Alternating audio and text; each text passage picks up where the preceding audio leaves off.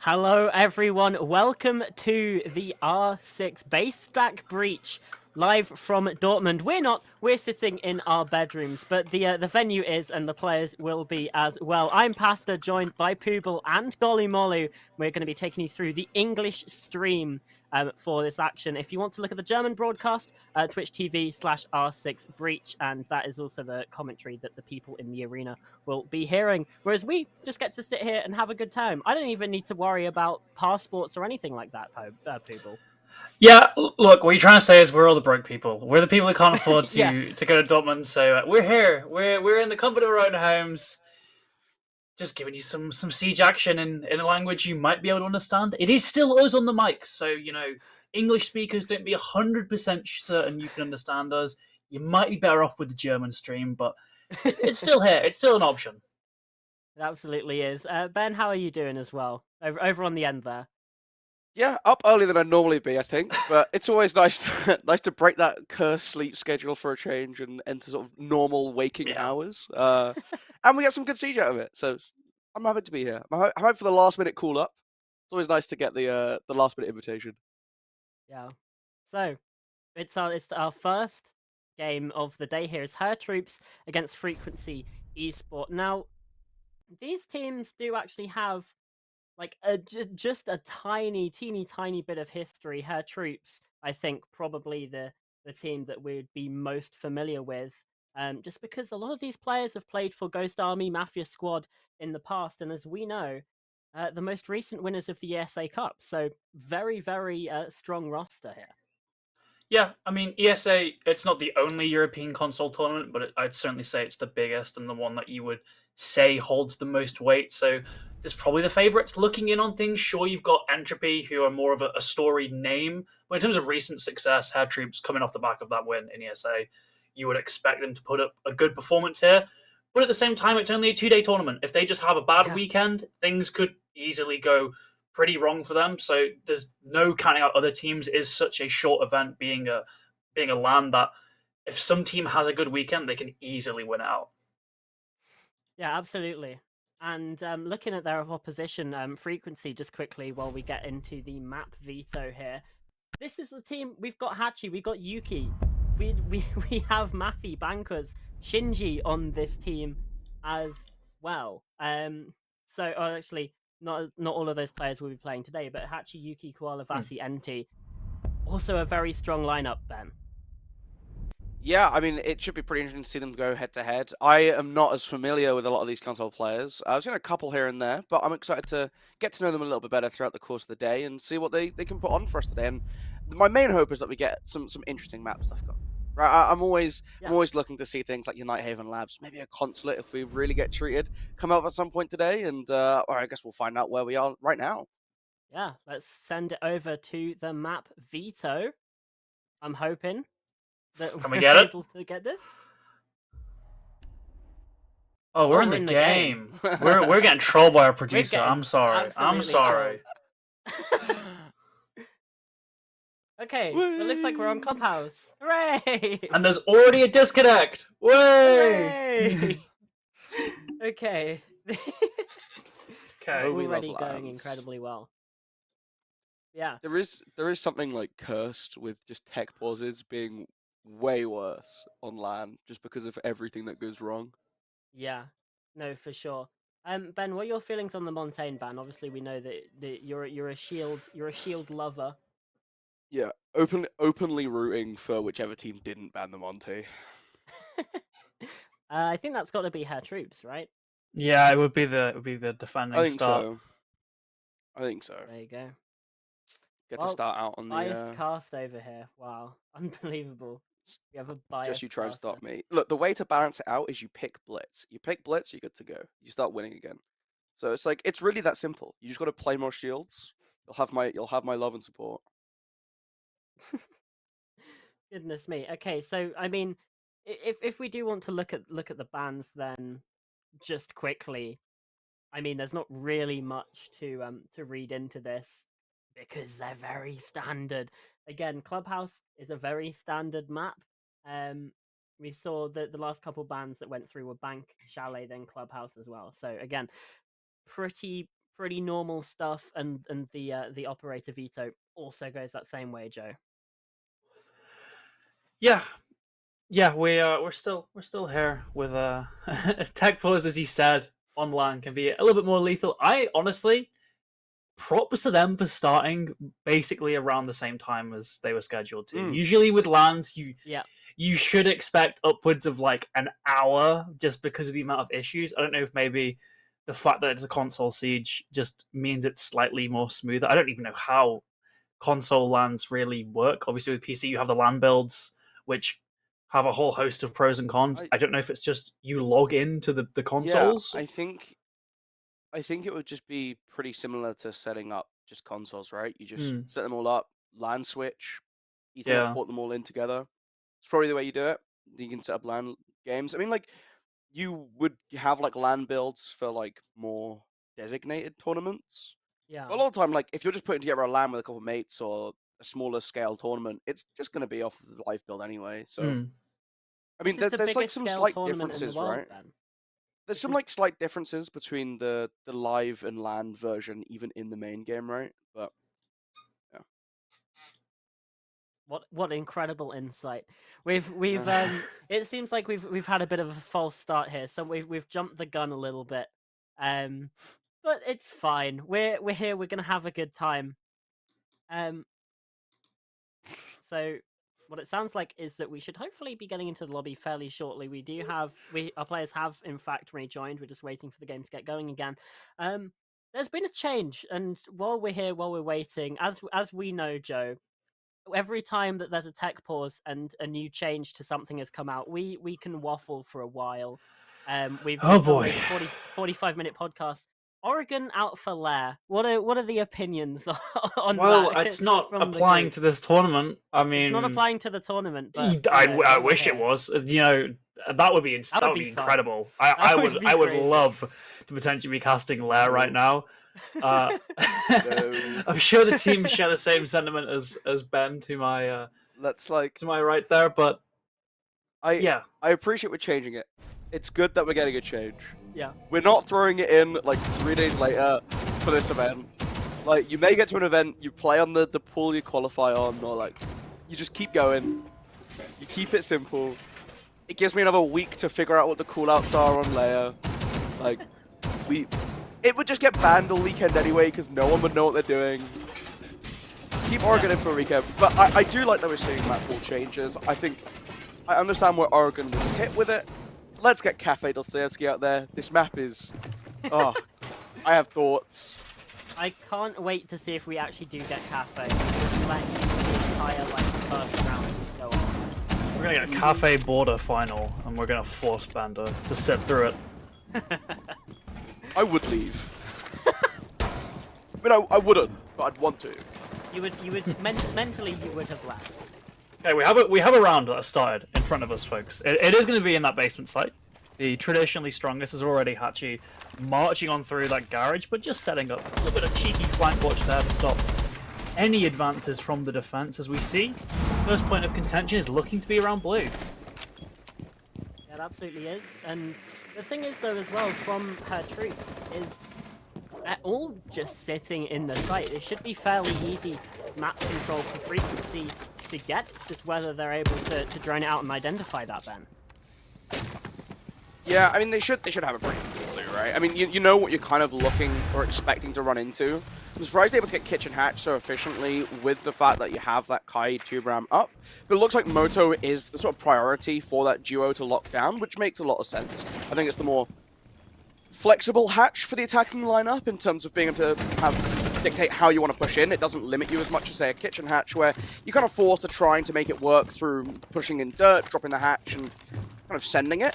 Rotating over towards to get that pressure on blue as well, of course, because you want to be able to have generated that room in between the main bomb site, just so that you can apply that extra level of pressure. But immediately you're seeing the Zoto canisters thrown out to absorb all the time sink from these Heartbreach charges. You're going to need a second one, because the second EMP was thrown, so we'll just have to wait and see if they're aware of that.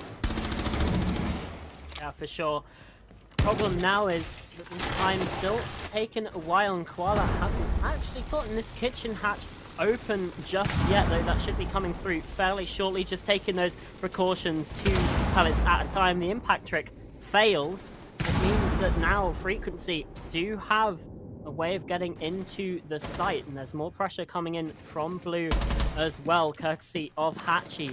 But again, rotating off, it's actually Shisui that finds the first damage taken in the round, at least on the side of the defense, and it's the first gun damage as well that we're seeing come through. But as things stand, we're still just taking maybe a little bit too long. This Magnet still catching out this utility. This hasn't been wasted away yet by this attack.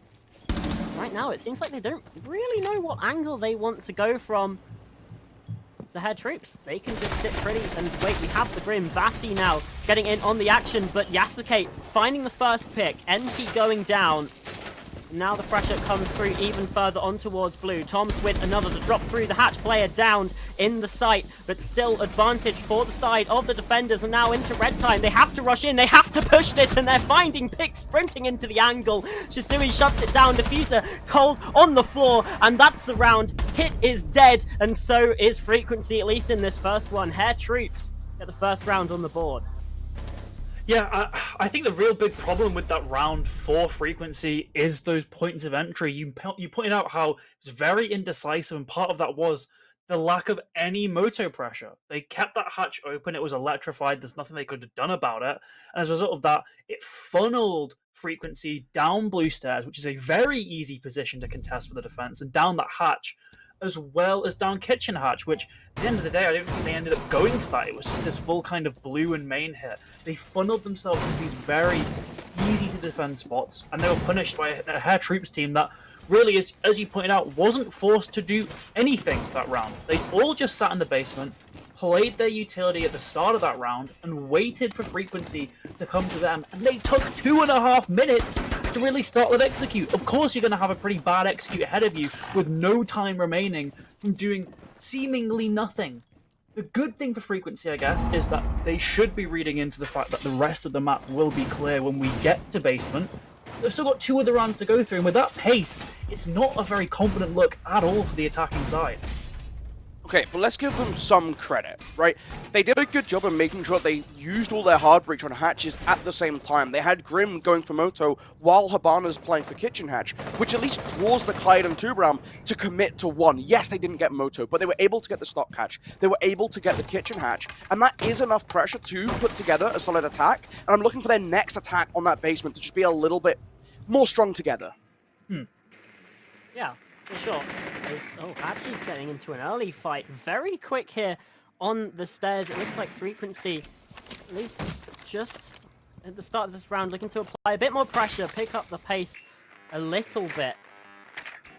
But now things die down again, obviously. We've got to get these walls open. You can't just go pushing up one staircase because this entire defensive setup will be there against you. The hatch gets opened up above Shisui as well, but he's not dissuaded.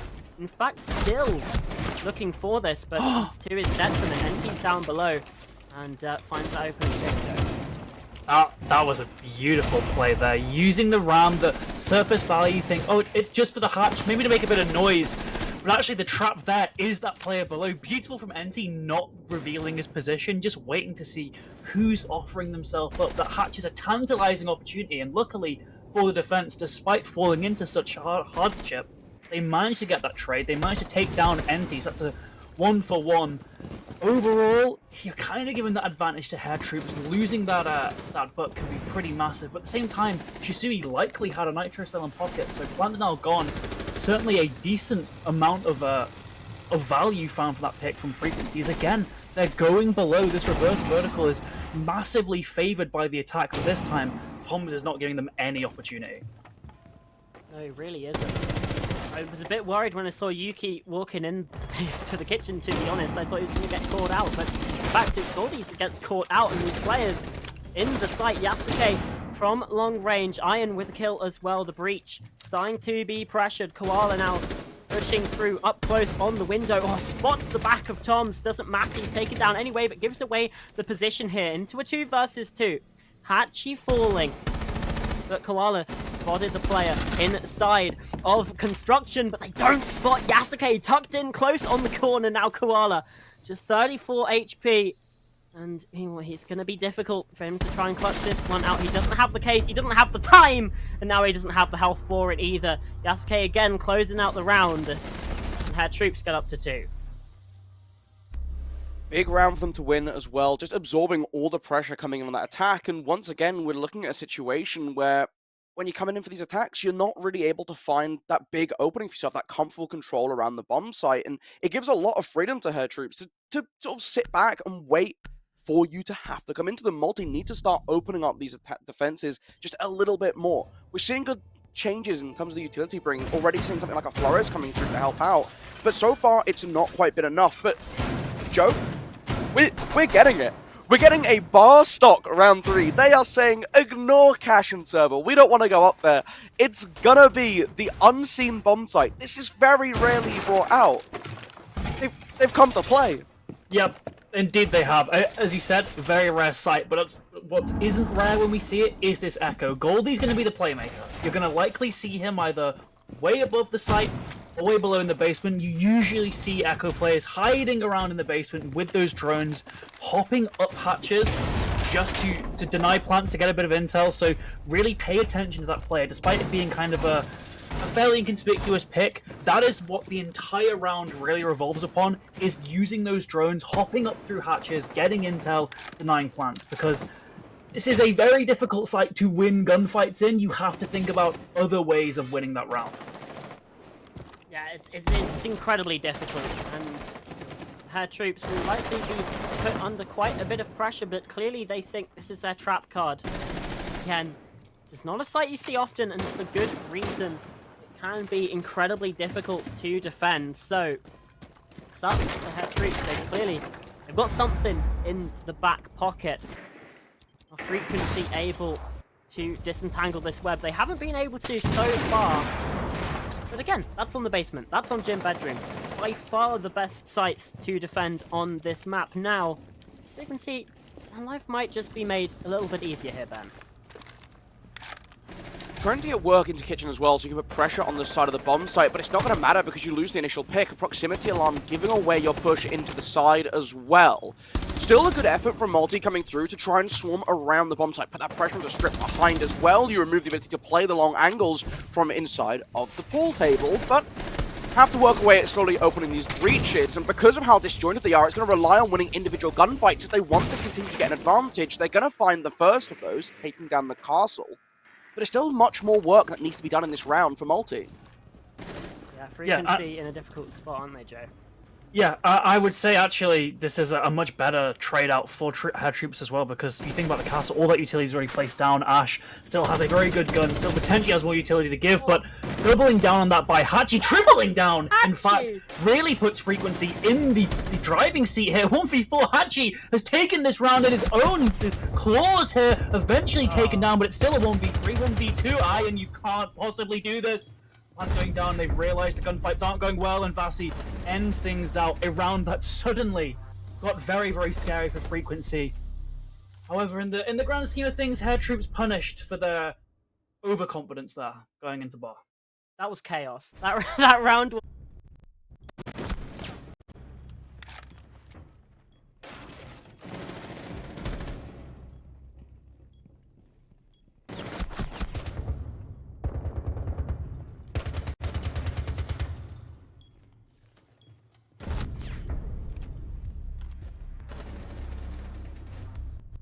needed to try and keep themselves in this match, because just a reminder on the format here, folks, these are best of ones only here on this group stage. 2 groups of 7 teams each. Well, they're all playing just for the seeding into the playoffs, and there's a lot of rounds of those playoffs to go as well. So these best of ones are incredibly important because they can basically give you a morning off tomorrow. I guess another thing to note, there's also 5 other best of ones happening at this time, I believe. For each round, there are 6 teams playing per group at the same time, so we'll likely be giving you updates in between maps on just these other results, because this is only one of many matches being played here. So although you look at kind of the total number of matches being streamed, you think, oh well, it might not be that bad losing one. Like, you are up against a lot of competition in these groups, so there is pressure to win every map here. Not only just, like you said, to get that morning off, but also just to qualify for playoffs to begin with. Back down to the basement. Why have we gotten rid of the 2 round? It worked out so well for us last time, and I was going to say, this Maverick option, that's always open for the attack to swing into, but they haven't, and that could punish them, but maybe just relying on the good old-fashioned kite trick, again, very easy to deal with if you know what you're up against, as the Thatcher here could be relying on a sort of bait and switch, right? Oh, they had it last time, maybe they'll have it this time, and just hoping the attack plays around it when it doesn't exist, but I think you just bring it. Only one set of impacts as well, so impact tricking is really going to be off the table. One of them already being used as well by Tom, so it's not a case of if, it's when these hatches get open, and that was really the crucial thing that I would say helped our troops win that first round, was keeping Moto closed, but now all 3 are going to be open here unless there's some catastrophic misplay from Frequency. You'd hope there isn't. You really would hope there isn't, but again, I don't see that happening. This should be a far easier round for Frequency this time. Although they are taking a little bit of damage from those goo mines as well, so there's denial in other areas this time around. They're preparing for the trick as well, trapping another EMP, and indeed it goes off, but Blue Hatch also opened up, so therefore should be pretty good round. We've got pressure from Dirt, got pressure from Blue, pressure from Moto, Stairs, Kitchen Hatch. There's so many places where these attackers could be coming from, and now the drones are filling the site as well. Hair troops, their heads are going to be on a swivel right now. C4 goes up. It's not very well disguised, thanks to the floor being opened up, but we'll have to see whether it finds value. So Hachi does find value. Taking out Yasuke, that's the first kill. Pushing down these stairs, Hachi a second. Blue becoming a bit of a blender now, but Tom's with a pick. Goldie's as well. Ekun's up to a 3 versus 3, but now the push comes through from NT as well. Caught up by the goo mine, only 16 HP. The pop-up iron. Last player left alive for his side. But NT's so low, 4 points of health. He's keeping himself safe in this corner. He has been spotted out on the drone, and he knows that the swing's going to be coming through soon enough. NT's down by the goo mine. It's now just a 1 versus 1. Koala wins it out anyway. The Bearing 9 from long range. And that round was about as close as it could have been, but Frequency tie us up. Look, I really appreciate what's coming in here from Multi. A much better attempt, in spite of the fact that they still don't get Moto Hatch open. I was so baffled when I saw the second EMP come through on stock hatch, because that is not the hatch that they're going to be tricking. You want that Moto access. In spite of not having that open, they managed to make it work in terms of getting around the bomb site. They have enough spread. They have pressure from Kitchen Hatch, pressure on Blue, pressure on Dirt. And yes, that Kitchen Hatch gets dealt with very quickly as you're pushing down in stock, but you have to go for all these sides at the same time, and it does mean you drop the fuser instead of the bomb site. I maybe would have carried it where the numbers are going down Blue, but they're able to make up for that mistake in terms of just having that advantage. And a little bit fortunate to be able to close out that 1v1 in the end. As your Habana, you're locked in Dirt. In theory, you're just going to get shot down the moment you walk out that doorway. You make it work, you make it stick, but I really like that we're seeing them actually get everything open and push through together. We've seen too many times in the previous rounds they disconnect in that final 20 seconds of a round, so it's a much better job to see them very quickly make up for that mistake. Yeah, it's good work. As we see a tactical timeout coming through. Joe, this is something that we don't normally see from console teams, but Hair Troops, they know they need these next 2 rounds realistically to have a good shot here on Clubhouse. You want to get as many defensive rounds as possible, because that's where it's easier to win. And now that they've lost the basement, that's where they just go, hold on a minute. Frequency, they've won 2 rounds in a row. We need to have a chat. We need to slow things down. And we just need to let this just stew a little bit and chill out. And also, they can just discuss things as well, right? Because these 2 rounds, very important. Yeah, I think the big thing here to notice is that Frequency really took what should be quite a small opportunity, like that bar stock pick, or bar stage pick now, and they've absolutely rolled with it. They've taken it in their stride. They've used that to gain a lot of momentum, a lot of energy, and they've allowed, the side of Hair Troops have allowed Hachi to really become activated there. And that's a big issue because then we saw in that next round, Hachi just takes one of the most hard to attack positions for the attacking team there, being blue around Gen, just walks in, gets 2. Great from him. And I can see why Hair Troops want to park the brakes. They want to be right, okay, we need to discuss things because did not go well at all. I'd like to see them play this round a bit more actively. I'd like to see them maybe slow down the attack by playing a bit quicker themselves and really making them fight for map control because sure, they win that first round because the attack can't be fully certain there's not a roamer, but that second try around on basement, instantly, frequency, just know that, okay, this is clear, we can just take this, we can immediately start working on those hatches. You've got to throw a spanner in the works to them now if you're on the side of the defense. You can't just allow them to do the same thing again. Yeah. It looks like we also have a tiny bit of a tech issue as well. So we had the tactical timeout, and then it's basically immediately into a tech pause as well. So a bit of an extended break, but hopefully, touch wood. I'm touching my desk right now. That we should get into the game fairly quickly. I hope. My fingers are crossed. Yeah, that's also why things are taking a little bit longer. You're like, this is a bit long for a tactical timeout. This is why we do also have a bit of a technical issue. I want to drag the conversation back quickly, right? Go for it.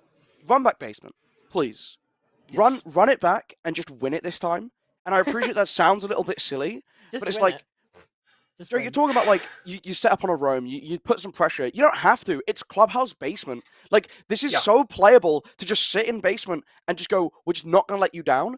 Run the 2 round back. It worked so well for you last time in giving you control on that bottom floor. I don't know why we're not. In the nicest way possible to multi. They've clearly shown that they're unable to deal with it. So abuse that fact. Right? Just make the most out of it. They've had to use 2 Thatcher charges. 2 Thatcher EMPs on stock hatch just in fear of a Kaid trick. Like, they clearly have very little information on how you're set up down below. Lean into that. Bring more tools that help you. And we're going back into game. And they've just thrown the Kaid to the sideway as well. Like, this is not the operator you need to get rid of here. I appreciate that you're adding things like the Fenrir. Great operator. Fantastic gorgeous operator. Just bring the Kaid and Tuber out if you're going to sit down in basement. Like, if they're not extending upstairs, I think this is a massive mistake. I think they're going to extend. It seems like, from the match we've seen so far, aside from that first round, the style of play that Hair Troops want to bring is gunfights, right? They went to bar stage, for goodness sake. They want to force these gunfights. They did lose it, yeah. But that's clearly the style of Siege they want to play, and they just need to actually commit to it this time. And the problem with that last round, I think, is that they wanted to play aggressive in their operator selection, their guns, and then they didn't. They played a much more sort of standard turtle setup. So now I'm hoping we're going to see an extension. Like you, I really want to see an extension, because if you're going to sit down in basement with this lineup, you are quite frankly just waiting to die, in my opinion. I like that Goldie's has run back to site. I do like that Goldie's run back to site, because you run out to strip, you shoot a couple drones, they now have to go back and scan that area again, but there's no one there. I do like this. I think this is the good way to play it. Again, if you're going to be sitting in basement, just bring that Kaid. Just bring it, guys. Like, bite the bullet and play, like, the quote-unquote boring Siege. Just do it. They've removed the Frost as well, though, which I think is also an incredibly good change, gotten his army in now. Which also does help in terms of the bunkering. But then again, like you're saying, there's no Kaid, so that then also doesn't. Although more opportunities for impact tricks, we can see those a bit more successful on the kitchen hatch. Oh boy, Goldie's is in a very difficult situation there. Does dip away eventually, gets out with his life. And NT again getting damaged up by these goo mines. We obviously saw it almost assist with a clutch in that previous round, but wasn't to be.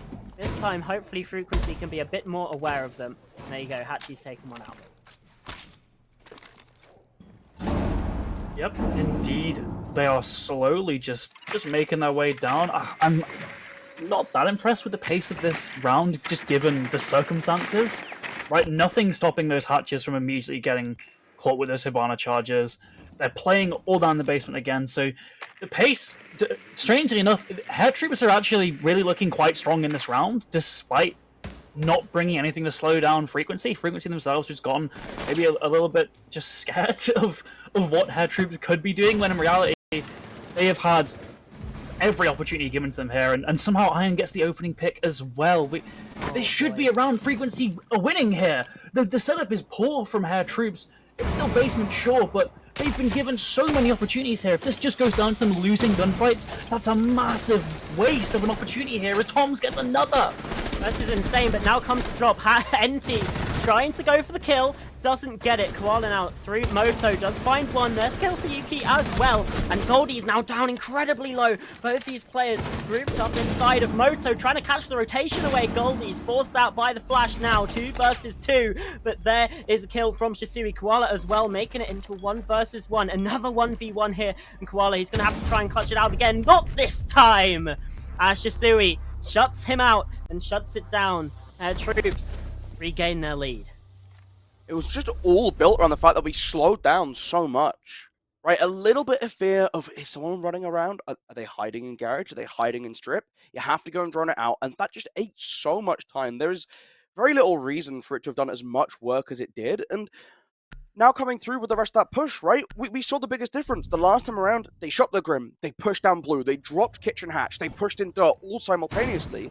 This time there was a massive disconnect. They're grimming out behind Generator, wait for those Wamai Magnets to eat up the first couple shots and then send in the next ones. Instead, as the Grim's getting ready to shoot your hives, you're starting to walk down the staircase, you prevent a 1 versus 1, where you don't have that information on how the Melusi is moving behind the back of the Generator. Give it just a split second more time, guys, and you kind of lined it up like you did before. It's a shame that they couldn't put that round together. It's just clubhouse placement things. Maybe I agree with the Twitter mob. Just get this map out. It's clearly too imbalanced because Frequency. It's just they had everything going for them.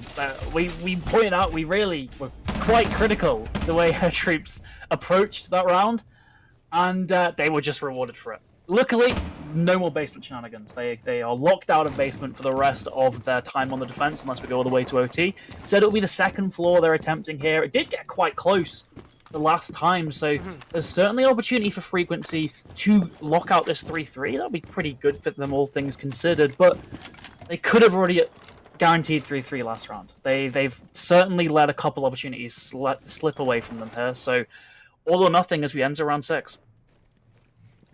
Indeed it is. And for Goldie's in the basement as well, we can see that her troops, again, they're going roaming. They're going everywhere on the map. And Toms has found the opener over on that CCTV and cache side of the map over on the eastern portion. Hachi trades back, not quite onto Toms, but onto Shisui. That's got Nuke going down, so a C4 now gone. There's another kill for the attack. Somehow, Frequency are actually, like, Hair Troops are letting this slip a little bit. It's just getting over aggressive, and we're starting to see the gym wall get opened up a little bit now. You need to find a way to get past these mute jammers. I don't know if driving a Banshee is going to be the way to do it, but they're able to remove the Banshee on the main stairs, or Terror driving up, sorry, but now looking for this, again, way up towards the bomb site. You haven't played for that control over by construction, you haven't dealt too much with that. Instead, still afraid of wild drones coming out downstairs below you. Every defender is on bomb site. Of course, we know that because we can see those silhouettes. But it just goes to show, Hair Troop running around so aggressively is starting to mess with the minds of Multi a little bit. Yeah, it is. They haven't even cleared out the mute jammer that's on the breach yet, I don't think, which is kind of what I'd expect you want your Roteros to do instead of trying to flush a Wamai out of a position that there's no chance of getting a punish on. Instead, now Toms is trying to punish you instead as you push up these stairs. And again, there's nothing here, but Henty's just pushed up the stairs anyway. The Banshee just slowing him down just a little bit. And the breach still hasn't gotten open, but I don't think it's going to matter because Hachi now also rushing in, and they've just found kills. Hair Troops, they wanted to go for these gunfights, and they've just lost them. Frequency get a 3-3 half. Yeah, and that's exactly it. This seems... The way Hair Troops are playing right now is they are trying to purposefully lean into a style of Siege that, unfortunately for them, they're just not quite being good at the moment. Like, it might just be an off day for them, but they are not really playing that utility at all. They are purposefully engaging with the attack very aggressively in these other rounds. and they just might have misread their opponent. They might have been writing frequency off as not good gunners, which is insane when you see the caliber of players on these teams. Yeah. But that seems like what they've done here, and they're trying to play the standard aggressive siege, and they are just getting shut down on every site that they can't just hide behind the map design. Like, sure, they lost all those basement rounds because it's clubhouse basement, but at the same time, like, that's still just what happens on clubhouse. You just win your basement defenses. Sure, they even lost one because they tried to play this more aggressive style of siege. So for Hair Troops, really, you've got to make a decision here. Do you continue to play that style and just hope that you get into the flow of things, you get all warmed up, you can start hitting your shots? Or do you play slower, as Ben lovingly called it, more boring siege? Because that might just be what they need to do to actually secure a win here. If they play aggressive, and it looks like they're playing aggressive, they're bringing a blitz, they will just maybe get shut down, like exactly what happened on their defenses. That's not boring siege. We love to see a good bit of blitz action coming through into dirt. And again, you're looking at where this defense is set up. You've got the castle barricades. They want to extend up above. I think this is a pretty interesting way to approach it. Look at this. Goldies is now just sitting here waiting. Iron's taken some damage over on Crash. And it means that we're just waiting for the go signal here. The team drone coming in. Goldie still just sitting here, just waiting.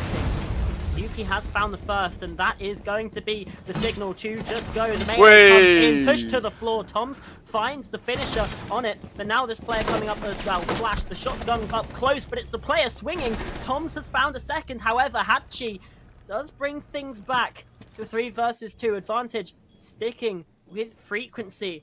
Split push really not working out for the side of Hair Troops. Their first attack looks a little bit flatter. And now suddenly there's no site pressure, because both these players were holding those verticals above. Indecision, yet again, seems to be catching up with Hair Troops. Luckily, it's by no means an unwinnable spot. They've got vertical angles up, they've got multiple entryways opening, with that blue hatch being open too. Got some pretty good guns as well, but at the same time, if they just played with the rest of that team for the rush, you would then have 2 more players in sight causing issues for the defense, potential to have locked out this round many seconds ago now. Instead, just slowing down lightly because they have no other option here. And it just seems like another one of those cases where it's not if, but when the attacking side loses this round, as it looks like Iron's going to make a drop, flashes himself, and dies. Oh, And boy. that's just what happens on a clubhouse basement defense when you aren't all on that same page. Those 2 players above could have made a world of difference if they had just pushed the site from somewhere at the same time as the rest of their team. I'm going to come in defense of the 2 that were left alive, right? Because I don't think this is on them. If you're going for a push, you need, especially when you have this castle set up above, especially when you think that your opponent team might be coming in to try and retake up in towards kitchen to get that hatch control back in your favor, you need to leave bodies on that middle floor to be able to hold on to it, to claim that space and make sure you're not going to be susceptible to a retake. When you're pushing into the site like that, you don't need to go as deep as we saw the rest of Hair Troops go. They rush so far in. Instead, take that bit of space that you get and use the pressure that puts on the defenders, force them back into church, force them back into blue, and then go for your plant. Play for that bomb first and foremost. The objective is the most reliable way to win a round of siege, and neglecting to play around that condition is what left them in that awkward situation. I would agree with you, but they did have diffuser above, and that to me is the key issue there. Is I get it, if the rush goes wrong, you want to have that diffuser safe. Ultimately, you lose so much of your ability to apply pressure by having that diffuser away from the push. Because suddenly your diffuser player has to make a drop. That kitchen drop can be very dangerous for the attack, no matter how much control you have around Armory, just because of the angles you can hold towards it. So, I think if you just, at the very least, play the diffuser around one of those 3 players that pushed in, try and get a plant down to at least force some kind of response from the defense, it's a much better push. The way I saw it there, though, just really indecisive, and keeping the diffuser safe and away from the site pretty much sealed the round for the defense. Actually, a massive part of that round again. 13 and 4 currently, really the standout player for the side of Frequency, and there's now a player in the lobby even, almost double the next best over on the side of her troops, which is Tom's on 7 kills. Up onto this top floor now we go, and it's Gym Bedroom again. Obviously, CCTV cache often reserved for the tertiary, or if you had troops, not at all. So, some more familiar ground. Yasuke is going to be trying to deny out that that bandit trick, but Bassi's actually been able to do a really good job. Did have 3 of those canisters destroyed. Out goes a C4 as well. A little bit of damage dealt. Tom's is there, finding the first pick onto Yuki, left on 5 HP. Reaching construction open now as well, so a much better job from her troops. Again, getting all the way around. You've now denied any potential ability for the defense to retake in towards cache and server. Makes playing those highway windows a much safer ordeal. Now you can start to just look for that side pressure inwards. If you can try and sweep in towards logistics and wrap around the back, you're looking at a very comfortable position to be able to push on out. But again, still that pressure inside of logistics, and we're just going to walk on out. You've got to be very careful that you're right. Yeah, Vasi, Hachi, they found hits themselves. Push in from Goldies. Oh, it's not clean. But he's still able to get the pick. Now the player on site through Jim, rotating into the bathroom. And there's just not enough HP on Goldies to be able to find it. Shisui, though, does get a pick into a 1 versus 2 now. A quick double Hachi. Sneaking round, and the player that's covering is only on 5 health. This could be dangerous. And now he's found 1. Can he get the second? Reaching round the side, through the back, into the bathroom. Been able to escape. Tom's now retreating, falling a little bit further in towards construction, where it's safe, where he can hide behind the wall. Where Hachi now has to push into him, but Hachi's already found a double on this round. He's faking the diffuser, trying to take it a little bit. 3 fires come out through, and it's still the kill. Hachi, yet again, the player, the guy for Frequency Esport. And they have now a 2-round lead. Yeah, it's an unfortunate spot for Thomas there on such a low health. The other factors of that round really catching up to him when he needed to win that gunfight most. I guess the only real option for him was to try and get outside, but that's so risky. Locking yourself in that vault animation is almost certainly a death trap in a 1v1, so I understand why he went to construction. Great from Hachi, isolating those picks. I don't even know if he was aware of how low Tom's would be in terms of HP, so great for him to just get aggressive in that spot. The trap that so many players fall into in those post-plant situations is just holding angles, waiting for the attack to come to you, when in reality that's the last thing they're going to want to do. They're just going to be holding down some other position, force the defense to get aggressive and get their kill. So great job from Hachi there. 16-4, by the way. Just absolutely came into his own, and that was after a really quiet couple of first rounds. The switch was turned on, it seemed like, and he's just been getting kill after kill. Fantastically played from him, fantastic from Frequency. They just maintained this lead. A 4-4 could have been pretty nasty for them, but instead they just keep on going. 3 rounds on their defense now. They're looking to, at the very least, lock in OT with this next second. With this, whoa! I assume this would be second floor. We've gone to bar stage again. It didn't work out well last time. We're seeing a bit of a different lineup here. No castle, which is kind of like your main part of the bar defense. Instead, it's just really a second floor lineup being brought to a first floor site. It is interesting to see the no castle, just barricading off doors instead. I don't know. I appreciate that they can just get destroyed quite quickly, but you force the attack to have to bring something to deal with it, right? You're looking at the current lineup that we'd see. What, you're going to throw a Selma or a castle barricade? Feels pretty rough. Still putting that priority on clearing out above. I like that we're seeing the appropriate respect set out to the top floor hold. They're clearing out Jacuzzi Breach. They're opening up the con single so they can start to apply that pressure all the way through. And again, bringing EMPs.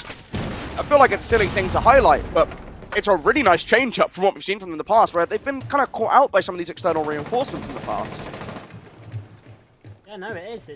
It's showing improvement, and well, we know also a key part of this site is the Echo. Yuki on those stairs, he's just watching those cams, waiting for the push to come through onto the site.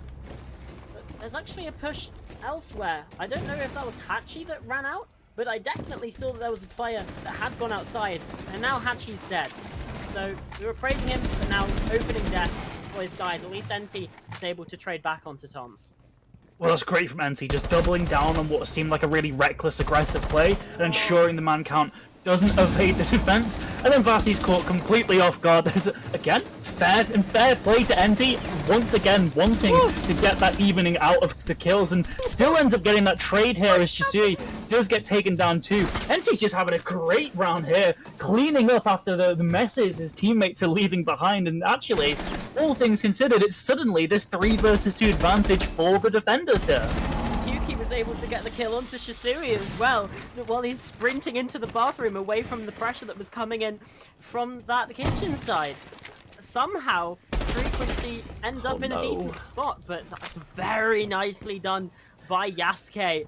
Up on the top floor, just uses the shorty to open things up, finds a nice little pick. Iron's still low, so health advantage enhance the Frequency. And while the time advantage is starting to be as well, just under 30 seconds left in this round, and they have the drone information. Iron, he's looking for NT inside of this kitchen, and he doesn't know where he's pushing from on the window. Now up to Yuki by himself. He's already found 1 kill. He has those echo drones. Is he going to try and go for the swing? Yes, he is. Goes for the second, maybe not. Dips back down, and now the time is a factor. He can just sit and wait. Just wait for this push to come through. But instead, he doesn't get on the yokai. I don't know whether it was shot out or what, but he's now trying to push for the kills. This could be a catastrophic misplay if he can't get the swing, and he doesn't land it. Yasuke, brilliant work in that round. But I have to question what Yuki's doing. I mean, I can only assume that the yokais have been dealt with, right? I think that's the only Gotta, only reason you're not playing for them. Look, as someone who has spent a lot of time sitting on drones on the defensive side of things, when there's a yokai up, you're gagging to be able to use it to win a round. The pure satisfaction that comes from knowing that you didn't have to do anything, you didn't have to risk your life, you sat comfy in the basement, you pulled out your cameras, you just got to shoot them with the disorientating blast, and just watch as they lose a round for free. No feeling beats it, outside of maybe tasing someone to death with a flash. And so, you're always going to lean into it. You're going to make sure that you have that out for yourself. I'm sure it's been dealt with, and just recognizes that they have to try and run upstairs. I appreciate that they're not going to try and push through the gridlock tracks. They're not going to try and go that way, because you're going to take damage, you're going to make a lot of noise. Instead of looking for that side angle to try and catch gridlock off guard inside of sight, it doesn't quite work out. You do lose the 1, but I think you can be okay with the resolution of that round, considering what a scrappy midpoint we were at, and how you were able to sort of bring that round back under your own control in spite of a pretty awkward start.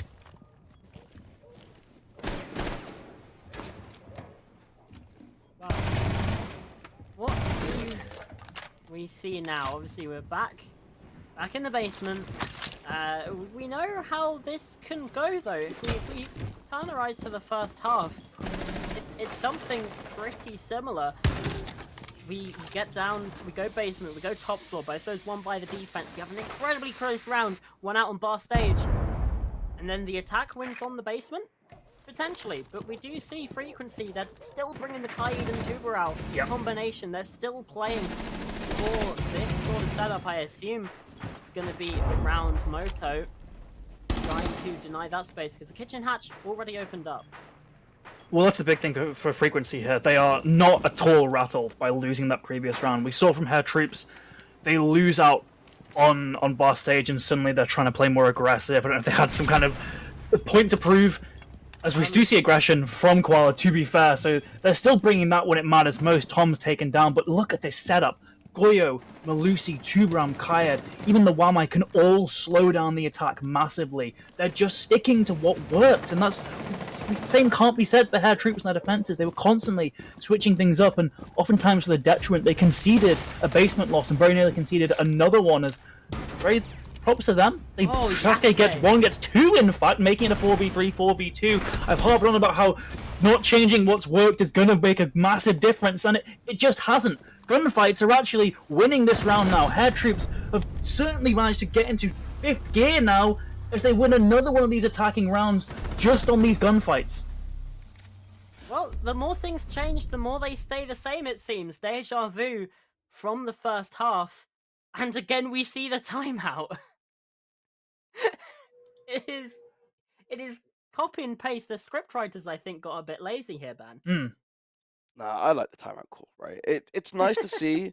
It's nice to see 2 timeouts called this event, and neither of them Yeah. have been staring down match point when you're like 6-2 down. Mhm. That's big respect to the teams. I appreciate that sometimes you do just need to take a couple seconds out to figure out what have we just done here, boys. And that's exactly what I'm thinking.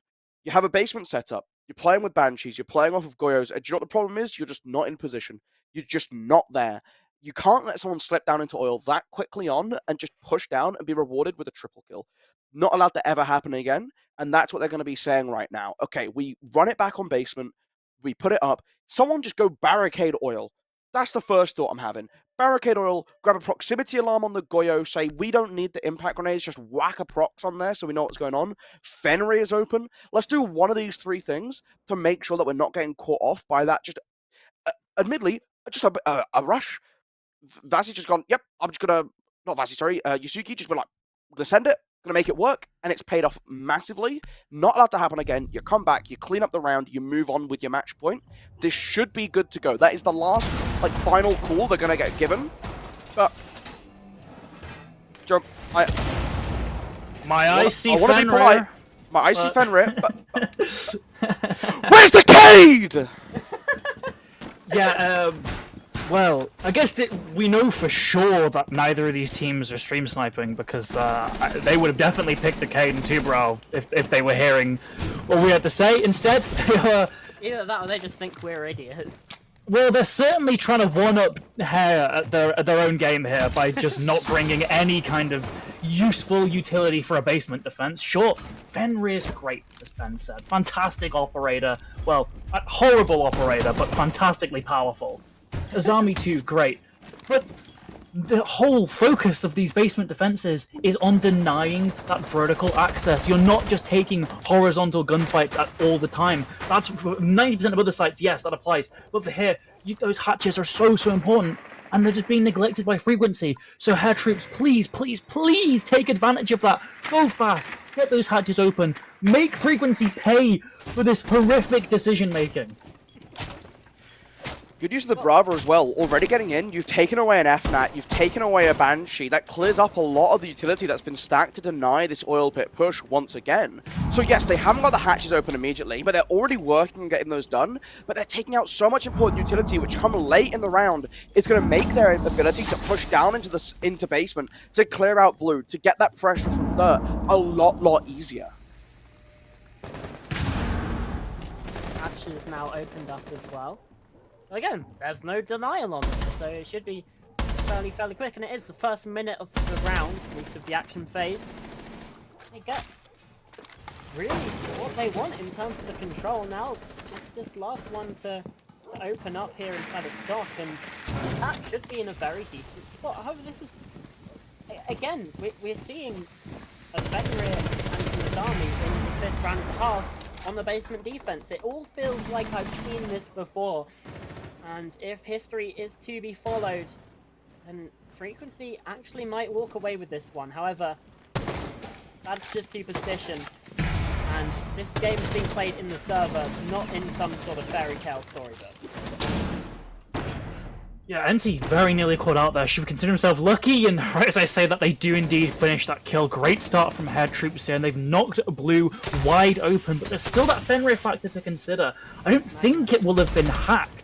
So that's one thing they have to worry about. They can't be confident taking these gunfights for certain without their vision being obscured. Vasi's still alive, so you can still mix and match which of these Fenrir dread mines are active, and with the zombie barricades too, it forces the attack even to peak at crouch height, and the defense are making the most of it. Hachi and Vasi, 2 quick kills. Vasi is traded.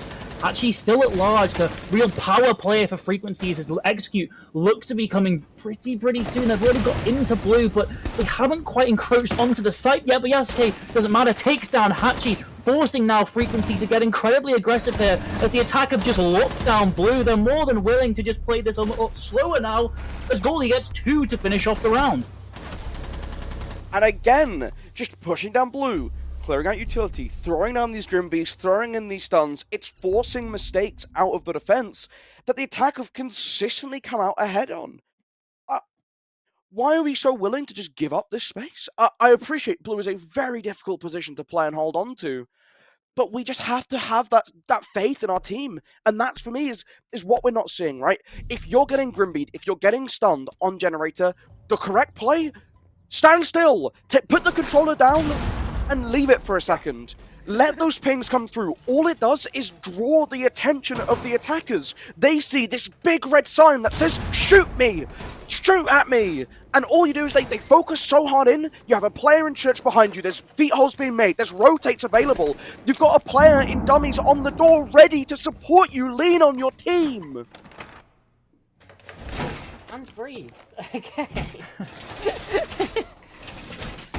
Because Frequency, they still have a chance to redeem themselves here in this match. They still have an opportunity.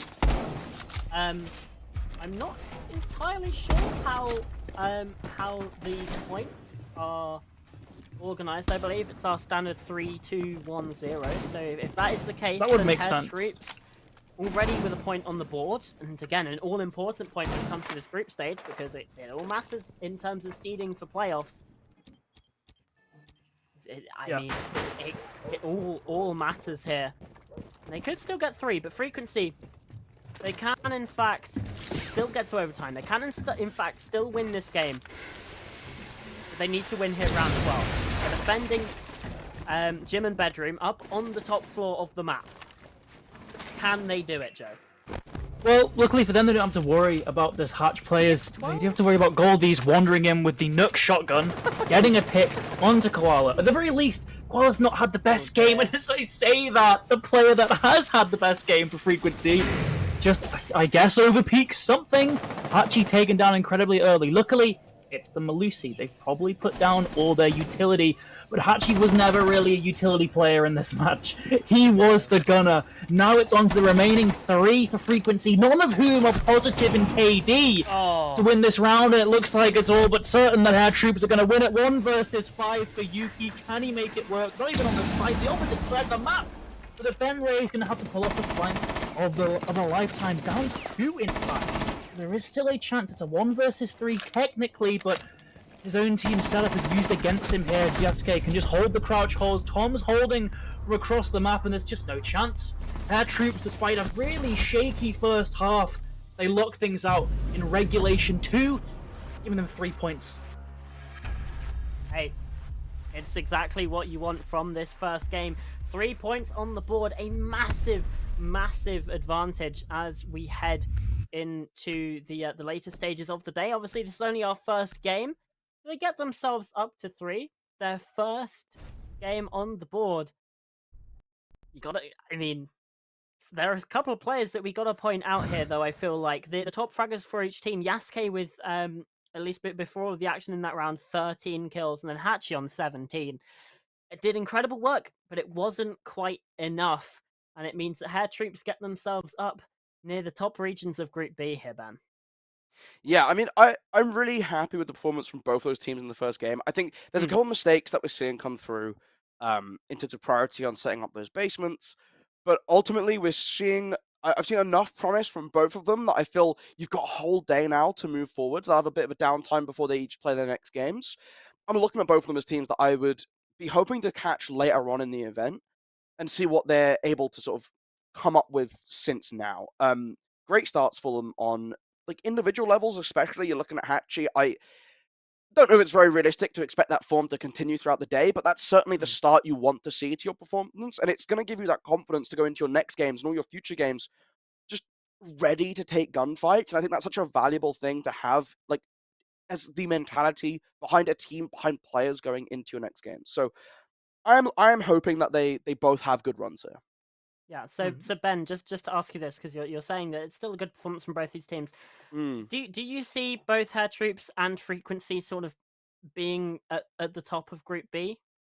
This is one of those things where, for me, I don't know what the standard's going to be, and so it's quite hard to commit to that. But going off of this, I think if one does, the other should. It is how I'll put it, right? I think this is a two set of teams that I'd expect to see kind of moving up this group as a little pair. It's obviously going to be Frequency chasing back this game now, or chasing back those points. But yeah, I think coming out, Good performances from both of them. A couple of things that tilted me a little bit, but I'll allow it. It's early in the morning, you know? Yeah, absolutely. And just a point on these teams again, hair troops made up of different Ghost Army players from different iterations of that team that sort of play in various different leagues. The kind of core of that won ESA Cup. And in fact, the team that they beat in the lower bracket final that came third was this Frequency Esports side. So Well, there we again, go. two very, very strong teams, like Yeah. so nearing the top of ESA Cup and other leagues around Europe. So I would agree that I'm probably seeing them together at the top of this group. But we're going to go just to a break now, and when we come back, we're with our first Group A game, at least of the stream. It's MG Ryuga against another massive name, Entropy Gaming. You don't want to miss it, and we'll see you in a few minutes.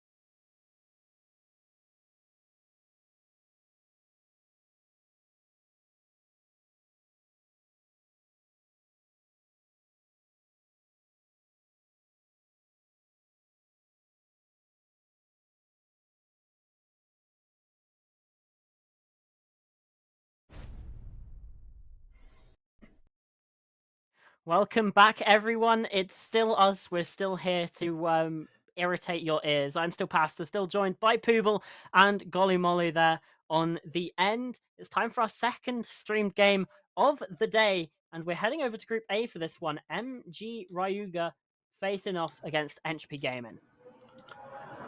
Yep, I know for a fact MG Ryuga won their previous matchup. Do we know if Entropy won their previous one as well? I would assume they did. Entropy are certainly so. Entropy are probably the biggest name here, although it doesn't necessarily correlate to the team They you'd lost think in OT, would. apparently. They lost in It looks like OT, they so lost they've to Team Stack Gaming 8-6. So they still got 1 point out of Got a that point. encounter. So that's something. Not as good as what Ryuji are coming off of, though. They're coming off of that high of a 7-2. So a far more one-sided matchup. So, look at recent history. MG Ryuga could potentially be favoured here, but at the same time, this is Entropy. They've just been in the ESA finals. They've been consistently putting up results for months now. Do not count them out at all. Yeah. These teams, they played fairly, well, I say fairly recently, back in June, in the upper bracket semi-final of the most recent ESA Cup, and Entropy did take that 2-0, but I mean, Bank was an 8-7, so these teams very, very close, and I feel like MG Ryuga have probably only been improving since then. I think it's a very fair comment. I mean, I hope we see a close game. I think that's sort of just like the optimal way to see it, right? It's teams that have a good back and forth flow between them. We saw that in our first matchup today with it going back and forth, and we've been absolutely treated. Absolutely treated here. We're going to get a consulate game. I love me some consulate. I think it's always nice to get a bit of a breakup, right? We've had our clubhouse, we've had something a little bit more standard. We get something that's a little bit more out there, and it's certainly going to be put a little bit of emphasis on both these teams having a good understanding of it. Entropy having that last banning out Chalet, would suggest that they, at the very least, should feel pretty comfortable here coming to Consulate. We see sometimes teams will leave a dangerous map up late, expecting their opponent to ban it in that last ban slot, and it doesn't, and it can punish them. So I'm hoping Ryuga are ready for this, and that it's something that they haven't left out as the fifth ban that they would want, but have run short, but instead an option that they've got available to themselves. They banned both the Oregon and the Clubhouse, so I'd expect them to have something prepped here for us today, which when two teams are ready for Consulate, what a banger it can be. Can be. Absolutely Yeah. can be.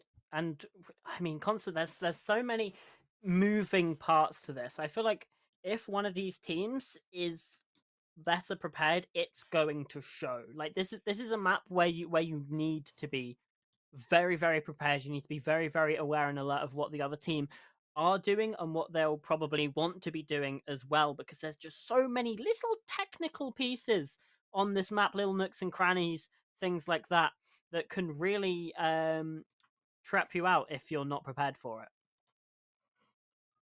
Yeah, I guess nothing to note. Ryuga won that previous match 7-2. That was on Cafe, so a similarly kind of large map with a lot of clearing you might have to do on the attacking side. Obviously, it doesn't play exactly the same, but still it shows they are quite confident on these larger maps.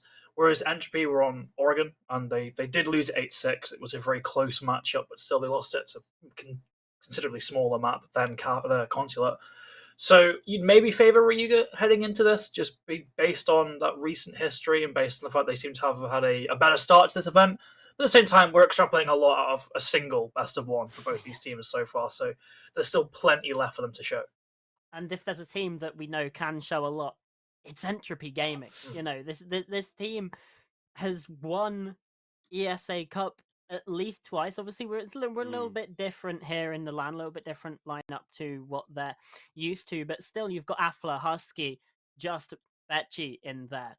So this team, we know they have it in them to win, but the same can be said for MG Ryuga. There's also a couple of names there that I don't really recognize. Obviously, getting to the LAN and things like that might be a bit more difficult, but they've got these players in this squad right now. Have to see what they can do with it. I just love Consulate as well. I'm so happy we get to see Consulate. There we go.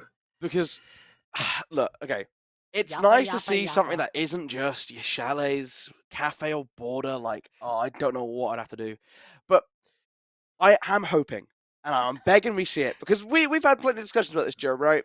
if I see that window repel just happen time and time and time again, I want to see these teams have a good understanding of how they need to attack into consulate. It is not as defender-sided as people claim it to be. You can have good attacking rounds. It's just about making sure you do your due diligence to properly take space away. Let's see some full clears. Let's see some full clears. Yeah. Play with the full map. Look, you can get inside consulate now. Old consulate, I'll give it to you. Sitting on a window and just shooting in, very valid. The new one, get in, get dirty, clear out utility, push, and play normal. Yeah. Yeah, well, that's the thing with the way a lot of teams approach consulate nowadays is that they try to go for the easy way, right? They'll try and go through just an electrical, like rush to electrical wall down into basement, or they'll go for those horrible repellent plays where there's just 5 people focusing on one window and somehow they still can't get their timings right. So I hope we will see, as you said, some larger clears, but you might be able to tell during this cast which of us likes consulate and which of us really doesn't, because I'm not a fan of this map. I think it just leans too heavily on that defensive side, and it can still be a bit of a pain to attack with the amount of room. So that's certainly something that these attacking teams are going to have to consider with their clears, because there are so many places you will have to be aware of, have to clear, have to drone. It can be very, very annoying. In a meta game right now in Siege, where it has been for quite a while now, where it's very defender leaning, there's a lot of utility that can be an absolute pain to deal with. Does this mean I have to be a centrist? Oh no. Well, no, that's nothing new for you. So have a bold take. Have a bold take. No, I really didn't like consulate at first, but I will be honest. Now that I saw good teams play on it, and it wasn't just South Asia, Ouch. it was good. Not Hasib Warriors fan. Not quite. I watched a lot of I watched a lot of Siege at the start of when consulate came into the pool. Goodness me, South Asia played like 3 consulates a day out of their 4 games. It was so much, and I was just like, meh, this map kind of sucks. But actually, when we got to see it at majors and things like that, I'm actually a big fan. I'm a big fan of this map. But like we said, it's very possible for it to be quite dull if the attack don't really know what they're doing and they just sit on windows, and there's a definite ways to misplay this. But if they don't, then we're in for a hell of a game. I'm not really a fan of the Hashem Warriors slander, to be honest. I think that's a bit unacceptable, but you know what? Hashem plays. It's Hasib Warriors. It's Hasib Warriors. This guy, honestly. Fucking same thing. It all begins with a Whoa. H. Whoa. It all begins with a H, man. Names are hard, all right? Cut me a break. But I do think it should be pretty interesting to see, at the very least. I can hear bands. I can hear bands. I think what's happened... I think what's happened is we've been given game feed, but it's a paused game feed. So we're gonna have to. So we're gonna go off of sound. What operators does it sound like have been banned? Give me a listen. Give me a listen. Hold on. Probably. Wait, hold on. Oh, that's for sure. That's a band. Dokkaebi band. That's a Kai hold on. I have insider knowledge, and I definitely don't just have the German stream up on my other monitor. Montaigne and Brava banned away. Interesting. Very interesting. A reminder, folks, there is a functioning broadcast. Twitch.tv/r6. It is in German. It is in German, but that might be better than whatever we have to say. Yeah. Bands be Monty, Brava, Mira, Valk. Nothing too out of the ordinary. I think the Monty, it was a for sure ban there, right? Brava just how big a map consulate is. But that's it does, but Brava's one of those operators that is consistently always working in the background. Yeah, right? You see it in a lot of rounds, and although it's never really the focal point of a round, it's never really the one that makes the flashy plays. I mean, it's a good gun, but it's not the one that makes the really flashy plays that starts the entry and starts the execute. It's an operator that you can always find value in. So I do see why teams want to ban it. Dokkaebi and Ying being up, though, it certainly does make the prospect of defending some of these sites a little bit more scary for the defense. So that's something to help even the playing field. As those defensive bans, nothing too out of the ordinary there. I mean, Fenrir and his army have managed to slip through, which can be a bit concerning, but Valk has really seen a surge in ban rates in this past season, so it does make sense. Yeah, I can agree with that. Okay, I'm doing this telepathically. It's a top floor defense right now. MG Ryuga, they've got it. They're on the attack. We have a Twitch, Gridlock, Ash, Grim, and Ace. And then for the defense, it's a Warden, Maloon, Elysian, Azami, and Solace. This is the thing with banning Mirror and Valk, is you have Azami, you have Solace, you have Fenrir potentially to be used. Obviously, Fenrir isn't in this round, but still, very, very oppressive defenders still left on the board, which is a little bit of a worry when you're on the attack here for Ryuga, I think. I would say. I think it's yeah, I think you're still okay, right? You can still try and push on through. The main thing that I'm liking to see so far is that priority on trying to clear out as much pressure from yellow. Just testing out, you get rid of the Banshee as well. There's still a lot of build-up around yellow with Keepers, and the rest of the lineup does seem to be putting a decent amount of priority on this CEO repel window.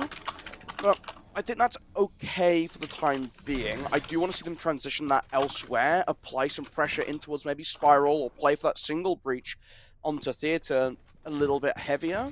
But it's an alright start for them so far. I think what we're going to have to do with this, have you ever listened to like tennis being commentated on the radio?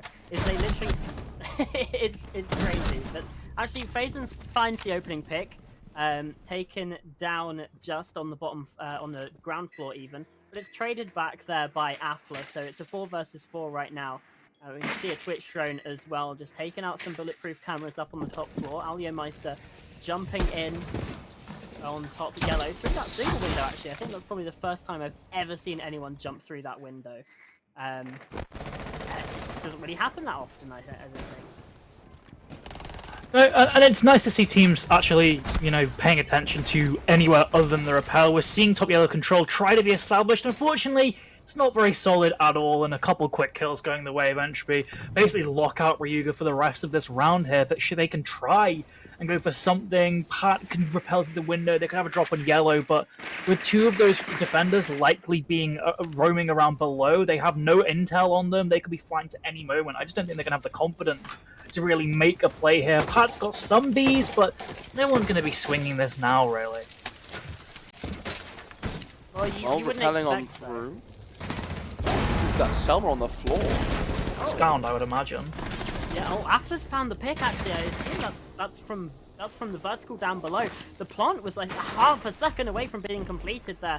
And you had Pat watching over from the window, but now there's only 10 seconds left, 8-7, and Afla takes the fight in the swing out from down below. And we have a feed! Hallelujah. Whoa!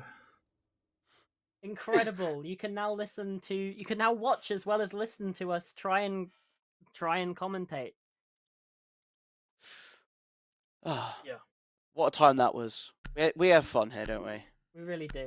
We had to Radio 5 live it. Other radio stations are available, obviously. Let me unpin that message in chat now. How do I unpin a message? I pinned a thing ferrying people to the German stream so they could actually see something. But now they have no excuse to not be here with our wonderful casting abilities, as we now have a feed. It's going to be a basement defense here.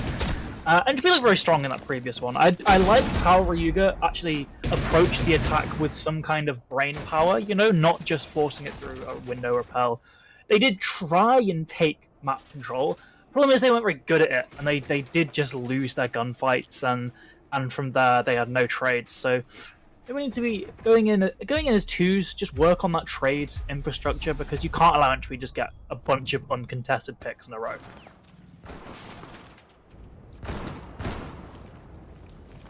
How do you approach the bottom floor? Well, immediately grabbing the Jackal. So, screaming, we want to go upstairs, deal with the roam, head up the Dokkaebi. Very efficient tools to clear out any defenders not playing on the site. And going all the way to the top floor just to make sure they do their due diligence in clearing out as much space as possible.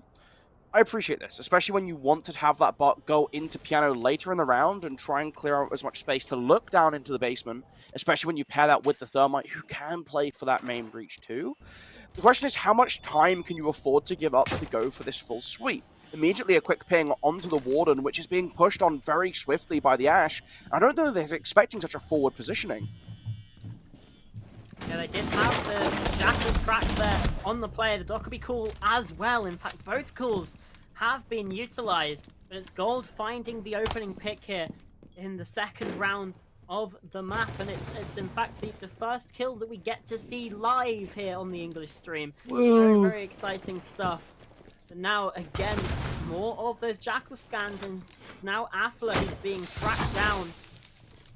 He's rotating back to this bottom floor, down to the basement. Spiral as well. Actually, Hilgen is taking a lot of damage from this attack inside, down to about 26 HP.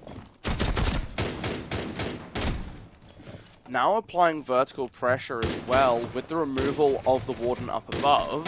Still holding onto their positions down inside of sight, trying to stay hidden away in corners for as long as possible. The Electric Claw undealt with on the main breach means that despite good pressure up above, they aren't able to get the wall open and start forcing their way down in towards the site. Still able to get another kill, but quickly dealt with by the Melusi of Affler retaking up above. Yeah, and that could be a bit of an issue for Ryuga if they're not aware of this. Obviously, they still do have this player advantage. Affler's looking around. I think he's just entirely missing players. But there comes a swing up. Gold! How do you win that? The SMG-12 just whipping out, caught in the sprint. But Faison is in. He's running through the site, but taken down by Husky. And now Braxy's getting this plant down. He's not really covered from this positioning from Husky. Every player low. Gold is the healthiest player in the lobby with 54 health, but now injured, taken down. It's now Husky on 28 HP, Betchy 27, Braxy only on 6. And, well, it's not going to be enough. They do, in fact, get this kill. It's Husky there. The pick and the defense get their round. A really baffling round there. I'm not sure where Affler got that first kill for Entropy, because Smart Money would say it was above. But the rest of those Ryuga players seem to have no knowledge of a defender now retaking that first floor. So that could have been really, really bad for Ryuga. But then, strangely enough, he opts away from contesting vertical, and I assume just gets tunnel vision on trying to flank Gold. And then Gold somehow wins the kill? Very odd round there. A lot of poor communication from both sides. The fact that both those attackers couldn't deal with the pillar player, I think there's a lot to learn. Entropy, luckily for them, they do end up winning the round. 2-0 up for them. It's nothing too unusual on Concert. They will be heading towards this split site, though, which doesn't really see that much play, I'd like to say. I mean, a lot of Consulate is dominated by those first two sites, and usually a teams will manage to scurry away with one attack win just based on some kind of cheese strategy or some round where one of them goes absolutely nuclear. But tertiary sites and Consulate are actually they're kind of rare for how defender side it seems to be, because a lot of shenanigans kind of happen. So intrigued to see how split works out. It's very vulnerable to just pushing something like Visa, but we've got to deal with that top floor pressure, and that's exactly what Faison's doing on this blitz. He's ready to just surprise anyone up on this second floor. Yeah, First call comes through as well. Still the Montaigne ban, so obviously the next available option for a shield is the blitz, and we know how aggressive this can be. The call comes in, and Faison, I'm not entirely sure. I thought the push was going to come in, but in fact he's just the Dockerby calls both used very early on yet again here in this round number 3. And Entropy, they're just sticking around. Affler does not even cancel this call because he knows there's no one really pressuring. Faison can't really do anything from that long range, and instead just takes a bit of damage, allows Affler to just fall back. But there is the catch. Gold with the opening pick yet again. Now you run away, back upstairs to the top floor. Pulse venturing up above is always a little dangerous because you do want the nitro cells coming through for later on in the round, but makes good on the throw, gets the kill, that's onto Gold. But both those logic bombs deployed early, you know, you might consider that a bit of a mistake, but if you're going to die anyway, at least you get all the utility out of pocket before you go down. Now you have to figure out how do you transition this top floor control into real pressure into the bomb site, because they've spent so long standing around achieving very little. Starting to work their way through the basement as well, so trying to disrupt the defense inside of the basement site. But again, just sort of falling off right before you get to a position where you're actually going to cause some real harm. It feels like they just don't really have a game plan in mind, perhaps. They're just struggling to organize their thoughts. Faison's now caught on the camera, and where are we going this time? It's instead over towards Yellow Stairs, back up to this top floor where they're obviously trying to put pressure on these roamers, but it feels like it's just a little bit too late in the round. There's only 40 seconds left. They need to really start getting into the site. At least they do have that pincer in the push. The pressure now finally coming on through, but 30 seconds left is not a lot of time at all. You got Betchy here on the site. One of these three players in the basement, but they are going to be able to spring back up at a moment's notice. The Goo Mine as well, dealing a lot of damage, and there is the Black Eye camera as well, or sorry, the Evil Eye camera as well, dealing damage with those lasers. Husky's found a kill, Faison trades it back, and Hilgen, he's caught on the cam. He has no idea now, just a 1 versus 3, and Algo does find the pick. Ryuga just about in the end get themselves over the line, but definitely wasn't a clean round at all. It was so close as well. It seemed like they'd gone all in on that killing win condition, right? That I didn't see a plant going down with such little time remaining. They were all hunting that one final player, so it could have gone very, very poorly for Ryuga at the very end if the Pulse just won his one and just hit the ground and crouched and hid for the remaining second. But they still end up taking it, and for Entropy, that really put a stop on their momentum. Sure, 2-1 for that first quarter of play is nothing to be too disappointed at. They get to reattempt this top floor, which they had a very dominant victory in round 1. So that's definitely something for them. But at the same time, if the trend is followed, they're probably going to have to defend a tertiary site again. And they really need to learn from that and not allow themselves to lose picks that easily in the final sort of minute, because they had a strong round going for them, and it all suddenly withered away when a couple fights don't go their way. Again, luckily for them, second floor, a lot easier to defend. You don't have to worry about that split vertical pressure. All to focus on is the stairs and that floor you're actually defending. So it's a lot simpler for them, but you've still got to think about the problems in that previous round and how you can learn from them to not only improve the next time you defend a tertiary site, also potentially improve the rounds like basement that were maybe a little bit more closer than they wanted. I'm liking already the difference between the opening 30 seconds of the attack from round 4 to round 1, because we're starting to see a little bit more priority come into clearing out towards admin as well. They're no longer focused on just putting that emphasis on CEO. They want to play to get inside the map, and I think that's a big recognition to be able to make.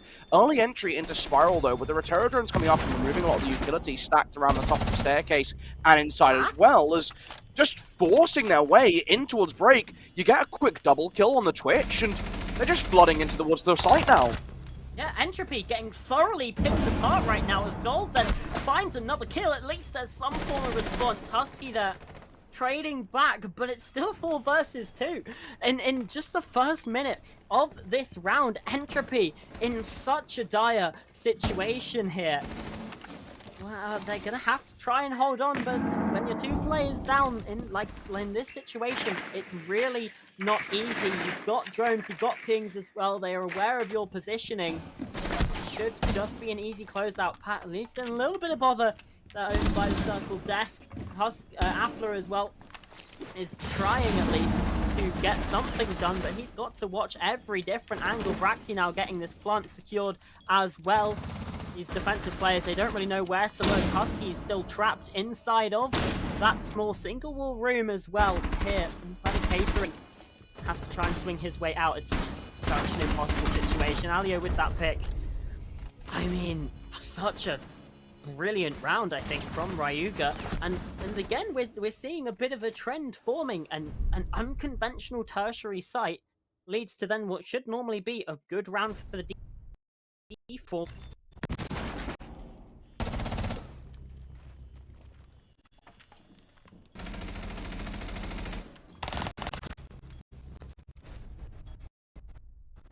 Just going from being absent to just nuclear in this round, right? Like, yeah. Pat just had an insane performance there, completely opened up the round for the rest of his team, and if we're buying into these superstitions, we saw how Hachi just kept the ball rolling in that previous map. So same thing could happen to Pat here. Obviously, it's a different game. These are different teams. These are different players. But still, when you give a player like Pat, like Hachi, just a little bit of room to actually get comfortable in the lobby, that might be the biggest mistake you make all match, because suddenly they might just not stop. We could see Ryuga really start taking more aggressive fights, getting into these rounds a lot earlier just because of that confidence. And that could lead to a whole host of problems to Entropy.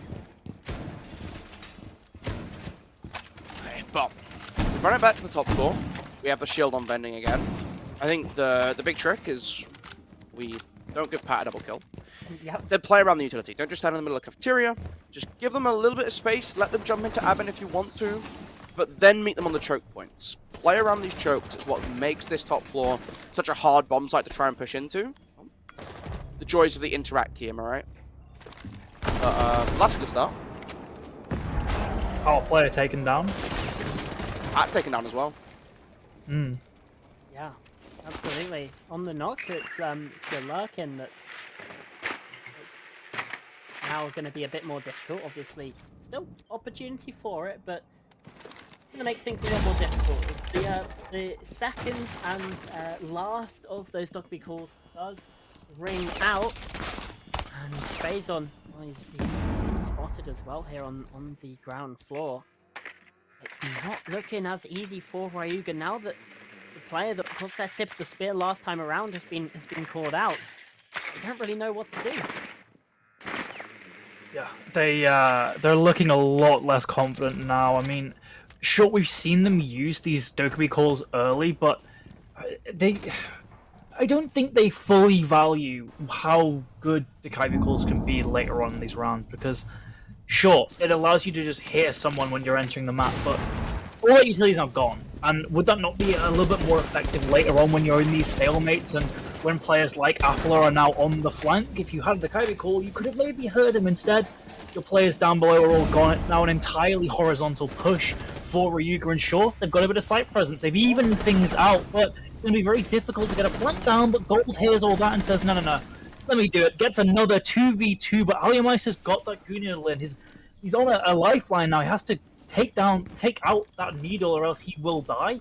Forces them to slow down a little bit. The rest of these defenders eventually swing and just gets that a 1v2. Aliamais has case, he has a pick. 1v1, it's certainly doable, but Affler got all those green needles to his name. There's a camera nearby, and yes, it's been disabled, but it's going to be up eventually, and it will at least spot him after that case is planted down. So they will have intel on this one remaining attacker as Aliamais now goes to that white swing. He realizes aggressive here. Now the camera's back online. Can't give Affler the opportunity to take a fight on his terms. And my feed is frozen.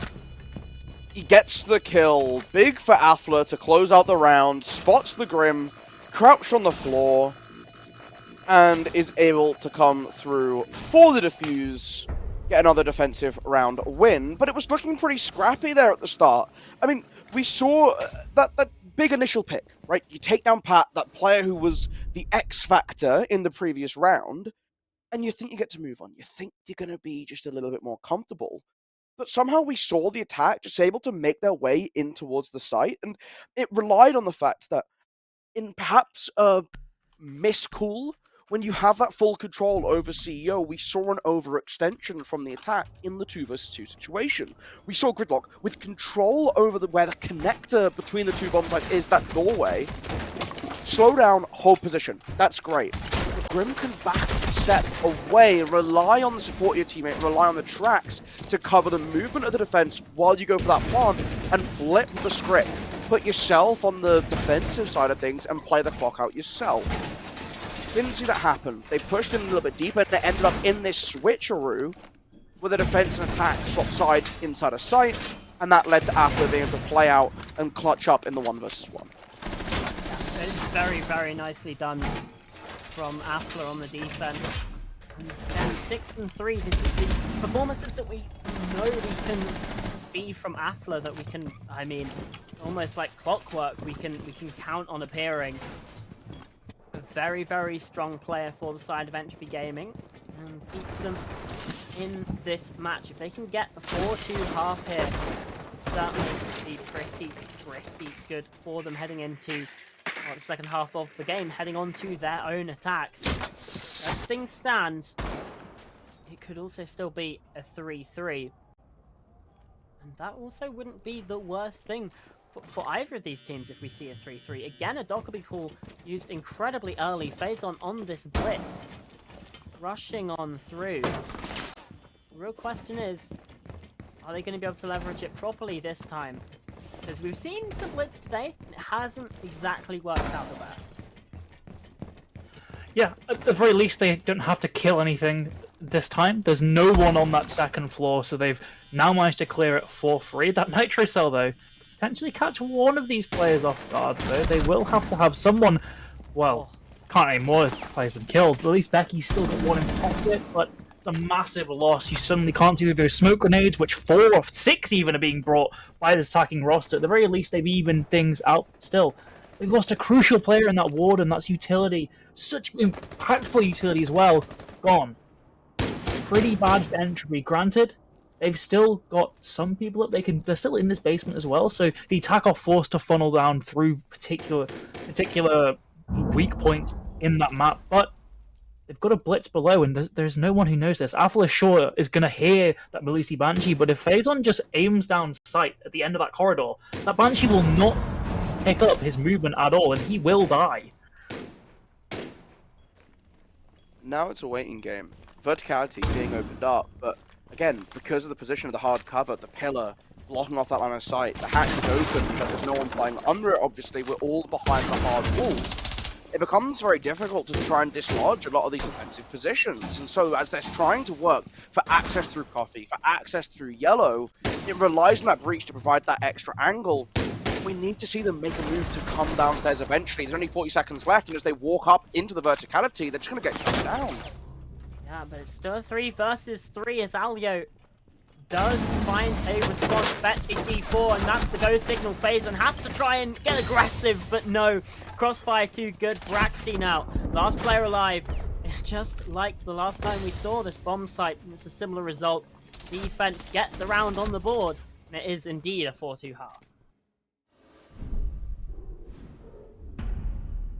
Yeah, it's gonna be pretty good for Entropy there. It's nothing too out of the ordinary. It's to be expected on Consulate, but still, you know, those trends can change. So it's always nice to just follow them, to not stray too far away from that, to set yourself up well for your attacks, because now only 2 are required to get a point. And as we've been pointing out a lot, particularly in that first match, every point matters when it comes to qualifying for playoffs. So even just getting 1 out of this match will be good. I'm sure Entropy want a lot more than 1, though, considering how poorly things went at the end of their previous matchup, losing 8-6. So they want to spring themselves up. If they win this, they would overtake Ryuga, who did win their match pretty cleanly last time. So definitely a lot riding on this for these 2 teams, who look to be so far those 2 teams that could be challenging for the top spot of the group to getting that bye in playoffs. So yeah, it's definitely a crucial map, especially for Entropy, because if they lose this,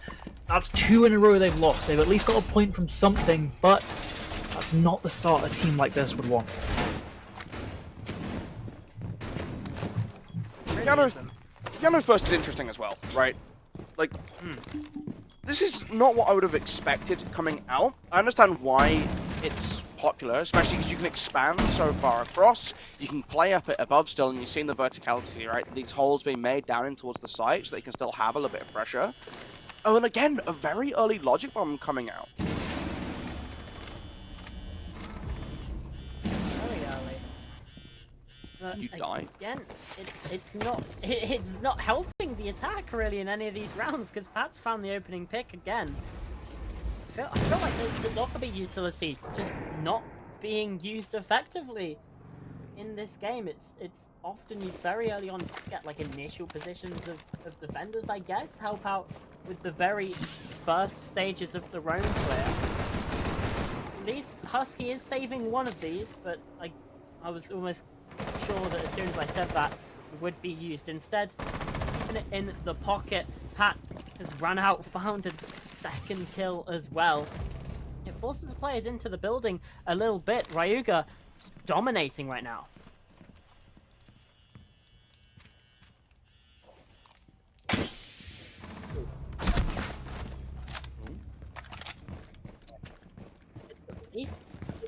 It's something.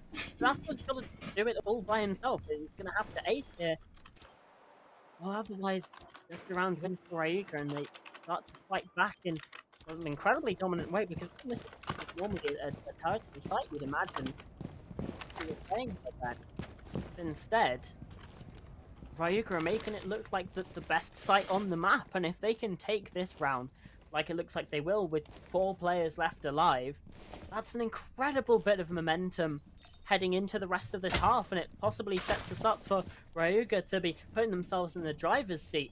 Because Entropy, you don't really want to be losing like this heavy, this hard, this early, at least as a second pick, but I mean, there's the round over. MG Ryuga, so strong here on this piano site.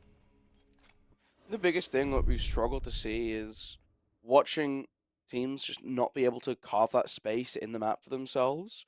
We're seeing a lot of big spread assaults, and I would much rather see teams focus on just 1 or 2 key areas that they want to take first and foremost, give themselves that comfortable start, because it also builds a bit of confidence, right? If you can peel 1 bit of space away from the defense and go, now we have this, we've taken this, we've achieved this first stage, you feel better going on to step 2, step 3, when you want to put that pressure down in towards the side. And it looks like we've kind of had this for both teams so far, right? Obviously, only one round to go for Entropy so far.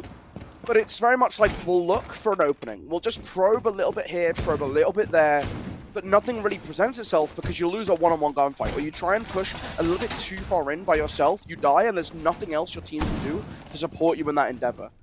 I want to see them just connect a little bit more together so that we can push through, start adding little wins here and there throughout the round that can be turned into a successful plant, a successful execute, a successful push that's going to net you 5 kills to win out a round.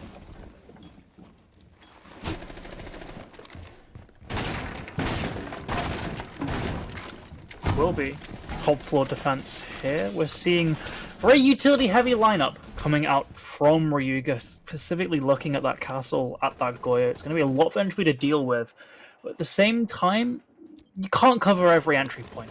Sure, you're going to have Goyo canisters that you might have to deal with, but the fire tick isn't the worst amount of damage. If Entropy want to maybe go for some quick push somewhere, it's certainly a possibility with those castle barricades. Going to be limited in number as well, and they've even got a sledge as well, so they can just deal with them straight away as long as they are careful not to get swung when they're in a vulnerable spot. Proxlam gives away that someone is there, but there's no response, no pre-placed nitro, nothing. It will be taken down immediately as Just ends up getting that entry pick. An immediate great start for Entropy here, specifically when you consider how poor they were in that previous round. It's something, and they've even cleared away basically all of this presence towards admin. Alumeister's gone below. He does have a nitro in pocket, but he's aware of this attacking player, and a beautiful pick from him takes down Afla and keeps Ryuga in this round. Yeah, very much still fighting in this round into 4 versus 4 here, Ben. Real question is, who is going to find the next pick? And it looks like it's going to be Alio. Again, an immediate response here. Betchi finding the pick again, trading back and forth. Phazon, most recent player to find a pick. And keeps the advantage in the hands of Ryuga. 3 versus 2 after what looked like it was going to be a brilliant start for Entropy Gaming. Things might just be slipping away from them a little bit. And you still get to play around the choke points of this corridor because they're both trying to push on out. Fire currently burning, you have to wait for that to dissipate. As it's now done, can push in towards the site and look to go for a plant, but you have no control over long and no control over the desk. So, how do you ensure, as another fire goes out, that you're going to be covered? It's going to rely on a lot of aggression coming from Ash. Spots the Goyo popping up and lands the shots required. It's going to turn your pressure onto Amai, but just narrowly missing the second. Phazon in a very difficult position, but still staying alive. Still possible for Ryuga to win this round, and that the favour's heading back and forth. Now Hilgen taking a lot of damage. The push up And then just finds that pick as well. Phazon taken down. Now a 1 versus 2 for Alio. But what a brilliant pick there. Needs a 4K if this round is successful. And he spied the rotation away. He's only got a shotgun here. He knows that they're going to be playing this from long range. SMG-12 out. Hilgen has rotated his way in towards Break. And he's going to be able to swing, find the pick, find the round. Entropy Gaming, they stay in the lead. And that's really beautiful from Entropy there. They realise the fire is burning at that doorway, so there's nothing they can do there. So why waste the time trying to push into sight while there's a Goyo caster burning, when you can instead deal with one of those other problems in that round? And that's exactly what they do. They rotate around. They get that first pick, opening up the round massively to 2 versus 2, but instead of going for a plant there, they keep on going. They want to get a man advantage that they can leverage later on in the dying seconds of that execute. So they get that next pick, and then it's the 2v1. And sure, things don't go great. The Ash is taken down, but Hilgen just sticks to it. Well, strange. I'm gonna say sticks to his guns. He doesn't. He sticks to the diffuser.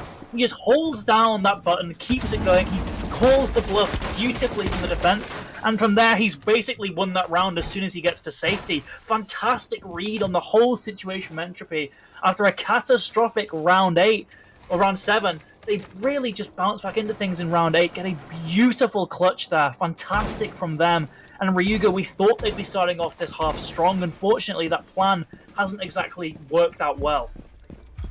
It really hasn't.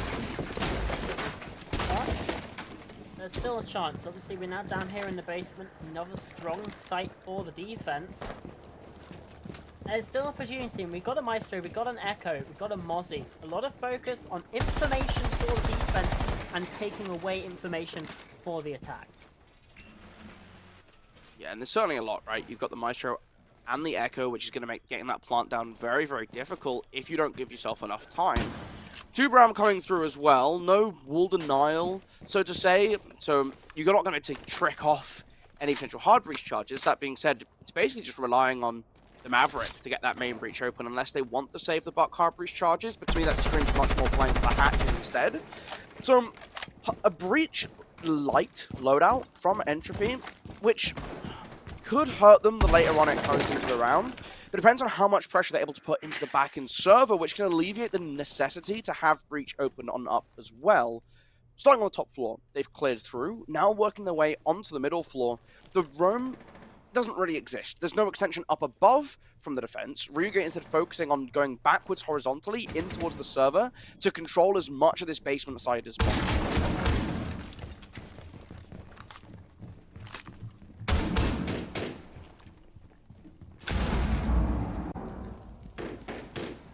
Will just be a standard sort of take towards this basement. They've been basically uncontested anywhere above.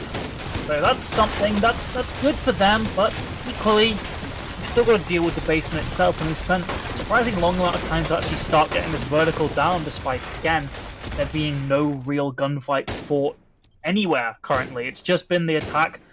Not fully sure, not fully certain that they're safe, but eventually they've found that confidence just fully work on the execute floor as drones going out, and the Maverick as well, not making anything that can be moved through, but just using it to keep lines of sight on any particular point that the defense might want to rotate to. Crucially there, though, he can't step into the basement if things go a bit poorly and they need another body. He is purely Overwatch for them, and that's pretty risky. It could work out well, but equally, if the man count starts to drop for Entropy, there's nothing that Hilgen can really do from that breach without spending more time to could open a hole to walk through. The time is something that they do not have. Only 25 seconds now. The spike is getting the defuse is getting planted. Whoa. Yeah, I know.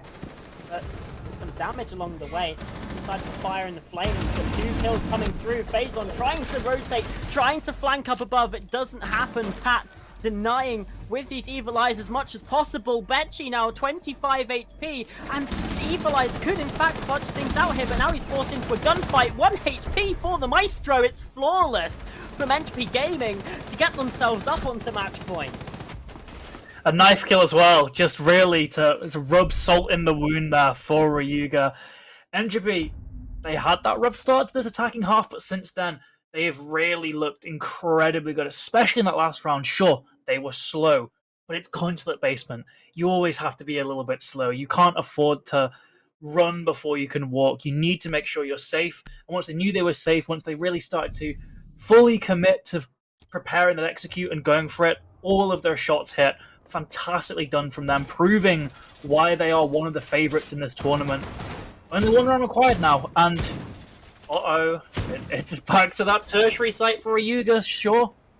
Beautifully defended that first time, but you can't really catch entry by surprise anymore. They've learned from that previous round. They've just got better and better with each round. We've seen them on their attacks, so it's by no means a done deal that Ryuga are going to win this again, specifically when you just look at the performance of Entropy, the gun skill of Entropy back in round 9. You pair that with the fact that I think this is the... They approached this so poorly the first time around. This time, you see the lineup's quite different. They're not running that Amaru anymore. I think they're expecting it to be that top floor and playing around it accordingly. And this time, they're droning it out properly. They're making sure they have a good setup. And I think this means that the start of the round is going to be a little bit more precise from Entropy, which is ultimately what we were missing that first time around and what correction they made since. Already applying just a smidge of pressure. Want to get down into Visa. But I'm liking the slower start, right? You just make sure that when you take this first engagement, it goes your way. And getting out as much information on this top floor setup as possible is a really good sign.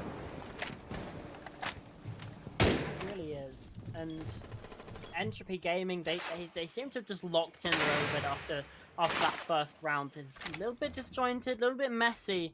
But ever since then, their attacks have just looked so solid. They kind of got... Pat was able to just run out and just deal so much damage to them, although the opening pick has gone the way of Ryuga again.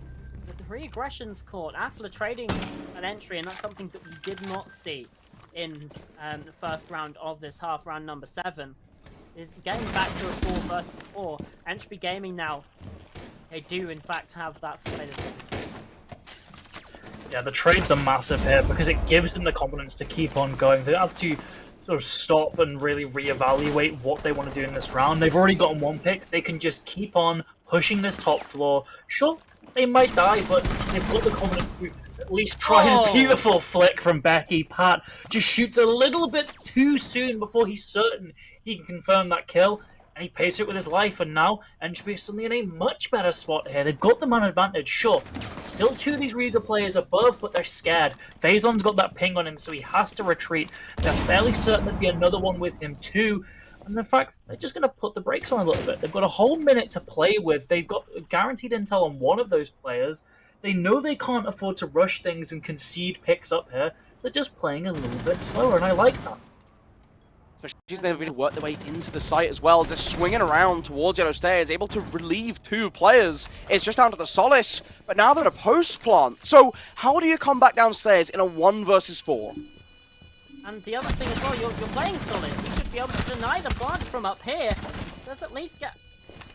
Oh. No, he's not even got an Hey. impact. No. Okay. I was about to say does at least get the first kill, but in fact, Becci's still injured and Athla's here, proning 1 HP. Does not even matter. Gets the pick anyway. It's a little worm crawling about on the concrete. What a victory from Entropy Gaming. 7 rounds to 3, getting themselves very much back in the fight here in Group A. And they get up onto 4 points. Yeah, I'd imagine they're leading it for the moment. It's a very quick match, so I don't think any others would have ended. So yeah. No, Zach Gaming are actually they beat Penta 7-1. Oh, they just so Zach completely annihilated Penta. So they're currently on 5 points. Yeah, they'll be on 5. They'll be on 5. So at the very least, Entropy are not like behind the pack. They're very much in that grouping at the top. Maybe not solidified themselves at the top yet, as Zach Gaming has had a very dominant start looking at the standings. But good thing for Entropy is they didn't lose that. They are still putting up wins, and that's really what matters most. Yeah, it absolutely is. Well, we are just going to throw to a break because we are going to start setting up our next game. It's going to be Team Leisure versus Her Troops. A bit of a fight near the top of the Group B table. You don't want to miss that. We'll be right back.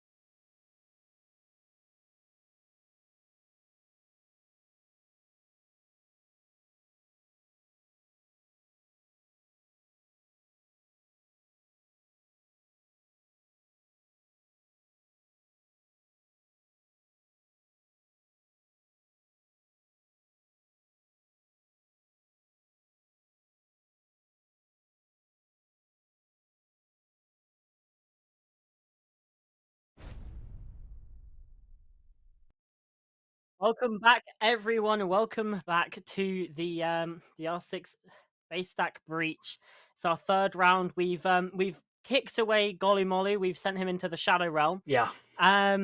He's just not good enough, and we Yeah, it's sad. It happens, you know. It happens. We just gotta sacrifices have to be made. I'm hearing, Yeah. you know, it's so sad. It almost sounds like he's still with us. To be honest, Cameron, Sometimes. I can still sometimes hear him speaking in my Hear his ear. voice But on the breeze, honestly. he's gone, unfortunately. But we're still here, and we've still got Siege to watch and commentate Hooray! over. Hooray! It will Yippee! be Leisure versus Hair Troops. We saw Hair Troops earlier on today. They beat Frequency narrowly 7-5. It was a very sort of back and forth matchup that they did end up on top of. So they're currently, if we look at the standings, actually continuing that winning streak because they did beat PBX Esports 7-2 as well. So they're 2-0 in standings. It's a wonderful 6 points for them. They're looking to add on to that in this matchup when they're against Leisure, who also had a very nice start. Back-to-back 7-4s. Not as quite as good a round differential as Hair Troops, but still same amount of points. And that's what really matters the most. Yeah, absolutely. It's really nice to see that. Obviously, we planned this schedule before the day even started. I think the schedule was decided yesterday, but it's actually been able to give us the top two teams here in the group, at least after these first two games. Unfortunately, it is going to be on border. There is obviously, we can't have everything, and yeah, unfortunately, we have to endure border. But I'm sure it'll be fine with both of these teams. It should hopefully be quite an explosive matchup. Yeah, Border, you can say what you want about the quality, but it does lead to some very fast-paced rounds, some fast-paced action. It really rewards teams that have good gunners, and we saw those players and Hair Troops. They did a phenomenal job that first match. We've not seen Team Leisure on the streams as of yet, but those 7-4s do demonstrate that they must be pretty damn good, as there are two winners really fighting for what could be the top spot here in the group. Yeah, and let's not forget that it's realistically, if you're going to be the best, then it doesn't necessarily matter whether you get first or second, because they both get a bye into the quarterfinals. That's the main thing to be on the lookout for here. If you finish top two in the group, then you do go straight through to those quarterfinals. And that's when the best of three start tomorrow.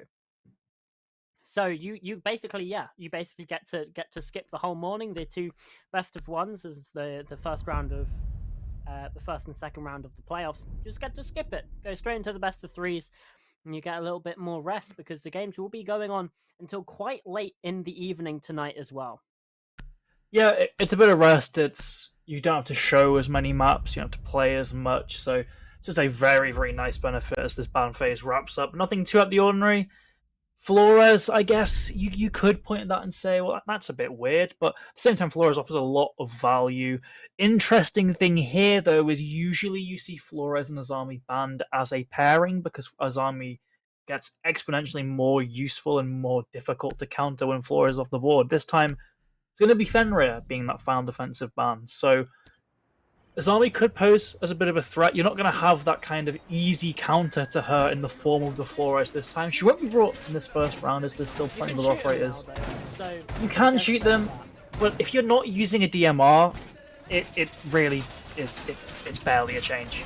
You put yourself in such a difficult position if you're mag dumping with an AR into a Kiva barricade, because I think it's more than a whole magazine to destroy that, and that's just going to leave you very exposed to getting retaliated on. So losing the Flores could potentially lead to an increase in Azami play. Instead, we're seeing an Ella, which I can only imagine is a substitute for that Fenrir if Leisure are comfortable playing the operator and banning out Fenrir instead. They both serve a pretty similar role in that kind of area denial / trap.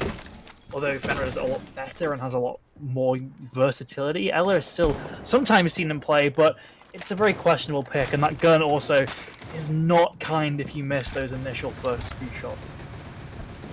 Yeah, no, it can be quite rough.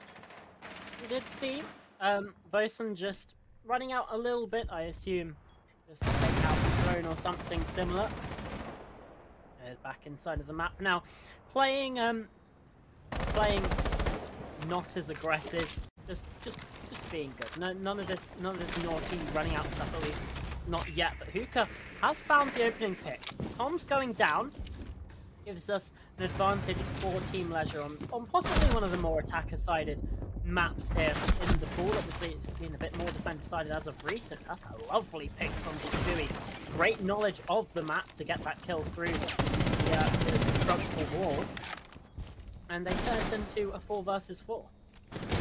Yeah, Yasuke nearly connects in that second, and he's a player you should really be looking out for. In that first match of the day, Yasuke was fantastic at just opening up rounds for the rest of his team and breaking through stalemates. So he's that really impactful player who you should be looking for these entry picks, and he very nearly leverages the man advantage and returns it in the favor of Hair Troops. Unfortunately, well, they will get it in the end. It's Goldie to take that accolade instead, as Shisui just doubles down, gets 2. It's looking really, really poor for Leisure here, as Hair Troops, despite early sacrifices, just come back stronger, and they come back swinging. 4 versus 1, technically. Oh. They will not even get Yasuke, in fact. I thought for sure that would be at least 1 for the defense, but nope. Instead, Hair Troops have a very, very swift start on border, a map that does tend to lean more in favor of the attack, so it's not the end of the world for Team Leisure yet, but there are some key problems in that round that they need to identify and they need to learn from, specifically that mid round and how they let it completely just get out of hand with Hair Troops getting pick after pick after pick. I will say, though, it's very nice from Hair Troops, and they were often doubling themselves up. It's a little bit of a criticism that we had of Ghost Army very recently, which obviously the team that lends its core to this Hair Troops side, is the fact that they were often playing quite individual, but they were doubling up like crazy in that round. They were quite often, if one player had died, there really would have been an opportunity to trade, obviously, after that opening pick, but after that, they were holding cross angles, they were doing everything right that they needed to do. It really worked out well for this attack inside. Going into the second round, though, we've got Team Leisure here yet again. No more Ella, but instead we have an Aruni. So Team Leisure, they're really pushing the boat out in terms of what you would expect from a defensive lineup, and Lucas actually getting a lot of damage dealt very early on. I think that was just a spray through the window. Yeah, it definitely was, but unlucky for him. Still pretty healthy. I mean, Malusi controversially set to 3 armor quite a few seasons ago, so they can afford to take a little bit of damage early on, but still, every piece of health counts, so it's not the best. I would like to see some different operators being used here, as we have a very long angle being held. Still, Cyber ends up getting that pick. I'd like to see the Valk for the defense. It's an operator that is usually banned a lot ever since other picks were kind of lowered down in power level, but it's still very, very strong, as Tom's, again, evening things out. That's what Hair Troops are so good at. They don't let these man advantages get too much of a problem too early on. They always even things out, and now they've got active intel on where this Frost is playing. They're definitely wanting to get rid of her. Shisui just overloading that position with the utility, but can't quite deal with them yet. There's a lot of Varmine magnets there, as Yuka gets another, but ooh. Shisui instantly traded again. 3 versus 3. They are not letting these mana counts getting too unbalanced for too long. They're always very swift when it comes to this, but look at Risk. A very cheeky spot, holding a surprisingly long angle, but his position is noted. He has to fall back. Their troops did a pretty nice job of clearing out this top floor, but it has cost them 2 bodies. Yeah, absolutely has, but still possible for them to get themselves into a win. It's still very possible, in fact. Especially with 75 seconds left on the clock. Well, just taking things a little bit slower, making sure that they have all their T's crossed and their I's dotted, but it's still workable. They're still working. We have drones that are going to be making their way around. Only 4 of them, and only 2 able to be worked on, but even still, opening up the fort, making sure they have as many sight lines as possible. And a little bit aggressive there as well, trying to see that they can catch as of these attackers off, but instead they go for the drop. Yasuke with a kill, taken down by Sun. That is going to be the entry opening that they need, and Shisui pushing on forwards. Huka now, the 1 versus 3 situation, has to try and get these kills, and it's not clean at all. It ends up with another round there for her troops. What did I say? Yasuke opening up those rounds. It's just what he's so good at. Whenever it seems like Hair Troops' momentum has been stopped, they're starting to stall a bit. Instantly gets a pick, finds an opening in that site, finds an opening in the setup, allows the rest of his team to just crash onto that site and get other picks and win that round. Fantastic from him. Fantastic from Hair Troops, despite, again, losing a couple bodies on that top floor clear. They just pick themselves up, dust themselves off, and get right back down to business. And Team Leisure, well, they certainly found some things that they want to improve on. They're back here again with what looks to me like an identical lineup. So it wasn't a compositional fault in their eyes. It was just things getting away from them in that late round. And I would agree with them. They did just lose bodies when they didn't need to. They were in a very commanding situation, and fortunately, just the way some rounds of Siege go, didn't end up really mattering for anything. They still lost when it came down to the execute, and that just sometimes happens. So I can see why they want to reattempt this. This is a very strong site, but equally, maybe a couple of changes are needed. Maybe you would benefit from something like more intel, like Valk would provide. Or maybe from more fragging potential, like something like a Legion. Instead, just going for the same thing, and I'm afraid for them that it might just result in a repeat of history. Yeah, I'm not entirely sure what the Rooney did in the last round, and like from a utility standpoint. I saw the save gate really provide much of an impact at all, and the DMLR can be quite difficult to work with, even at the best of times. So something definitely to look out for as well. And obviously the Melusi coming through, know that she can be quite strong in terms of the gunfire department, but Risk certainly hasn't been. 0 for 3 so far, and the opening pick goes the way of Hair Troops yet again. Yeah, just clearing out any aggressive spots that the defense are holding here, really. It's just the same thing happening. At least a bit of damage goes the way onto the attack, but it goes from a 4v5 to likely a 3v5 unless Team Leisure can pull off an absolute amazing rescue attempt, and they can't. Instead, it's even worse. It's a 2v5, and now they have patch control. It's all on Hookah and Sample. Hookah off-site could potentially catch one player off guard, but the moment he gives away his position, he's likely going to be cornered and he's likely going to die. He gets that pick, but they know where he is now. And intel is going to be relayed, and instead his teammate has also been taken down. It's all on Hookah, isolated, alone, yet again, in this clutch position. There's nothing he can really do here, as Hair Troops have overwhelmed Leisure on that second floor, and by the time it gets to that first floor, there's just none of these defenders left. Hookah tries his best, can't even get a second. Shisui takes him down, and yet another dominant Hair Troops round, and look at that, timeout from Team Leisure. They've realized they're getting overwhelmed with the style of Siege they want to play. They have got to play the game in a different way, and that's likely what they're going to be discussing here. Yeah, absolutely. I mean, just look at the scoreboard. It's Hookah not the greatest. Has 75% of the team's kills, and he's only on 3 kills. He's even. Yeah. It's not great. It's really not great. Oh, we get a different camera angle. This is fancy. Look at this. Very, very fancy. I don't know who this guy is though on the top. Got a little. He's a little guy. Is it a sheep? Is it a sheep or is it just a? It's like a poodle. I think it's a poodle. Maybe. I think it's a poodle. It's a poodle. Well, No way.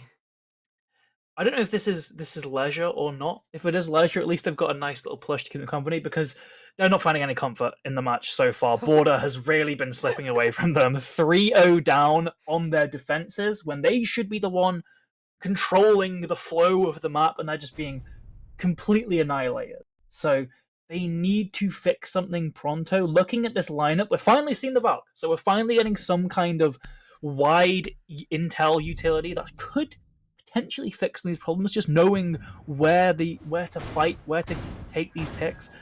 But equally, they've still got to actually follow up on that. They've got themselves into some pretty decent situations in some of these rounds. Thinking about that 3v3 in round 2, where they took down 2 attackers and managed to waste about 2 minutes on that second floor, but they still lost in the execute. They just can't afford to let these picks go the other way. They need to stop Hair Troops from trading every time Leisure get a kill, because if Hair Troops are allowed to do that, they whittle down the man counts on both sides, they're likely going to win because of just the skill on display from these players.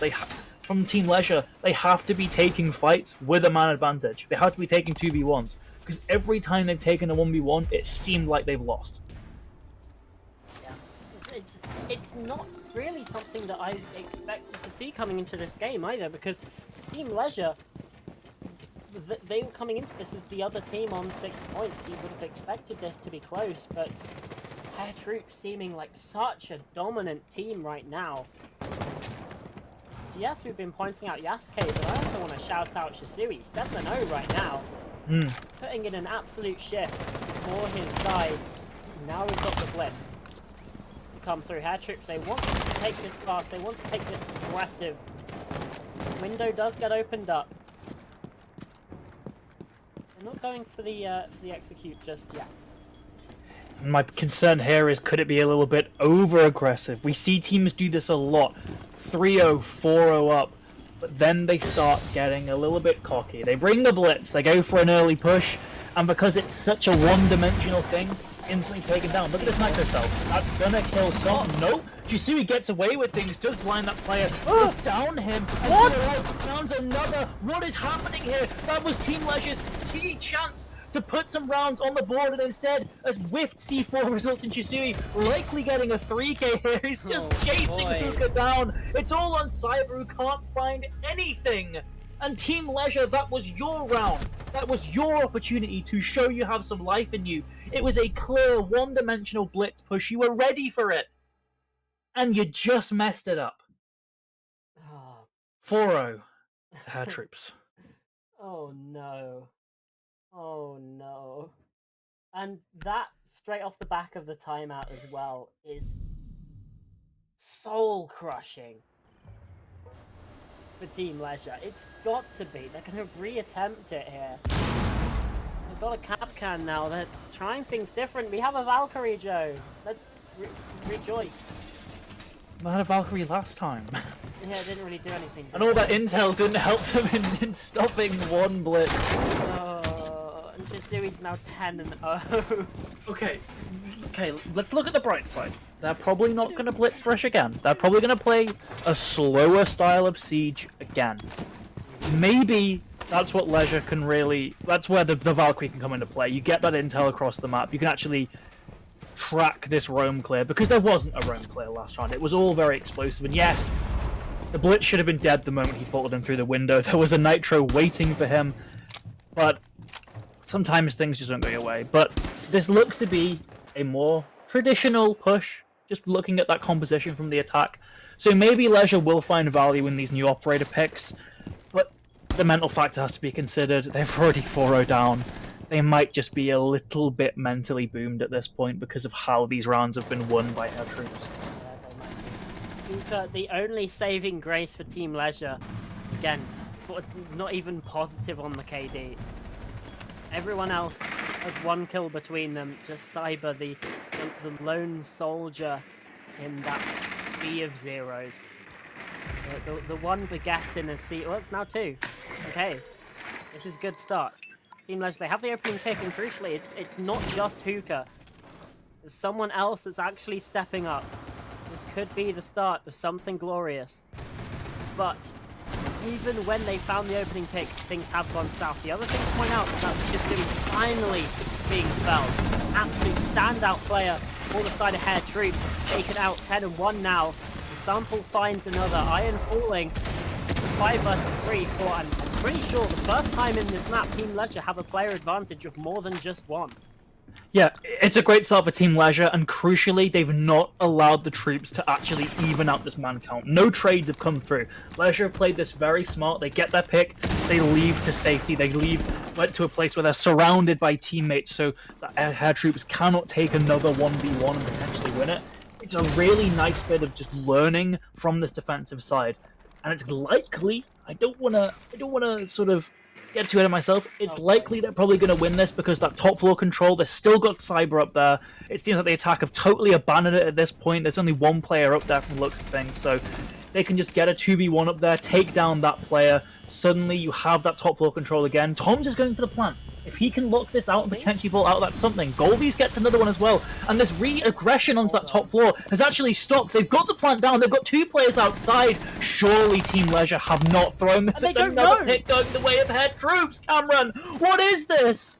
Okay, Sample does get onto that diffuser, starts trying to take it away, but Yasuke is watching, ready, waiting for the player outside. He's now starting to stick the defuse. Do you know you have to run in? You have to try and get the kill, sprinting through the fire and the flames. Now Yasuke on the site in a 1 versus 2, but there's barely any time. Oh, he misses the knife, gets the kill with the SMG-12 anyway. The drop comes through on the hatch, but even still, there might not be time. Yasuke, you have to be kidding me, man. Hair troops have 5 rounds. What on earth was that? At the very least, I'm proven right. It's Yasuke every single time, just finding ways to bail his team out of these situations, but that shouldn't happen. Look, fair play. You've got to give credit to Hair Troops for finding those openings in that round and pulling something out of nothing. But I've got to say it, Leisure. What's happening? What are we doing here? It looked so good. They were reinforcing that top floor. It looked like they were going for a attempt to just get that top floor control. And then they abandon it. They just leave it. And the pace goes down. What's going on?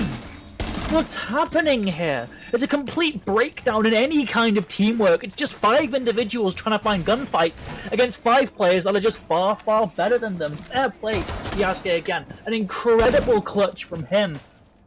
But that shouldn't have ever been possible.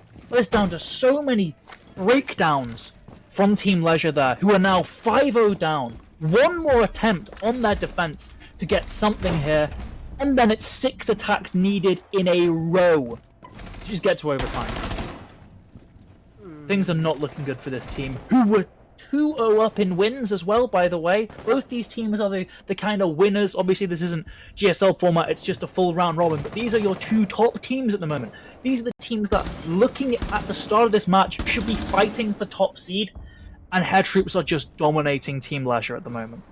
Hey, on the bright side, we might actually start getting back on track with the schedule after That's being true, like yeah. an hour late. Yasuke's found the opener again. Hair Troops, they can't even really seem to put a foot wrong right now, and even when they do, they just get bailed out of it. Lovely pick from Sample, though.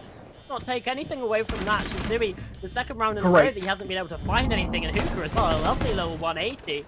Gets the player advantage back for Team Leisure, but I just can't trust this team anymore, even with the man advantage. There's another Yasuke. A little bit too big for his boots. Now just Toms and Iron. They haven't really been activated so far. Between them, but they haven't really needed to. Now, this is where they're required to step up to the plate, to step up to what's required. And there's a lovely pick from Iron to at least get them a little bit closer, a little bit far away from losing this round, a little bit closer to even just still that flawless 7-0. Breach now gets opened up. They've spotted those pre-fires through. Do they know if the player down behind the half wall? Surely they're aware of it. Oh, they're both looking somehow. Iron still gets the kill. It's the melee. And Tom's now the 1 versus 2. Trying to clutch up for his side. Turning pre-fires in. The pot shots ring out, but no connection. He's on the bulletproof camera. They're aware of his position every single step of the way. The flashbang caught by the magnet.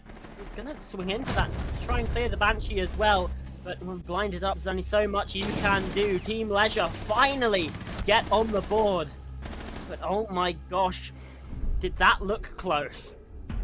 Yeah, it still got down to 1v2. It still was not a comfortable win from Team Leisure, and now they need 5 in a row just to get to OT.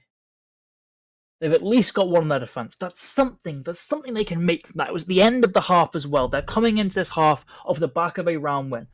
There's potential. But Hair Troops have looked so good, and now that they get to command where the sites are, that they get to command where the engagements will be had on this map, because they're on the defensive side now. They should be taking this in very, very swift fashion, as long as they don't just get complacent, as long as they don't take the foot off the gas, if they just keep going with that same pace, this should be a done deal. But if they concede a few rounds in a row to Leisure, if Leisure can just be allowed to get away with things, we saw potential in that last round. They could start to string some rounds together and make Hair Troops sweat a bit. So Hair Troops, they just need to stay on that same pace they were on their attacks. They're on a lot easier side now on that defense. They've got a lot more tools like the Valkyrie, like the Goyo, to just stall and give themselves intel. Just keep at it. Just stay with that same pace. Don't allow yourself to fall into that trap of overconfidence. Yeah, we've seen crazier comebacks. We've definitely seen, with the long history of this game, 7-5 wins from 1-5 down. If that were to happen, it'd be 7 rounds in a row from Team Leisure. Goldies, he's got out there on the drone. Thought for a second almost he would have been misdroned, but no, in fact, he do pick up the position. He's forced to rotate away. Drops down, rotating back up those east stairs. Okay, Yasuke is just doing Yasuke things at that point. What a pick on the Cyber. Yep, just opens up the round again, taking down the Sense, who isn't maybe a conventionally strong operator, but it's an operator that's always the linchpin of a push there. The likelihood is they were going to try and put some walls up, peek with the glass.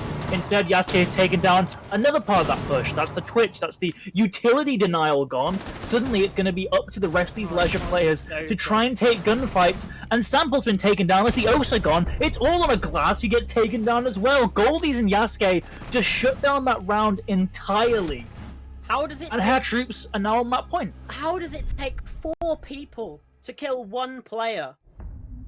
Yasuke got 3 picks in that round. Yeah, sure, one of them was from a different position, but he was stuck in a corner, and he still just kills everyone.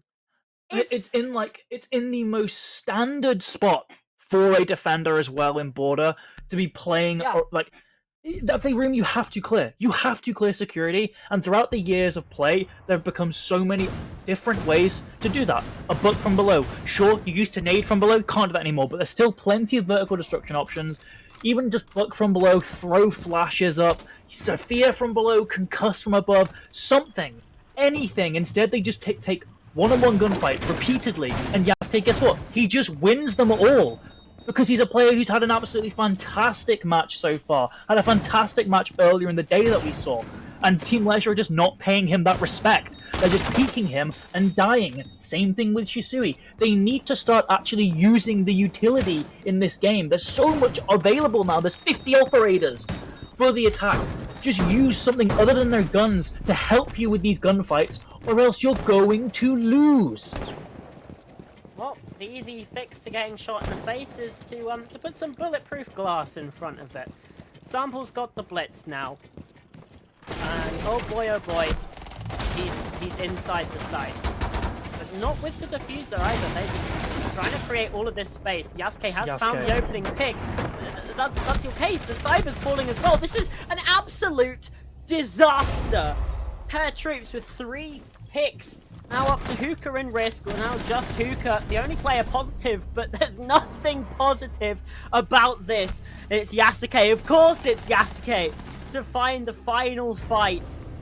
7 rounds to 1. An absolute, complete domination of Team Leisure here from Hair Troops. And the French side move clear at the top of the group. Yep, 9 points for Hair Troops there on the back of an incredibly dominant win. I mean, just look at that scoreline. Fair play to Hookah, I guess. He tried. He did put up a pretty decent performance there. You look at Yasuke, you look at Shisui, and just the way they were getting those kills as well, particularly Yasuke, always getting those openers, and if it wasn't an opening pick, it was a pick in an even man count where it looked like Hair Troops were just beginning to stall out. He reinvigorates them every single round. Really well played from them. Really, honestly, poorly played from Team Leisure. I know Border can be... It's still kind of a new map. It used to be in comp, and then it wasn't, but it's still kind of new to this format, I guess. And it's not nowhere near as well labbed out as something like Oregon, like Cafe, like Club. But you should still know how to deal with these things, especially on the defense. And the fact they conceded 5 defenses in a row shows they were just not prepared for the map that they picked. Yeah, absolutely. I was going to say it in the game, but we didn't really get a chance to because of how quick it was. It seems like just a complete and utter misplay in terms of the veto there from the side of Team Leisure. They just were not prepared, and Hair Troops just running through them. Mhm.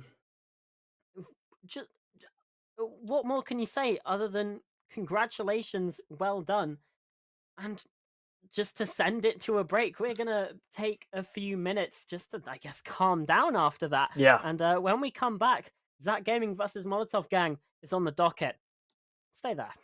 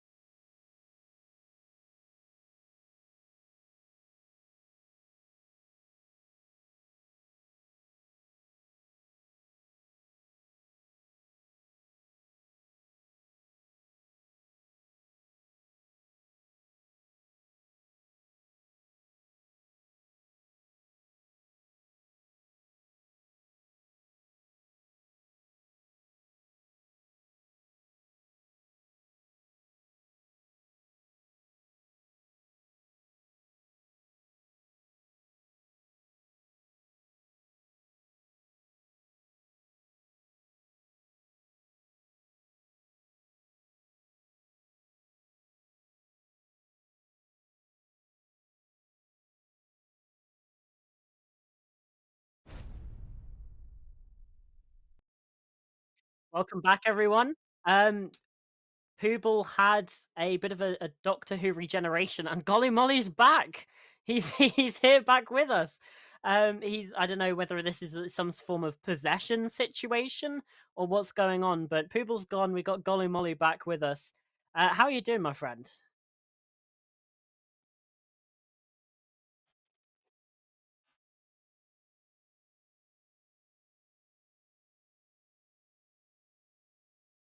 Mhm. Yeah, sure. Why not? The next game we're gonna have our producer like solo casting or whatever. Just why not?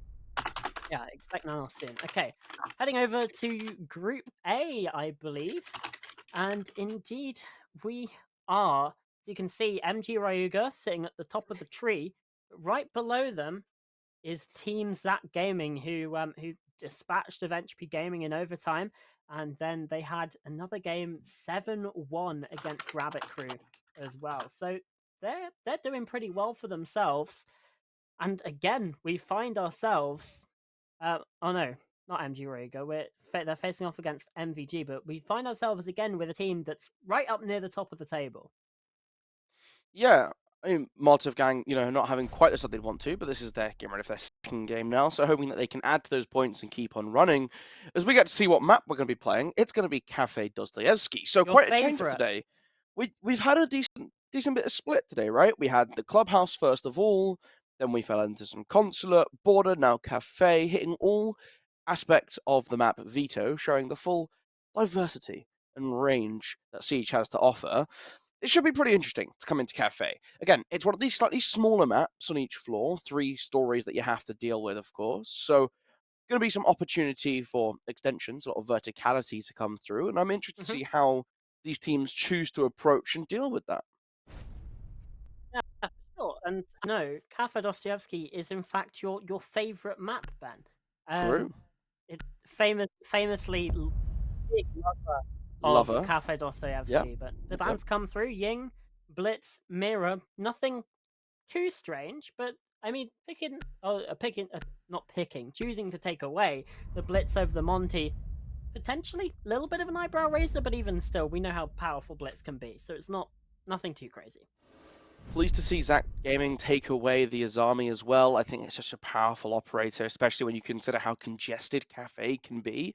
Especially looking at that top floor, you grab those keepers, you throw them all the way around. Piano becomes very difficult to move, but already we're seeing the potential for the Monty to come back in for Velo. And like you mentioned, you take away the Blitz, which is the more aggressive of the two operators, but Monty generally considered to be much stronger at the moment. You can sprint now as well as the Monty. You can fully extend that shield and make your presence become this forced piece of the brain that you have to deal with as the defense. Very overbearing tool is going to be available. Maybe that's a bit of a mistake, but less explosive. That's the trade-off, right? Yeah, absolutely, and something to do with the Montaigne as well. I guess it's just more general. I feel like Blitz is a little bit more for specific situations. MVG feeling that they can deal with Montaigne more generally. That sometimes those off chances where you might want to use the Blitz, they're just a little bit less certain about. But as we head into this first round, we won't in fact be seeing the Montaigne. Zello switches off and bringing along the IQ instead. Seems that things are quite different, but what isn't different, at least from our last game, is that we're seeing some early picks from the defense. Rixie with the opener. Has actually MVG, are on this defensive side. That's thrown me off a little bit there. So MVG actually on the left-hand side of your screen, and they find the opener. Yeah, good pick to get as well, right? You take away the Rotero drones, that's your tool to get in and destroy some of these deployable shields that are going to be looking in towards Piano with the purpose of slowing down this approach. Only one deployable shield though from the side of MVG on their defense, so not going to be able to hold on to, say, Pixel as well, for example, as the only shield is inside of storage. Already a little bit of earlier presence on the top of Red, but they're yet to make that control, transition it in towards Cigar. Piano Breach being open now as well, so you should start to see the attack swiftly move through the rest of this top floor and try and push themselves a little bit closer to that bomb site. But they have to be careful, especially with the Valkyrie on board, with how much information is going to be relayed to the rest of MVG, which will enable them to take better angles for gunfights. And in terms of the gunfights as well, the HP favouring this side of MVG as Rise has found a double, finally traded by Misko, but it's still a 2 versus 4. Not the situation that you really want to be in as an attacker here. There's time, 65 seconds left on the clock to try and work things through, work across this map. But you're still in a disadvantage, a quite heavy disadvantage, and now it's even worse. Sorry, still pushing up through, actually gonna get taken out, and nearly a second there as well. Kresbal, Shimisu just droning inside of Bar. So 1 versus 3. Nothing really to be done, but there's a second pick. Suddenly, this round looks a lot more winnable. Hold on a second, Kresbal taking out Rixie as well into a 1 versus 1. Trixie is just there behind the door. The Banshee turns away just to shoot it out. The default camera has been shot out. And these players just hiding from each other. Trixie in the bar back storage, just sitting, waiting the time, now becoming a factor. Pre-firing round, and they're aware of these positions for both of these players. Still going round. Red pings out for the side of the defense. Trixie, Kresbal, they're going round in circles! And Krausbau, the 1 versus 4 for the very first round. That gaming starting off maybe not strong, but they take the lead.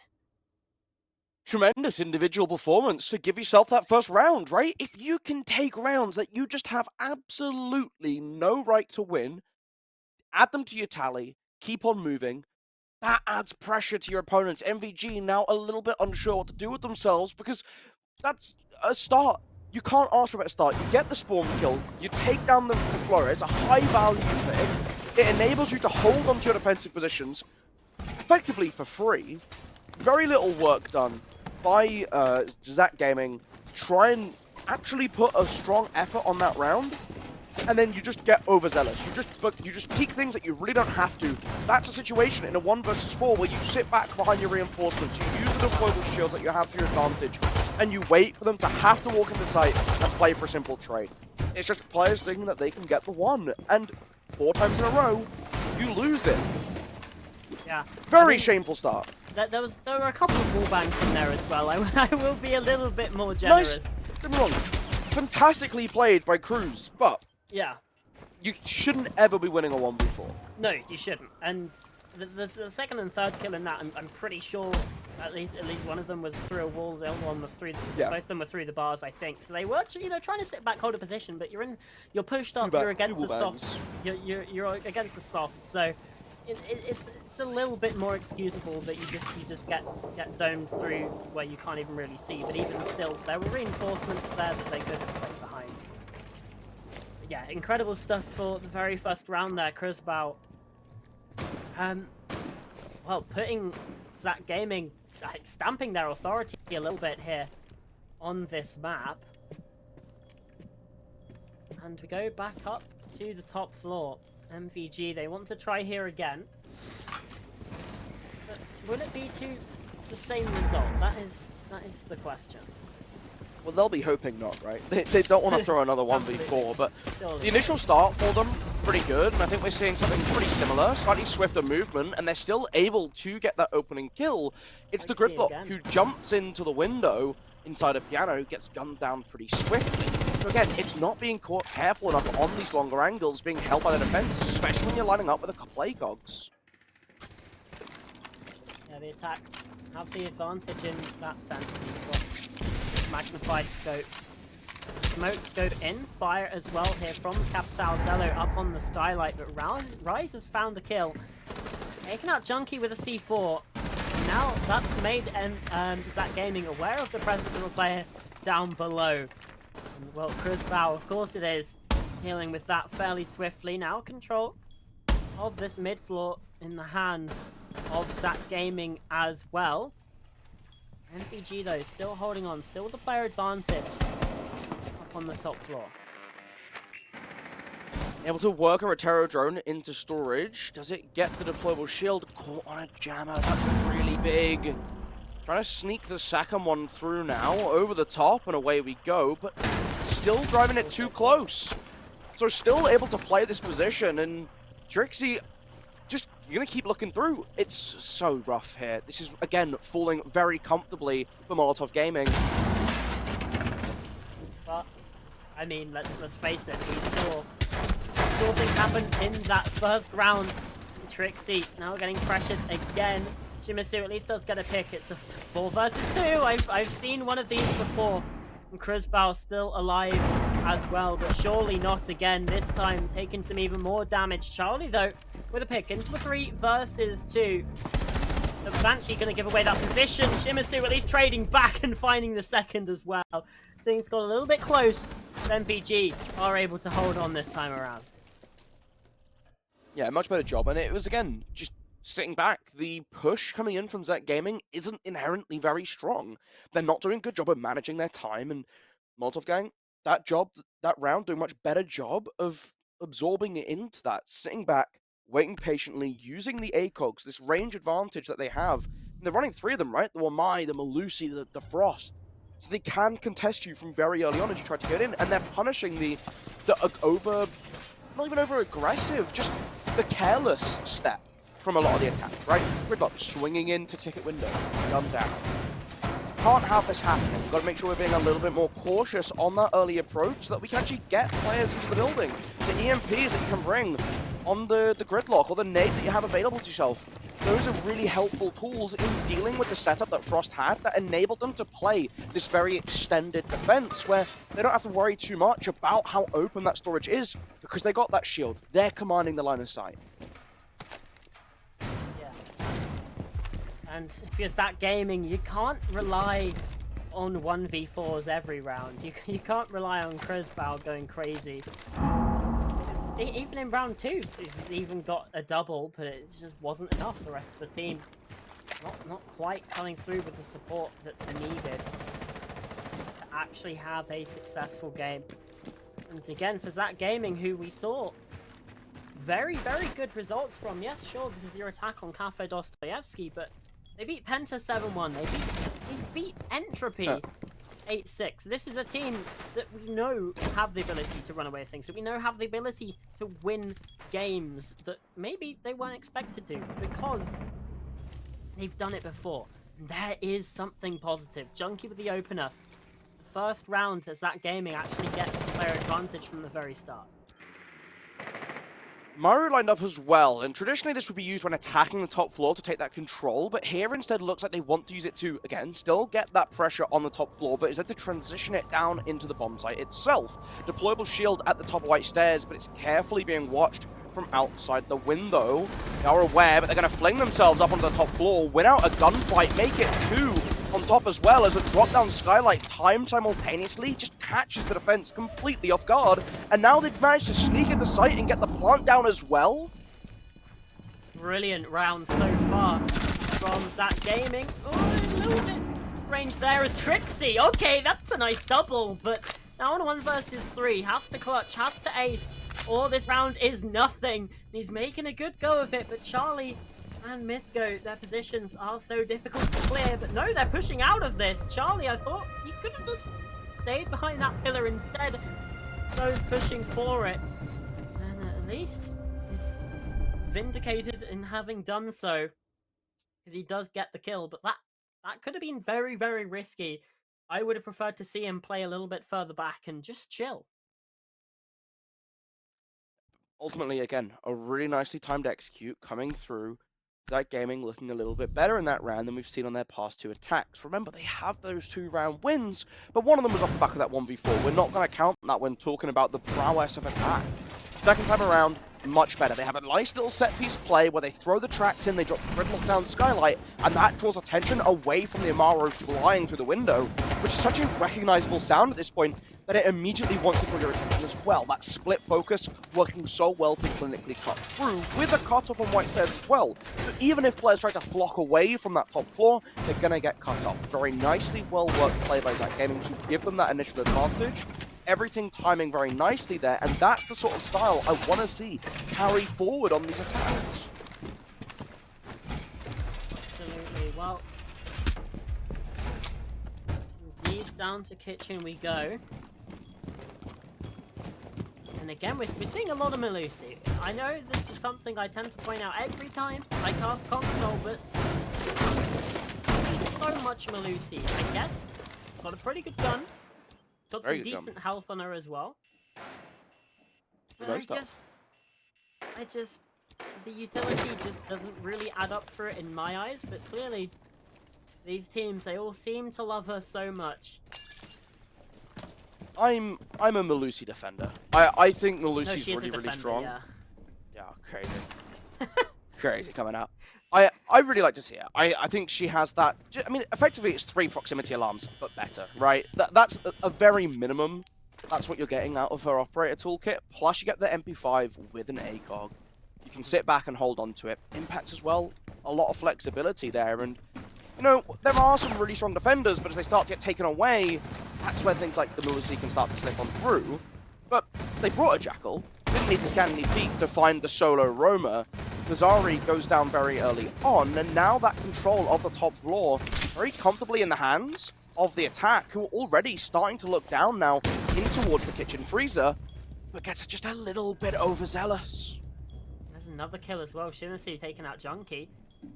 Means that now MVG, they have the advantage yet again. Shimasu is rotated all the way up to the top floor. He's not dealt with. He's going to find a timing, really punish that gaming later, but they might just try and attack onto the site and just completely ignore that position. Then there's always a possibility of being flanked. Nomad's now dead as well. Chris Bao, ever since round 2, hasn't found a pick into this last minute. It's not looking great with him on 11 HP. Oh, but it's the mute on the top floor that they just haven't gone and found. Able to get yet another kill, and it's still not the low HP member, so Ace on 11 HP, very much still a threat. Gonna drop down into sight now, try and cover the sound of the drop, but doesn't check the tight right corner. Leaves you in another 1v4, and we've seen it before. We're not gonna see it again. I'm gonna just say it. It ain't happening, pal, It's but not happening. gonna run outside instead, just take a little bit of time to talk with the team, and I think that's a great approach. And we get a nice smiley face. Isn't that lovely? It's always very nice. It is. Very thoughtful. Interesting. Trixie's died to his own Falcon there. And again, I mean, MVG know this round is done. They know it's over. You have seen it go 1v4 from Chris Bao before. There's that player as well, but yeah, not going to happen again. Not with only 11 HP, not with only 30 seconds left. So it's the right decision, just to slow things down, have a little chat with the team. As these rounds continue to go back and forth, head back up to the top floor now. And away we go, upstairs again. Probably should be 3 defensive wins on this bomb site, but I'm going to stop saying that now. Running it back, what needs to change for the attack? Well, it's making sure they get into the building a little bit safer. I don't want to still playing for these window repels. We saw them get down, they got the breach open, they EMP'd, removed the mute jammers so they could start to get that pressure through. I think that's going to be the avenue for success for them. We've seen a tease of a Monty coming out as well, and I think this is actually a great adaptation that they should lean into, that they should make when it's available. Right, if you ban the Blitz, sure, you're probably the team that doesn't want to play the shields, but you've got that Monty tool available, I think you have to lean on it. And not doing so is a big mistake in my eyes, especially because you consider the problem is bridging this gap inside a piano. And an operator who can stand still and not be shot is certainly a very efficient way of not dying to bullets. Indeed. Now again, see the caps out, see the gridlock. Again, I feel like maybe more of a common pick inside a console than we tend to see in more PC circles. Gridlock, she has her uses, and especially on this top floor, especially if she's throwing things from the sky like that sort of thing, can be very, very useful. Indeed. One of the main things about this map, though, particularly when you're attacking onto the top floor, is just the amount of time it takes to really get into a decent position as an attacker. You've got to rappel up onto the roof. It takes you about 30 seconds to do so. It means the defense basically get some more free time just to set up the site because they are just so far away from where the attacker are really able to do anything. What do we want to do now? Again, it's just waiting. A minute in, so far very little threat for the defense. Still playing to try and open up this main breach through. But Ash and IQ, I want to see them start making this movement. Yes, take these forward steps, look down deep into sight.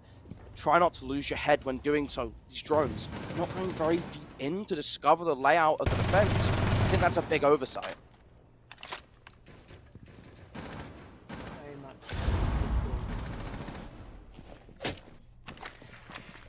Again, taking time, and even though they're now in, still in a position to rise. Lucky to still be breathing, really. Thrown out in that corner, they were aware of it. Finally, the catch comes through. Zello with his first kill of the game. Coming through in round number 5. It's never too late to get started. And Junkie, player, mounting on this Ash. Rixie retaking the space, traded out by Charlie. Selling things into a 3 versus 4. Defense, now they're just sitting back again. Still got this shield inside bar, but Mission just steals it. A little bit too pressured, has to rotate away, get out of there. Now playing in a corner of the bar, picking up a rotate. Lazari, hold on a minute, has found himself a double. They don't know about Shimizu either. There's a kill, but Zello found his first. Gonna need to find 2 more in this round if he wants to have it. He's up on the top floor, and we've seen MVG throw this away before. They aren't going to let it slip through their fingers again. Trixie shuts things down. MVG 3-2 up. Yeah, able to snuff him out, and I think that's just a really good approach from them, right? They manage to get into these advanced positions, they hide away, and they catch them off when they should be down. Again, this is a much better approach from Zach Gaming. They get into piano, they start to peel away at this defense more efficiently than they've done in any previous attacking round on this top floor. But again, they're not managing their channels correctly. They're allowing opportunities to sneak up white stairs and get a kill up the corridor. Yes, they trade it out, but you lose your Ash. That's an operator who can use the breaching round to get rid of the shield inside of storage. Suddenly you control all that middle space in the bomb site. Losing a couple picks, that's what opens up space for Multigang to start creeping forwards up. You couldn't play as far forwards as we saw Shimizu doing if you have Ash and that comfortable control still inside of piano. Oh, indeed, and it means that MVG, they do have the advantage heading into round number 6.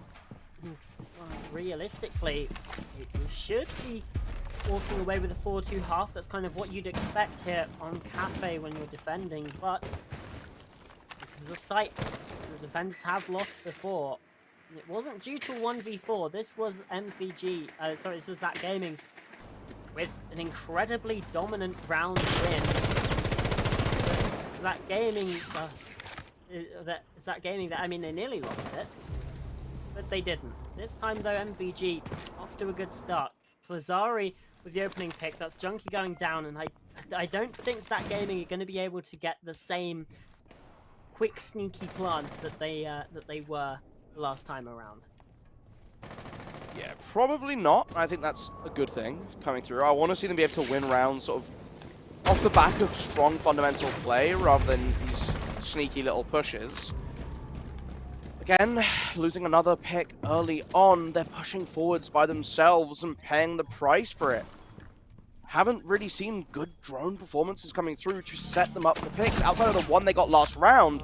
And again, we're walking to a situation where it's, can we walk up into sight? We get hit by a Banshee, swung very quickly. Yeah. And it means that the Fuse is now stranded as well. Misto opening up the wall. Can't really land those shots with the play on the stairs. Shimizu, lucky man, but Rise doesn't quite have the same fortune. Absolutely deleted from this round, but now the hatch opens up above. That's another angle to watch, and as Charlie falls to Kazari elsewhere, left on to Misko in 1 versus 4. Finds the first, but again, an ace required here. Opening up the wall, and they're only on 22 HP. Spotted on the camera as well. Position is being watched for, it's being known. The Banshee, good for it. Shimizu up from behind. And VG, you in fact get that 4-2 half. Everything is normal, everything is cool, everything's good. The universe has healed itself after the chaos of that first half. Yeah, I think that we've just seen Zach Gaming not look great. I think this has been my biggest issue, is that attacks just very disjointed. It was a lot of trying to push solo, and when you look at the way in which Molotov Gang wanted to play, it was around these early information tools, things like the Banshees to try and catch you off, plenty of camera information with, the Valkyrie coming through, Ear Frost to try and prevent some of your quicker aggressive pushes that you can go through. You can't jump through rotates, you have to look down and shoot down, and we saw 2 kills where the Frost being underneath a vault was the factor there, right? You jump through, you look down, you get swung back in a trade, and Molotov Gang have done a great job at holding their shape on the defensive end, and I now need to see the same thing from that Gaming if we want to see them be able to put up a good fight here. Yes, a lot of pressure is going to come now on Molotov Gang as they move onto their attacking half to see how can they move through the map, how can they open up and expose the defense. But I also need to see Zach show what they're made of, show the ability to, again, play that shape. And they're bringing along a Thunderbird. Not the most conventional of operator choices, but she might have her place here on the site. Obviously, those Kona stations going to be providing some healing to players sitting in more bunkery positions like Coffee back there. And maybe if you're getting pressured by an attack, the healing might be exactly what you need. Just to give yourself the edge in that fight. And again, remember that the attackers can also use that utility as well. Being a medic, she doesn't really choose sides. Geneva Convention and all that. Seems fairly important. No one on this middle floor. Jackal gonna very helpfully push on through. What are we looking for? Down towards site. No one else here. Jackal can move on. Keep the ball rolling. Again, no one extending too far horizontally either. All this space inside of VIP, inside of Restaurant, very much open for the taking to the attack. And you can see how close to site they get without any confrontation occurring so far this round. Now the push on through. In towards White, in towards Bar. Rice has found the opener, taken out Junkie. That's the all-night gone, so probably most of that utility already placed, but still, it's a gun, it's a player that Gaming don't have to hand. Just foul close. He's caught the super shorty, trying to do some form of cheat plays, running round. The drone spots him. Shimizu, what a kill to find. Lovely pick. Zelu now spotted out on these drones as well.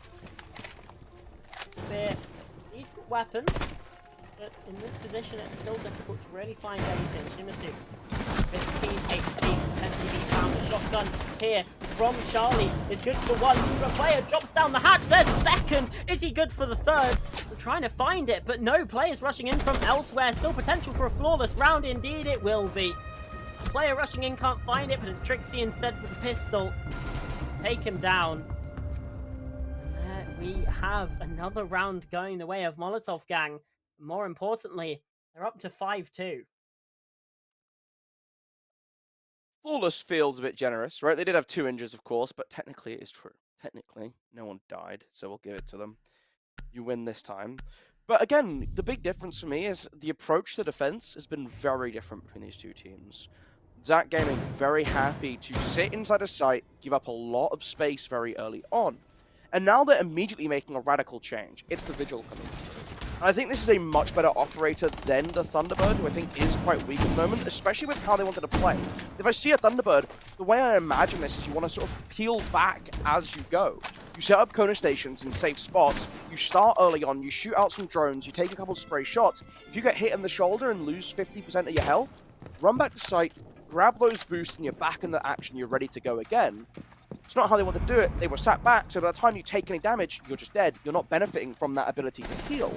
This time around, the Vigil's going to pose a much earlier threat to the attack, as they have to come and clear them out. But Shimizu, not faltered by the fact that there was nothing going on off-site last time around, very comfortable that they want to run this Jackal, they want to use it to make sure they can get through this map as quickly as possible, and that's going to be just so powerful for this next attack, right? They're going to be able to spot out Vigil very early on. Zellu tries to find that early pick, poking his little snout the window, but doesn't really find anything. Instead, still in a 5 versus 5. And, we can see it like normal. Sorry, that's being downed. Is that potentially due to a Frostmat? No, it doesn't matter, he's now dead.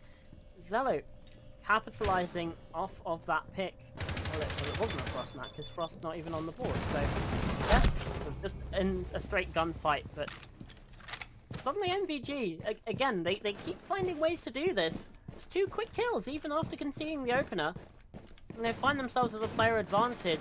Misko, in a difficult spot, being spotted by the Jackal, has to try and rotate those brown stairs, and I think does get away scot-free. The Dockerby calls as well, though, and be giving away so much information to the attack. I think you're acknowledging that if your opponent's any decent level of competent, you're going to die on that roam as the Vigil, so you're just trying to play for as many kills and more importantly how much clock you can take out for that death. Having Junkie come upstairs to try and play to support and just getting immediately gunned down, obviously not very ideal. Now you're looking to see how much verticality you can get opened up to clear out tight positions specifically, just so that you can make sure, for example, the window is going to be pressured. You can get in towards that site. Fill the castle barricade in the corridor as you spotted out a couple feet underneath it. If they can get this open and start applying that pressure on the side as well, down that main corridor, it will enable them to cut this bunker position a lot more vulnerable. That Gaming certainly left a bit vulnerable on the site. Has a kill from Rise, but Crisbow with 2 quick picks just managed to dip away in time as this comes through. Prone angle, that's case now dropped. The player still inside of Freezer in a 1 versus 1. He picks up Rise. Rixie now with this DMR. I think he might be aware of Charlie's position, but Charlie is not baited. He's not moving now. Getting aggressive, trying to bait some form of aggression. And MVG again. Just in those final moments, it's just little pieces. But it adds up so much. Thoroughly outplaying that Gaming when it comes to those end rounds, when it comes to those 1v1s, when it comes to those 2v2s. Now we see that Gaming take a timeout. Possibly a bit late, but it also has only been 2 rounds into this half. Well, if there's anything that could bring you back from the brink of defeat, Pastor, it's going to be the tactical timeout of this century. Timeout. Only 4 rounds to go. I'm sure you got it in you guys. It is obviously a difficult situation to try and pull back from. I think maybe you want to call this timeout just a little bit earlier. Even a round earlier, you lose that first offense and you just figure out you have to change something up, especially if you're going to run it back in a quite similar fashion. I appreciate the slight change. They realized that the Thunderbird not quite leaning into how they wanted to play the site, as we get a little view of the players. They realized that wasn't going to be the case, so they tried to change it up. Add that Vigil, play for a bit of roam. And there's 2 ways you can go about it, right? Obviously, what we saw from them was that they had the Vigil playing pretty solo, with Junkie around Brownstairs, trying to just lend a little bit of support here and there. I think you either have to hard commit to a roam, or you abandon them for themselves. You say, you deal with it, Vigil. The ball's in your park. Go have some fun. Play for that clock as best you can to enable the 4 of us back on site. The way they sort of half in, half out, left them very vulnerable to, again, the early push coming through from Molotov Gang, in which they got caught off and punished for it. The rest of the bomb site, again, I think you need to extend out just a little bit more, and we're running back to the basement for a 3rd time. The tactical timeout, I imagine then, is them discussing how they're going to play this site. How much are they going to change up? What are they going to go for this time around? And with something like the Solace, again, it's another one of these operators who can enable that roam, who can provide that information. You spot out where the drones are coming from. But it's still a concern for me, because I don't think we're seeing a big enough shift in how they want to hold the site. We're not seeing this large extension out into VIP, for example, with shields to facilitate that extension, or big bakery holds. I wanted to see something a little bit more radical at the end of that timeout. Yeah. One thing that I did find quite funny as well, just about the timeout, is the coach of whichever team was sat the closest to our camera view there, had to borrow one of the players' headsets to actually talk to the team, using the microphone there. So that was quite funny, but either way, it shows they are getting that communication. It's not just a chat between the team themselves. But MVG, they got off to a brilliant start yet again. Trixie is the opener. ESA Gaming might be in a bit of trouble here. Got the Montaigne's going to be applying pressure here from the stairs. You've got now a 5 versus 4 as well. If you're this attack inside of Molotov Gang. Things except for 7-2 here, perhaps. Monty immediately just walking up onto the doorway side. We're not looking, but able to trade it out. I think that's actually, all things considered, pretty good for you. But it's not great if you immediately lose 3 more members. You're stuck in the 3 versus 1, and yes, you get a consolidation kill, but still a lot more work to be done here for Charlie if you want to keep playing on Cafe. Drones scathing past, not spotting the Legion, waiting just around the corner. 2 players at the top of red stairs who will be walking down, but the drone swings around through the kitchen double doorway. The ping comes through, and you pre-fire perfectly. That's going to be the end of the game. Molotov win out. Absolutely do. Brilliant work there from MVG. And again, it's another quick map here on the stream. Complete decimation there. 6 rounds in a row as well from this side. I mean, if you include the fact that they lost also a 4v1, Yep. it potentially should have been a 7-1 even still. Yeah, I think it was unfortunate that the approach to Cafe wasn't quite as good as I think they would have been expecting from themselves. It's always difficult to know how you want to approach these more congested maps, and I think they lean too much into restricting themselves, if I'm being completely honest. Sad to see. We didn't see too much of them as well because they ran the basement 3 times in a row, trying to make that kitchen site work. And I appreciate that they made a couple changes, but it was always very similar, as if they had this idea they wanted to reach, but none of the shifts were quite leading to that right result. And I think at that point, you just have to scratch it off and go somewhere completely different, shake everything up. So there we go. Yeah, absolutely. It's a little bit rough there for ESA Gaming, but MVG climbing closer to the top of this group, and things starting to get a little bit mixed up now with we had Team Leisure taking that loss to Hair Troops earlier on, and now we have ESA Gaming, who were at the top of this group, now taking the loss as well. Molotov Gang jump right back into the action, up now onto 6 points as well. Everything is starting to shape up as I was going to say we start to see, but we don't really start to see who's really coming out on top in these groups. It's still very much anyone's game at this point in these group stages. Well, we got 5 more rounds today to get through before the end of the group stage, so plenty of time for things to change around, right? We're not even halfway through. We're just about to hit the halfway mark in the next round. So even teams that have had a slower start, put in a couple of good shifts in the next couple of rounds, and you can find yourself slipping through in maybe some of those lower seeded spots, harder run, but it's still an opportunity, still that lifeline that you're looking for. And also, no team is going to get eliminated today. But if you can get yourself into the top 4 of the group, you at least get 1 bye. Actually, I think if you get up to 5th as well, you also get a bye into the next round. But if you're in that bottom 2, if you're in that 6th, 7th, then you do have to play the extra round at the start of the playoffs.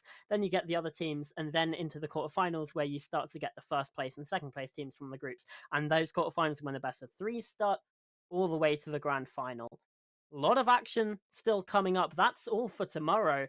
And today we still have plenty more rounds as well. So we're going to throw it off to a quick break. And when we come back, we'll have our next game for you. See you in a few minutes.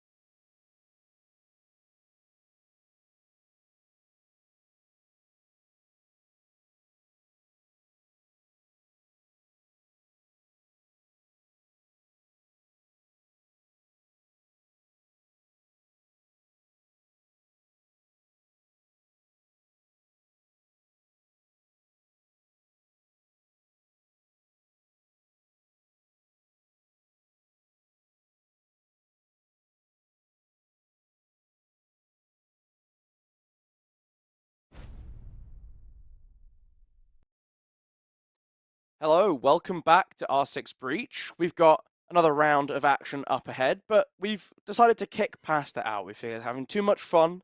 Yeah. They've been benched. We got in the A team here. Hell yeah, yeah. Cameron, too smart for broadcast. Got to get him out. Exactly. It's too smart. He has to be benched. It's us instead. You supposed color casters. We really put that to the test this time to see how smart we really are. It's going to be round 4 for Group B, I want to say. Am I correct in that assumption? I don't know. I'm not sure. I know there's 9 Uh, rounds today. there's 9 It's rounds a mixture today. of different groups playing at different times. Yeah, we had the offset, right? Teams get an hour lunch break and they offset them between groups, so we would always have matches running. It is indeed round 4. It's going to be Ventex versus Senior Residents. This is about as close as you can get to a losers match, really. Both these teams are 0-2, so this is really the fight for who can potentially scrape away one of those first round buys, as this will be heading on to Chalet here. Yeah, as it's been pointed out previously, none of these teams will go home today, but if you're in those bottom 3 spots, you'll have to play best of ones first tomorrow, which could mean you just get eliminated very early on in the day. So you really want to be getting these higher spots in the group. Yeah, I think you want to just try and push as high up as possible. And again, right, you don't want to be the team at the bottom of the group. That puts you in the worst possible position to try and run through the bracket tomorrow. Chalet should be an interesting place to try and see this. It's going to enable both teams to have very aggressive stances if they want to, be able to make their presence very quickly known, both on attack and defense. And it's one of these maps where, as an individual, you can really shine through with how many openings you can force for yourself. So there is a possibility here that it just comes down to which one player has the best game. That's always a possibility.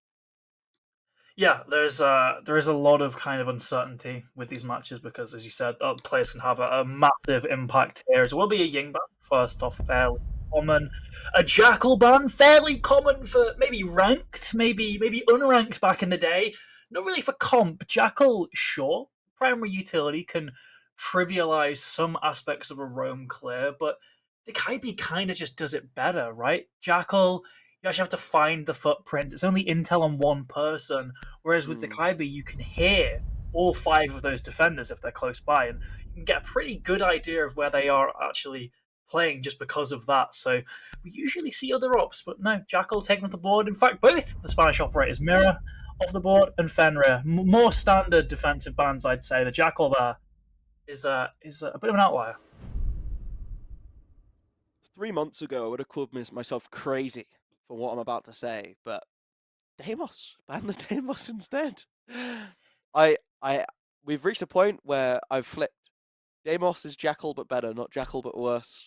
We've come to the conclusion. Yeah, I was a non-believer, I was a naysayer, but I've been converted to the Deimos school of thought. And I mean, it's still available. So could be immediately picked up. So that's something that we probably expect, right? Whenever this operator is available, the SMG-12 has been a lethal weapon, both on attack and defense today, right? We've seen Wardens really leading into it as well. A little bit more use out of the shotgun on that operator because you can use that SMG-12 to make up for it, whereas, you know, a lot of times you would see people lean on that MPX for support. It's nice to see that diversity and how you can play for fragging and the extra options it gives you in terms of leaning on the close range support of the shotgun. Yeah, I know you said you've been converted to the Deimos because you know the opinion that Deimos is Jackal better.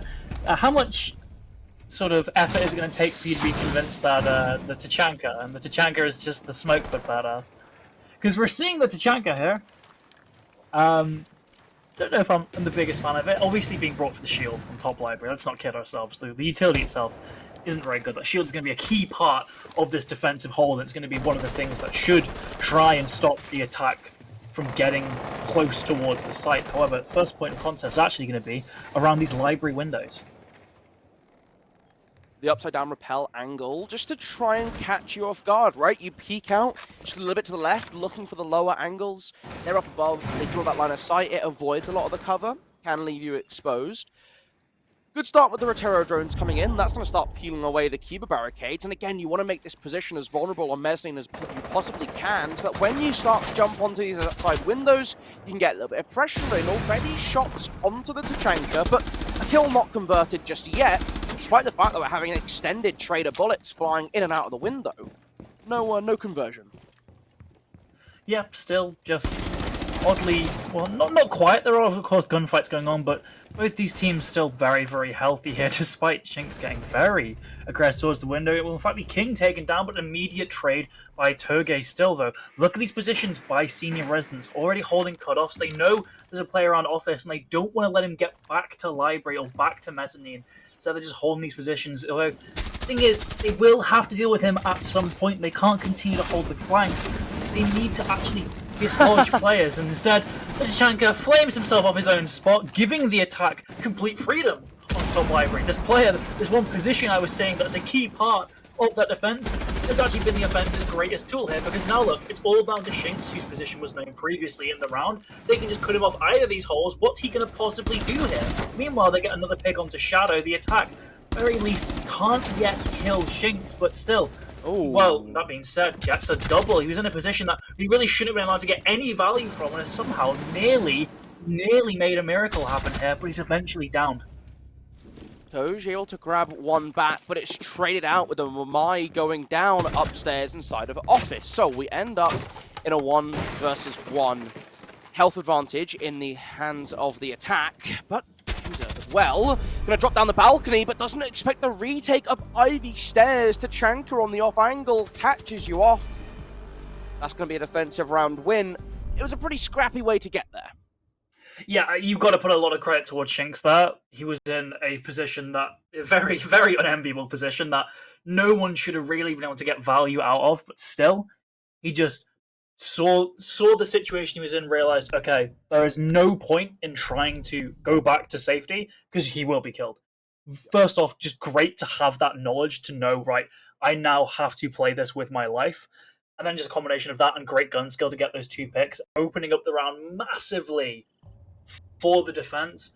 And then, of course, credit to his teammates for keeping the ball rolling. It will be a disconnect very early on, so I'd imagine this round will be rehosted, as nothing's happened since the DC. So that's a little bit more time for these teams to kind of think about what just happened. I'm sure Senior Residents are going to be pretty disappointed with the way things happened, all things considered, right? We saw the blunder from the Tachanka. We saw how easily they got Library control. Still, they lost the round due to one loose end, so they probably aren't the happiest. Team Ventex, though, really just stole a round away that they shouldn't have gotten at all there. So definitely going to be pretty chuffed heading into this timeout, or this rehost that I assume will be happening. It's gone all the way to action phase.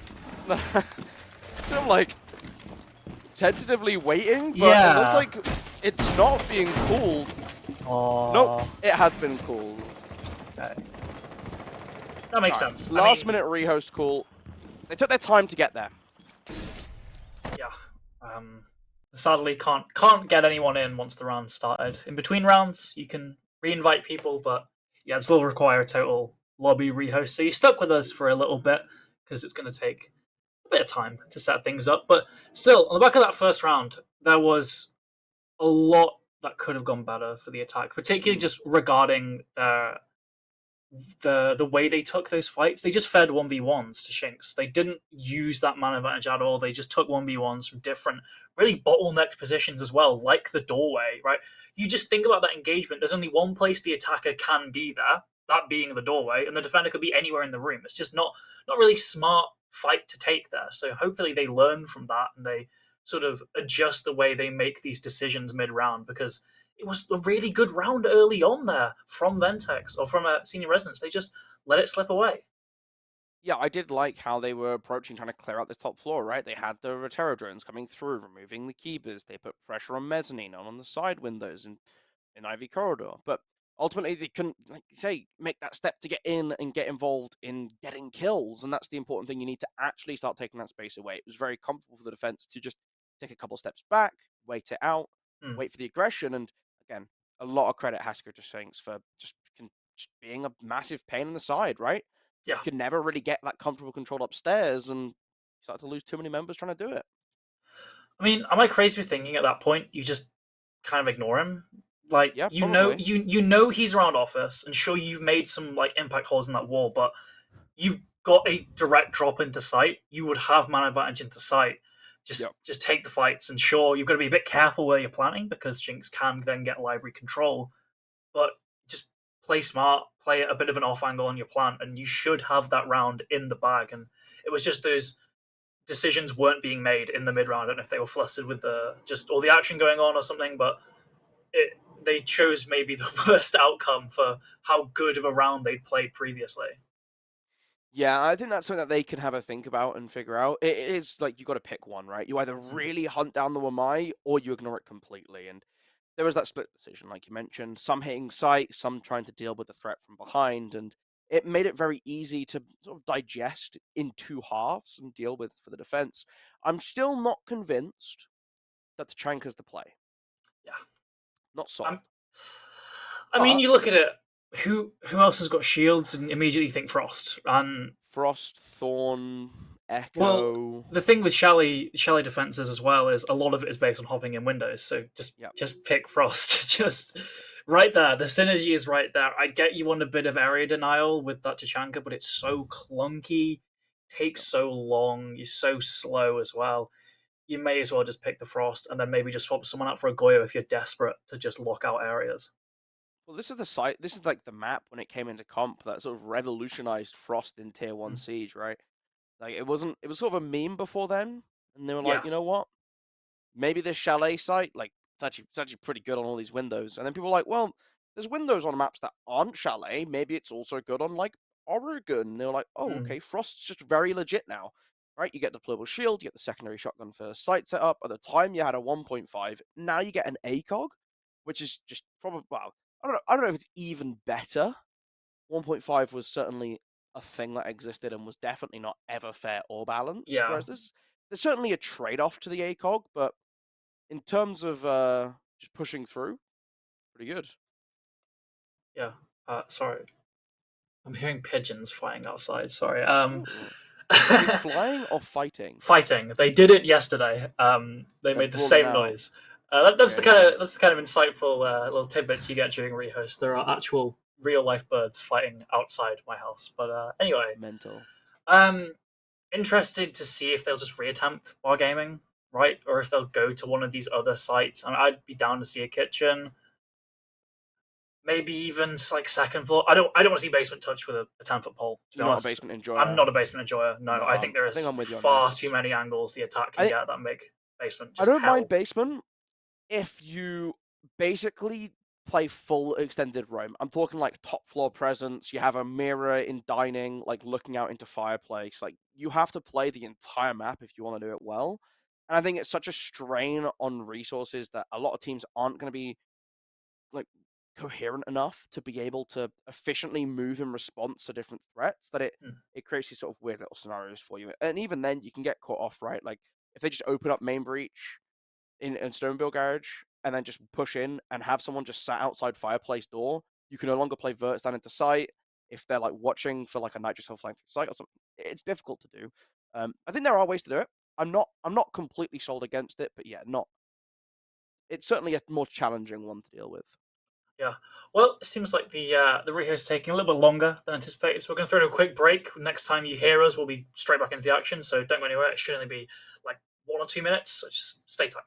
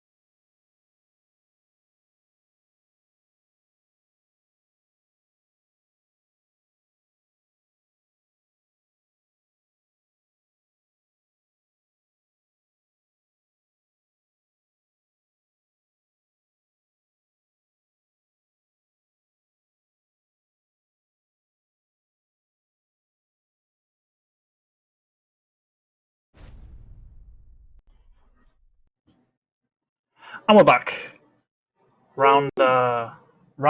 Two rounds. Round 3. We only saw one round. I don't know if they played that off. So did they play that? I'm very unsure what's happened right now. I don't know if they played the 4v5 round or what. Either way, it says 2-0. Last we saw it was 1-0. They won on R and Gaming, and now they are defending Kitchen. The second round, they called it. Okay. Either way, there was a rehost. Apparently, that's gone to the way of Ventex, who are now defending Kitchen, and they had a pretty good run of things with Bar Gaming. They had a very, albeit they were bailed out by their teammate. Shanks had a very good round. They just need to ensure that they don't lose players too early, I'd say here. They were just pretty reckless early on, and they kind of relied on individual players, like going incredibly huge to really win back that round. They just need to not play anywhere near as risky, I'd say. Yeah, it's a pretty good way to summarize it. I think just be a little bit more careful with things. It is going to be kitchen dining, so that is something to see, and I like to see the OSA as well. I'm a big OSA enjoyer. It is something that can be a little bit vulnerable, you know, like they just throw an impact grenade, they can deal with it pretty swiftly, but we'll have to see how it works out for them, as they're now already getting top floor open up now in towards office. They can start to apply that pressure, or at least deny verticality to the defense. The double reinforcement on the long wall, though, is going to make it harder to contest both into piano and into office, but that's certainly not going to stop Logic from getting the first kill of the round, as they now can start to put a little bit of that focus downstairs on this main breach and work it away for how can we walk in and get this main plant down. Yep. Already got control of the fireplace area, which, you know, obviously isn't the most contested part of the map, but still, good for them that they've gotten one pick and haven't really suffered anything as a result. It's slowly encroaching towards office. Long angle being held onto bedroom. Shanks knows that and just wants to hide, really, not give away too much. Has 3 key barricades there in bedroom, just blocking out different lines of sight. So he should be safe for the moment, and eventually they're going to be forced to clear him out. But at the same time, he will also be forced to move further forward if he wants to have any impact on getting or denying the actual plant. So it's a bit of a stalemate where both sides aren't sure if they should push or just hold their angles, as Katsuki slowly wants to peek out, but again, isn't fully sure. A lot of indecisiveness for both these teams as we've entered that final minute, and someone's going to have to make a move eventually, and it looks to be the side of Senior Residents. They've got that shield open. The Tachanka canisters miss, but the plant side loses in a gunfight. They have a shield in front of them, and they just don't plant. Been able to pick it up now, though, and with a deep plunge in towards the site, you can start to threaten the denial while you go for it. But Igno taking their time to start putting it down, finally going to start seeing that tick on through. As the flank coming through, carefully, vigilantly watched from the hatch. Now it's a 2 versus 3. Nomad deep inside a site, gets the plant down, grabs a double to end the round. That's a fantastic start. They've finally been able to put a round on the board now. Yeah, great from them. Just great overall understanding of the way they wanted to play that round. Just having that top floor control and just holding angles. They realized they didn't need to take risks actually flushing out the defense from that second floor, when instead they can just hold them at bay. Get their planter in on that first floor, fight more horizontally and not really pay attention to vertical. And then it forces movements from the defense. It forces them to get out of those fortified positions, and they win the gunfight.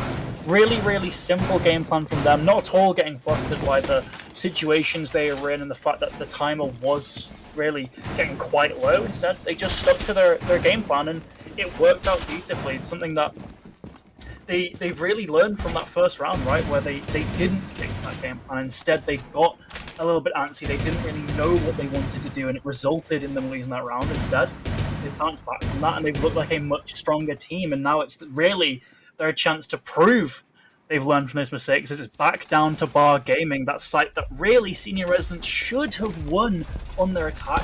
Just some poor mid-round decision-making caused that entire round to go up in flames. Let's see if they can get that that retribution.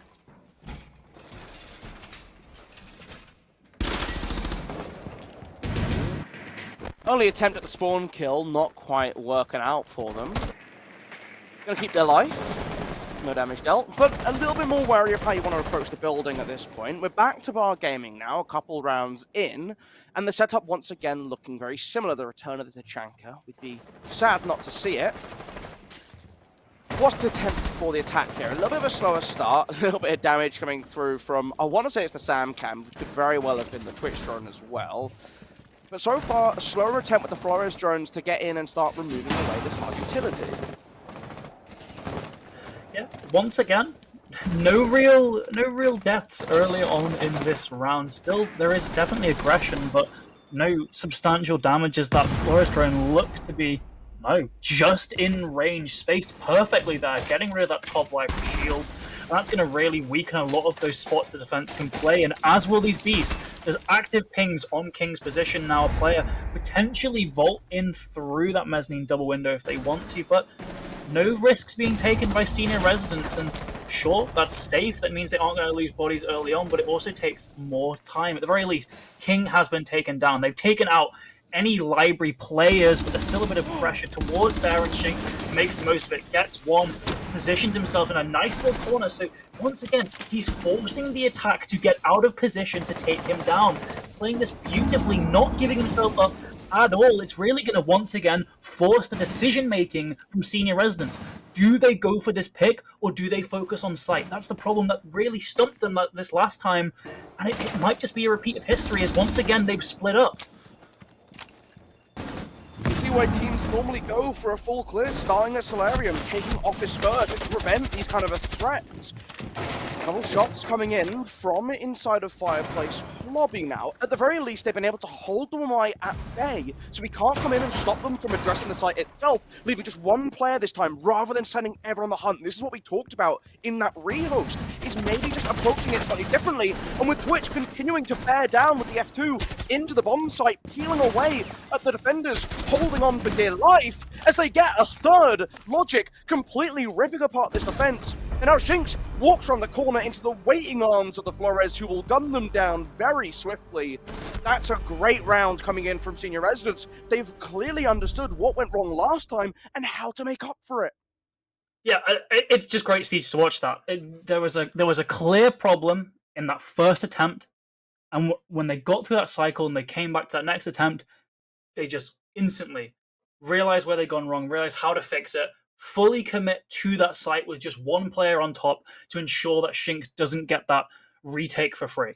Beautifully done from senior residents there. It's nice to see teams still know how to problem solve and still know how to improve on their failings, because it's something that is really kind of become a bit of a rarity now, as every team just crutches entirely on gun skill and just hopes they can win gunfights this round. It's nice to see the kind of analytical, strategic thought still at play here, and it's really brought senior residents back into this match. Absolutely. It's now 2-2, now even. A 4-2 wouldn't even be the worst. If senior residents were to lose the next two rounds, it would be by no means that bad, but they're also propping themselves up to get that even round count. Maybe if they win the next two, they head into that second half with a big advantage heading onto their defense. So this has been what could have been. This has stopped what could have been a very one-sided match and actually made it a lot more even here. Question is, can senior residents actually fully just keep this going? Just actually win on this second floor? Last time, they didn't even have a chance to play it, I don't think, because that was the rehost that wasn't properly called and resulted in a round loss. So this is their first time they actually show off what they can do on this second floor. I'm intrigued to see how effective they actually are at clearing all these defensive decisions. Will also, though, in the same vein, be the same time we get to see the defense play this bomb site, right? Because we haven't seen Ventex have to try it out. They haven't shown anything. So it's going to be a blind run of things for both sides. How are you going to deal with an attack? The way that they've won out is by having a good read on what the defense is doing and making suitable adjustments, even on their dining approach, right? It was having a very good read into how passively the defense were playing upstairs and recognizing they can exploit that to push deeper into site down below. and force the operators designed to deny the plant from going down in the first place are too distracted to be able to deal with it. But that's an opening kill from our star man for Ventex so far. The Shinx gets yet another pick and skirts away to the top of Mezzanine very safely as well. But don't walk backwards! You're going to take a little bit of damage, keep yourself alive, but you are very, very fortunate with how that's turned out. Yeah, just a critical blunder from Whaley there. I understand in those moments you don't really have the time to line up your shot properly. You don't know if Shinx is going to suddenly move. You need to take that opportunity right there. But a little bit of better aim, a little bit of better readjustment from the recoil easily brings you way back into this round. And of course, it's still possible, but a 4v4 is a way nicer prospect than a 4v5 here, as now Senior Residents are definitively playing from the back foot. They're going to have to do more than just trade out to win this round now. And they lose their Ashe as well, an operator that's all about gunning and active utility. So that's just a big blow, all things considered. They can still potentially get this wall open. There is a Kaid with an Electroclaw in play, so it will require active EMPing from the Grim, who's just evened things out, taking down Shinx. So very good from him, but still, a lot of attention will be required towards getting this wall open. The first EMP goes out. I'm not sure. Well, they've doubled it now, that's for sure. Claw is still in pocket. There was no trick attempted. They can certainly get that sight wall open. They just need to not really get ahead of themselves now. They've got one pick. Plenty of time, slow things down a bit, get on your drones, find out where these players are, because if King goes on drones, he can very easily get a pick with how aggressive his position is. That's all the Selma's been thrown down now, and the Claw's back active again. There's a hole, but I don't think you can actually walk through this main breach. It's going to rely on maybe opening the side. Oh, maybe it has, never mind. A quick trade of kills going back and forth. That's pressure coming in from the windows on the side as now they're trying to force their way in through Piano, using the hives from Grim to push deeper in. The swing in from the site doorway is going to enable them to sprint through to the half wall, avoid the doublets coming in from the Kaid in close proximity, and start to get the diffuser down. Another close range gunfight, one on out. It's going to force everything down to the Jaeger. Back of sight in a 1 versus 3 now as the attack can start to skirt away to safety. The last phone call comes through as well. You know exactly where the Jaeger is. The flashbang over the top to provide the blind. Might have been a missed knife in the middle of that. Nope, never mind. They weren't messing around with anything too funny. Just going to gun them down with the SMG-12. Yeah, no chances being taken there as they finish things off. It was a very nice execute there. I'm a big fan of how much utility they put into that Piano corridor. And then I had one player going through the external door, catching them completely off guard and getting a safe plant down because, as you pointed out, that breach was a no-go. Can't vault through that, so you have to get towards that precious half-wall position somewhere else. They see that problem, they find a solution to it, and they execute that solution, winning the round. Really just a completely different style of play we're seeing from Senior Residents since that rehost, and I'm loving it. I'm loving how much more confident they are in that shot-calling ability, and it's working wonders. 3 in a row for this team now. 1 more required to get a wonderful 4-2 split for them. And it's on this bar and gaming site once again. They were stumped completely first time and seem to have just solved it after that. So it's very, very risky for Ventex to triple down here, particularly when other sites, like even the basement or the kitchen, were open. Just give them something that they haven't just shown to have dismantled completely. Still, going to bar gaming must be a comfort pick for them, but it could also easily seal a very bad half for them. We'll move on. Didn't want to shoot the drone anyway. Felt like they needed to give a chance to it, you know? They've only got 3 attacking rounds so far, given a little bit of extra drone info to help them claim their 4th. Slight setup still going on as per usual. Slightly different approach to this top floor though. You've got Tosh looking to try and take out some of this early information before running back to the relative safety of the shield at the top of the staircase. Drink's now on the Azami, so they're not going to rely on some heroics from OMI hiding away inside of office, but still going to get that opening kill once again, so consistently finding openings for Ventex, but now we need to start seeing them convert on these picks. Yep, they've got the advantage. They can just play the advantage now, played for these 2v1s, but Katsuki's all off on his own, and yes, he can catch the attack off guard, but if he's picked here, can't be traded easily at all. So once again, it's Ventex playing a high-risk style here, just having this one player off on his own, using the solar scanner to find out where people are playing, where these drones are. But again, all on his own. If he is spotted by anything, he can be easily taken down in a 1v1, but elsewhere Logic is down, so technically a 5v3. Ventex doing a lot better. That kill will be confirmed as, I'm not sure how Igno didn't get one, but King just triples down Ventex's advantage. We thought it might be a bit of a risky maneuver to go to Bar Gaming. We thought it might have actually really sealed this as a 4-2 half, but Ventex have massively improved here. 1 versus 5 now for Senior, or for Nevan even. And there's just nothing he can really do. Not even in the building here, on this gridlock. No nades to their name, a single drone on the rappel. Nothing.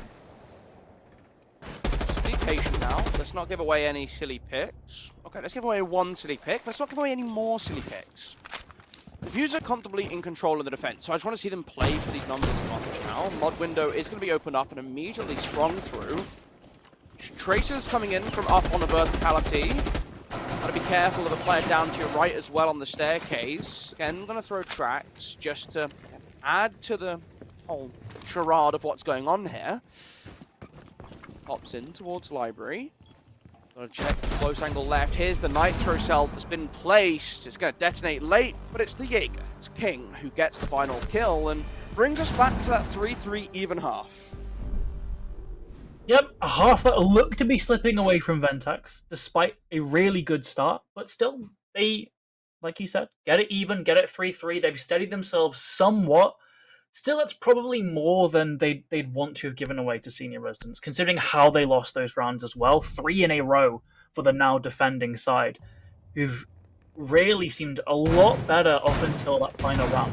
They're on their defense now, they're on that traditionally easier side, bringing fairly standard operators. The Azami is going to be a big thing to deal with.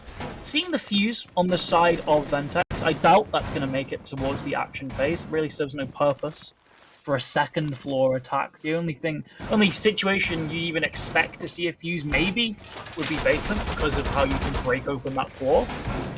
But I think this is just a case of picking a random operator to fix or to repick later. But as we enter that 10-second mark, Hige's not switching ban.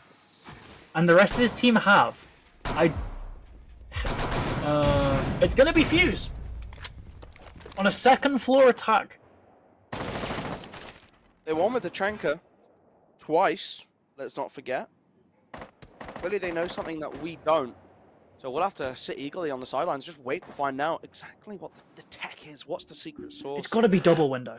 It's got to be double window. That's the answer, right? Maybe you put it on piano window to clear out util around piano, right? Get rid of a shield, maybe a banshee hidden away on the corner.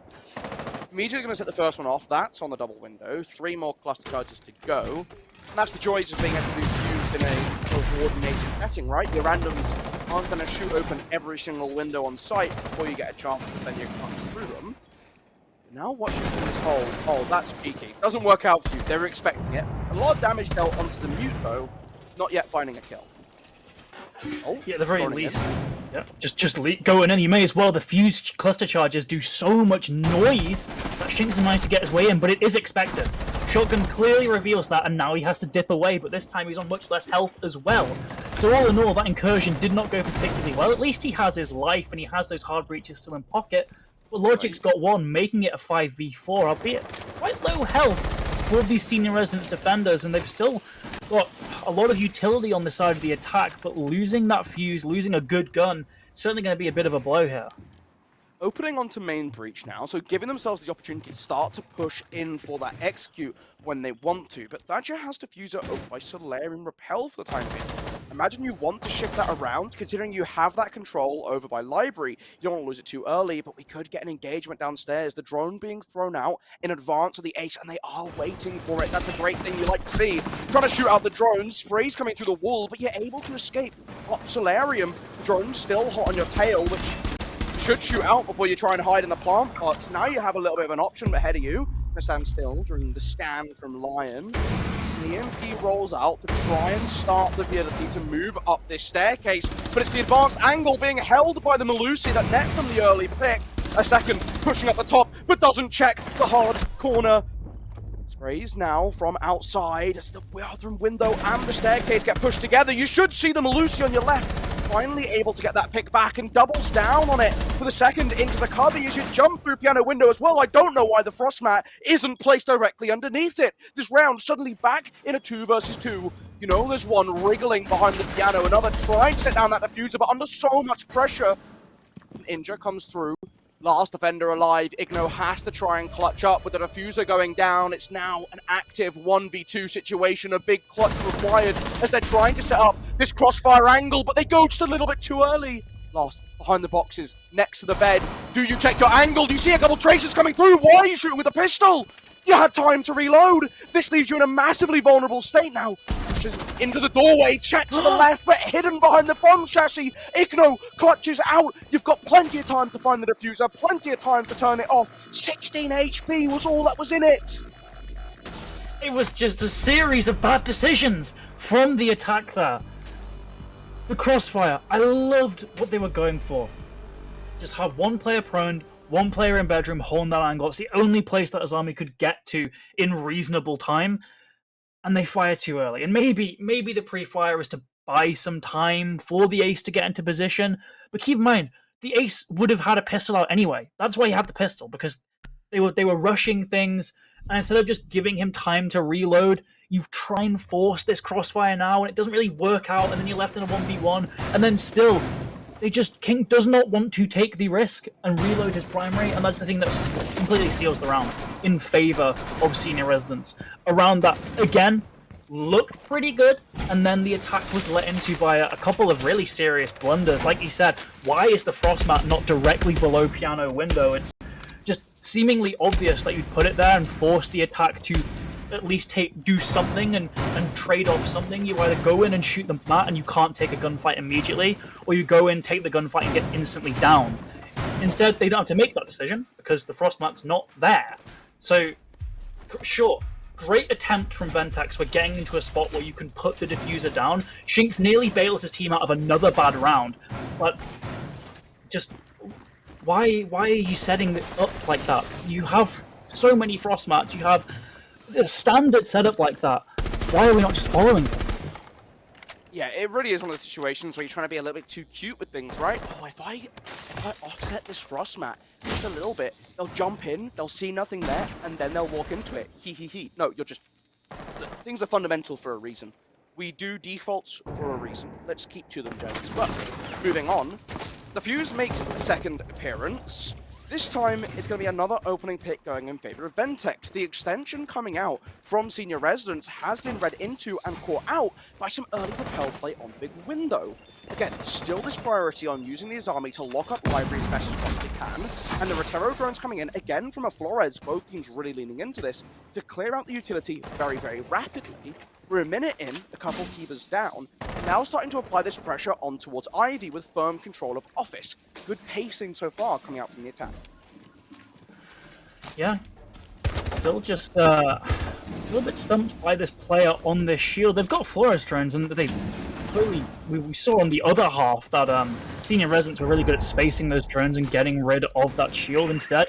Only one remaining for Shinx here, and hopefully, for their sake, it destroys the shield. It looks like they've got in position, but that's still taking quite a while. But look at that, instantly, Toge takes advantage. They realize they've spent a little bit too long clearing that shield, and they need to speed things up.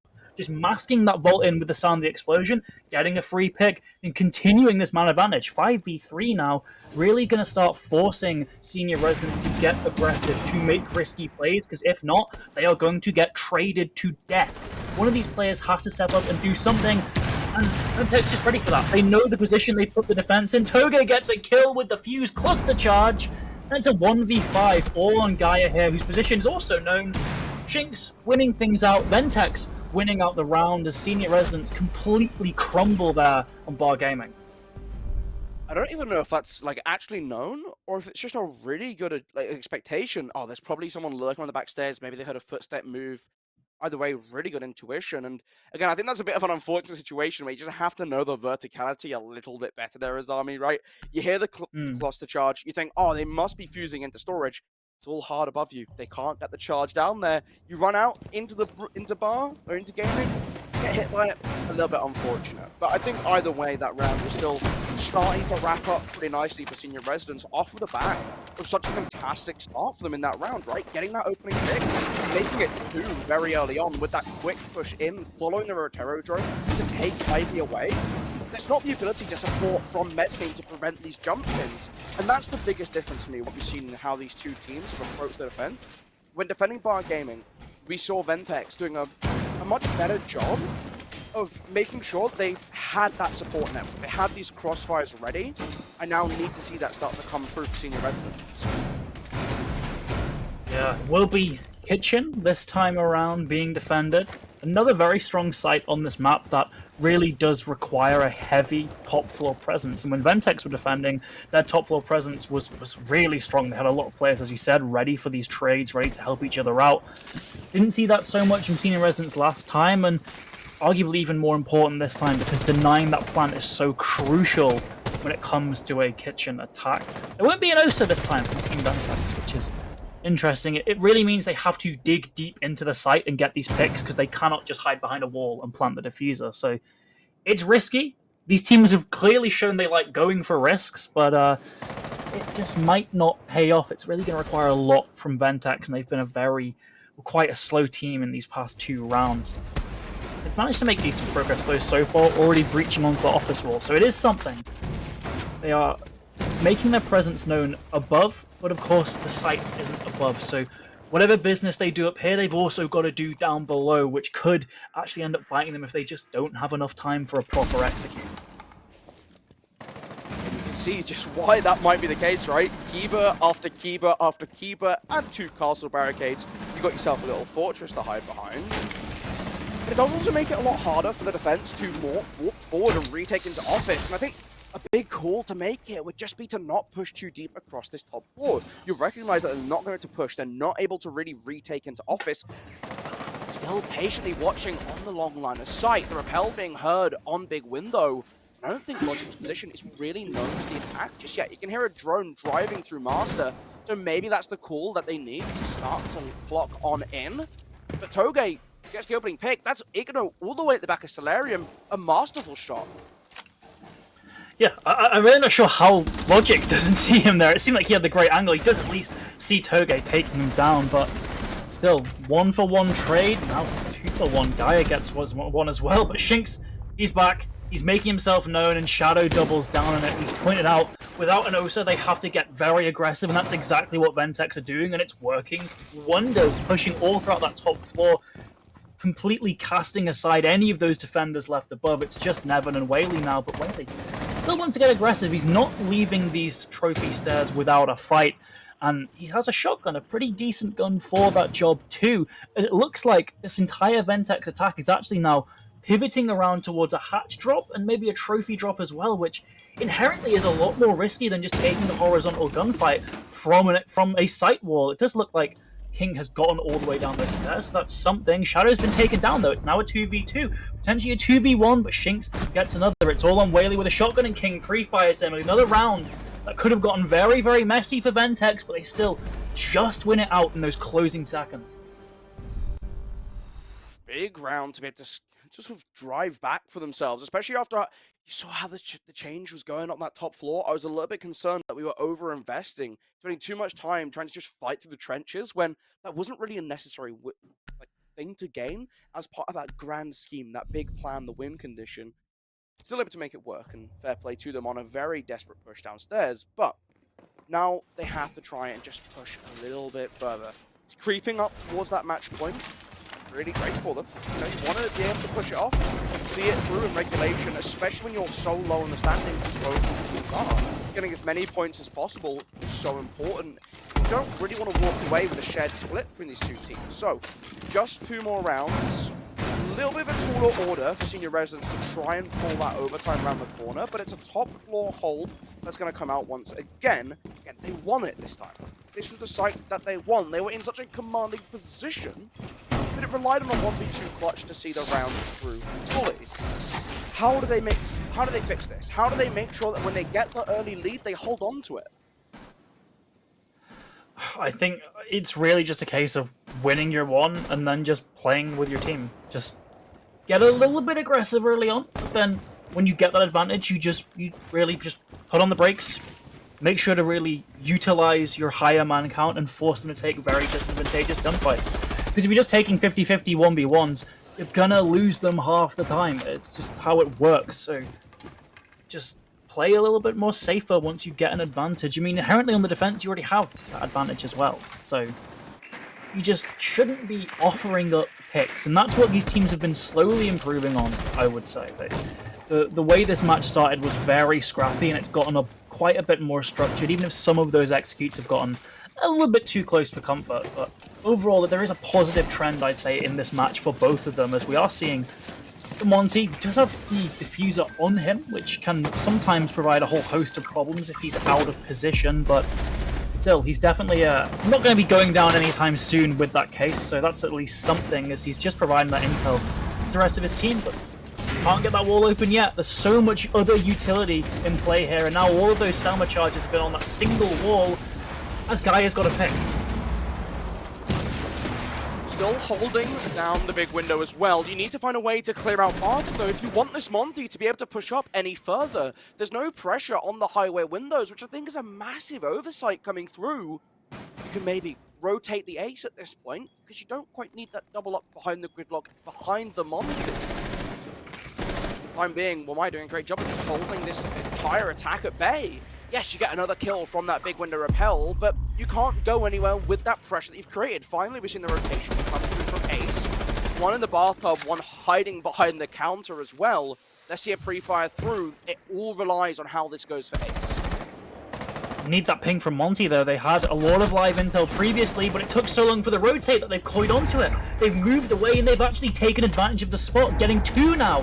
3 versus 2 for the defense. 3v1. It was just too slow from Ventex here. They've gifted this round away to Senior Residents. It's all on Katsuki. Less than a minute remaining. All the way down in the basement here. Sure, a lot of bullets in that magazine. He can definitely get those picks if they're offered to him, but they just won't be. And there's no time anyway. He's got to get all the way up to that top floor. Team Ventex really had the recipe for success, and yet they were stuck there in those same positions despite the intel being brought by King. No one was acting on it, and as a result, Senior Residents are just allowed to live. They're allowed to stay alive throughout the entire round and then get more picks. It's just a horrifically bad mid-round from them that has resulted in this being 5-5. Ventex was so close to match point, so close to getting at least 1 point out of this matchup guaranteed, and now it's still all in the air. There's still potential for OT. Senior Residents can also win this in 7-5 fashion.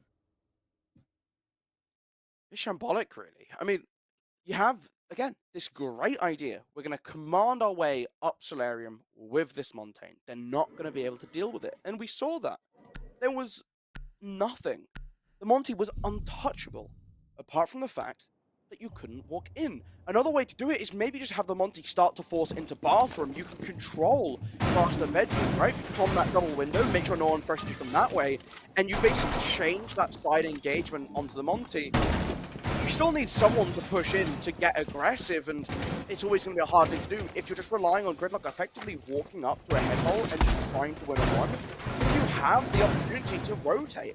Again, like you mentioned in the round, too long to do. Highway was being watched by the time you got there. It ended up not mattering. A big oversight on Ventex. And in fairness, really well played by Senior Residents to make sure that they still found a way to deal with this threat that was causing so many problems. Their mid-round adaptation has been very good. Well, yeah, just the game sense on display from them after realizing, okay, this Monty's looking at us, but no one's approaching us. They're probably doing something on the other side. We need to leave. Great from them. Just great identification of that problem. But yeah, it shouldn't have happened. There should have been a far quicker response. And that's the big criticism from Ventex. They're just being too slow here. This time being offered up a problem that is the control around Library on top of this bar gaming site. And Library can be dealt with pretty quickly if you're efficient. There's a lot of windows, obviously. There's a lot of easy access towards Ivy Corridor, towards Library itself. Player in the corner is going to have magnets, but you can still just spam flashbangs. You can still spam Bs. You've got plenty of utility to throw at him to just, at the very least, force him down that hatch. The problem is you've also got Igno behind that Kiva barricade, and that's going to require more attention, and that's attention that I don't think the Fuse can provide. I'm not sure how sharp the angle is on that cluster charge. Indeed, not very sharp at all, and those cluster charges also caught by the Wamai magnets. Nothing really found there at all, and they're probably just going to break that window as well to stop the Fuse from doing it again. So overall, a bit of just lack of use and usefulness from that utility. It should break. The frostmat underneath it is still alive as well, because I believe it was shot out. They're not all 5 popped sent into the room. Office control in hand, and they've started to open up the office wall, which is a good start, but you can see the line being contested by Wamai from the corner inside the library. They're still very difficult for them to push up and dislodge any of these comfortable positions. Yeah, Shinx burns one of those Flores drones as well. At the very least, King gets one, so that's something, and they've still got plenty more Flores drones to deal with that shield at the top of the stairs, but they aren't quite confident yet, and instead Katsuki gets down by, I believe, a Frostmat, finished as well as Igno gets another. What's happened to this Ventex attack? They seem to be surrounding everyone in Library, and they just haven't won their gunfights. Shadow's still outside holding down the flanks, but there's no one being offered to him at all. He's going to have to enter that building eventually, or else he's just baiting the rest of his teammates, and with a big Kiba barrier, or the big Rooney barrier in the way, he'll have to take the long route. So even more time being wasted here. And Katsuki's got that Frostmat debuff, so he can't sprint. He's even slower. The time wasting from this utility is immense. The Ventex Senior Residents haven't really done anything in the past 20 seconds. 25 seconds left with another kill being consolidated. They do trade it out very quickly with the pressure coming down into Fireplace Hallway, flanking down Ivy Stairs as well, but a split attack means that they're going to rely on 1v1 gunfights. Pushing in now closer towards the bar, caught off by Mudroom, caught off by Stockroom. The defense hold tight yet again. And I gotta point fingers at that Fuse pick. I really do. When you have operators like Capitao on the board that have got so much utility that can help you in so many different situations, it can help you with a top floor clear, it can help you smoke out lines of sight for the plant. It's so much more versatile and brings so much more utility than something like the Fuse, who, yeah, can destroy a lot of stuff if it's near a window and has a good gun, but that's about it. And they were still bringing him time and time again, and just wasn't finding any real use. So, hoping we've seen the last of our Uzbekistani friend. Hoping we see a couple more useful operators being brought here onto what could be the final attack of Ventex on this map. Will be in kitchen and dining. So once again, expect to see a lot of pushes towards that top floor, but also the way these teams have been playing, don't expect too deep of a push really. We saw Senior Residents do a very good job on their attacks of just holding them away from office, but not really contesting bedroom at all. No OSA shield being brought for the attack, though, does signify to me that Ventex are looking to clear that top floor entirely and really focus on going for gunfights rather than getting the diffuser down, because that's what brought them success last time. Again, very similar setup for the top floor. It's all going to be locked down, it's all going to be keeping up. We saw this weird exchange, right, where they got that early step, they got the breach open up into office, they had a long angle kill go in their favor. But they did push a little too deep, right? They tried to get all the way to Solarium, and it led to this really weird fallout effect, where they found themselves in the worst end of the 4 versus 3, despite the fact that that should have been a really comfortable launching point to start to transition that control down towards the bomb site if they wanted to play for a plant. How do they do it this time? Well, I want to see them just sweep straight through office, right? Let's just get those gunfights going comfortably rather than forcing ourselves to just jump through piano window and hope for the best. Yeah, looks like they've had a pretty good job of things so far. Shadow gets one onto Gaia. The Wamai down is a very nice pick because, well, that's active utility. He doesn't get all of it straight off the bat. He has to stay alive to make the most of those Wamai magnets, though it does come at a cost. Toge's been taken down. That's the Ram. Another bit of active utility that I don't think will have been used at all, as they have only just breached the office wall. So it's actually overall a fairly even trade, but Logic should really maybe put the brakes on a bit, not be challenging such a long angle there, especially when there's more barricades left in pocket for him to use. Evan seems to be in a much more aggressive and risky position there, holding the prone angle. He easily catch someone off guard, but at the same time can't really move away that well if he's spotted. So again, just another risk. Both these teams love playing this a little bit dangerously and not playing particularly safe, as Igno has been taken down.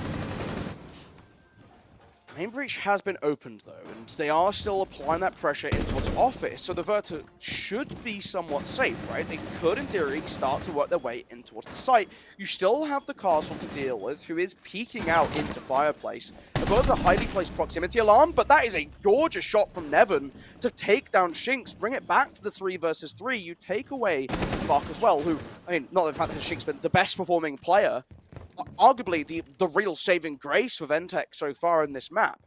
3 versus 3, but very low HP on the castle. Still very winnable for both sides here. As shots on the Solarium default camera, they don't know that there's a player lurking above the defense. They've so far been able to pass by each other in the night, but they're running closer and closer in, looking to get to the site hatch. But even despite the HP, getting aggressive and winning out gunfights, completely shutting down the push to the main breach, has been able to take down the Thermite, and a Nitro Cell flying over the top finishes the deal. Grim dies to his army up above as well, and Logic, watching on the retake converts, has been able to watch down, look on the Thatcher as they run in last second to try and salvage a plant. They've pulled off a big sweeping take. Yeah, just the issue really with going all for gunfights is if you don't commit to one of those floors, you've basically lost the round. They didn't commit fully to that second floor, allowed for just one defender to remain unchecked, and that just wins the defense of the round. Really nice job from Senior Residents there. They've finally brought themselves off from 3 points. I did forget your camera's broken, so we're just using a still picture for the moment. Did catch you off guard a little bit, but yeah, Senior Residents hop onto 3 points, 3 ahead of their opponents in this matchup, so they are still in contention for getting one of those round buys. First, second, I would say is probably off the table by now, but securing third to fifth, you at least get one round by, and we'll have to play one best of one tomorrow rather than two. So we see a couple of developments happening with your camera. Yeah, I think it is pretty done for them at this point in the group stage. Unfortunately, not being able to take a single point away from this game is not an ideal start, but that happens, right? You're able to have a couple more games. You can have a bit of a think about it tonight, and they're not eliminated. They're just going to come down very, very low in that pecking order, so it's going to be a much harder run for them if they want to keep going tomorrow. But they have plenty of time to now think about it, and I think you do sort of remove a certain amount of pressure, right? You hear a lot about these lower bracket runs, and we're not going to begin to say that it's ideal to be in the lower bracket, or, oh, I wanted to go in the lower bracket for the buff. No, we're not going to start with those tomfoolery shenanigans, but there is something to be said about removing that pressure that you no longer have to try and fight for the big wins, right? There's no longer any expectation on you to do anything.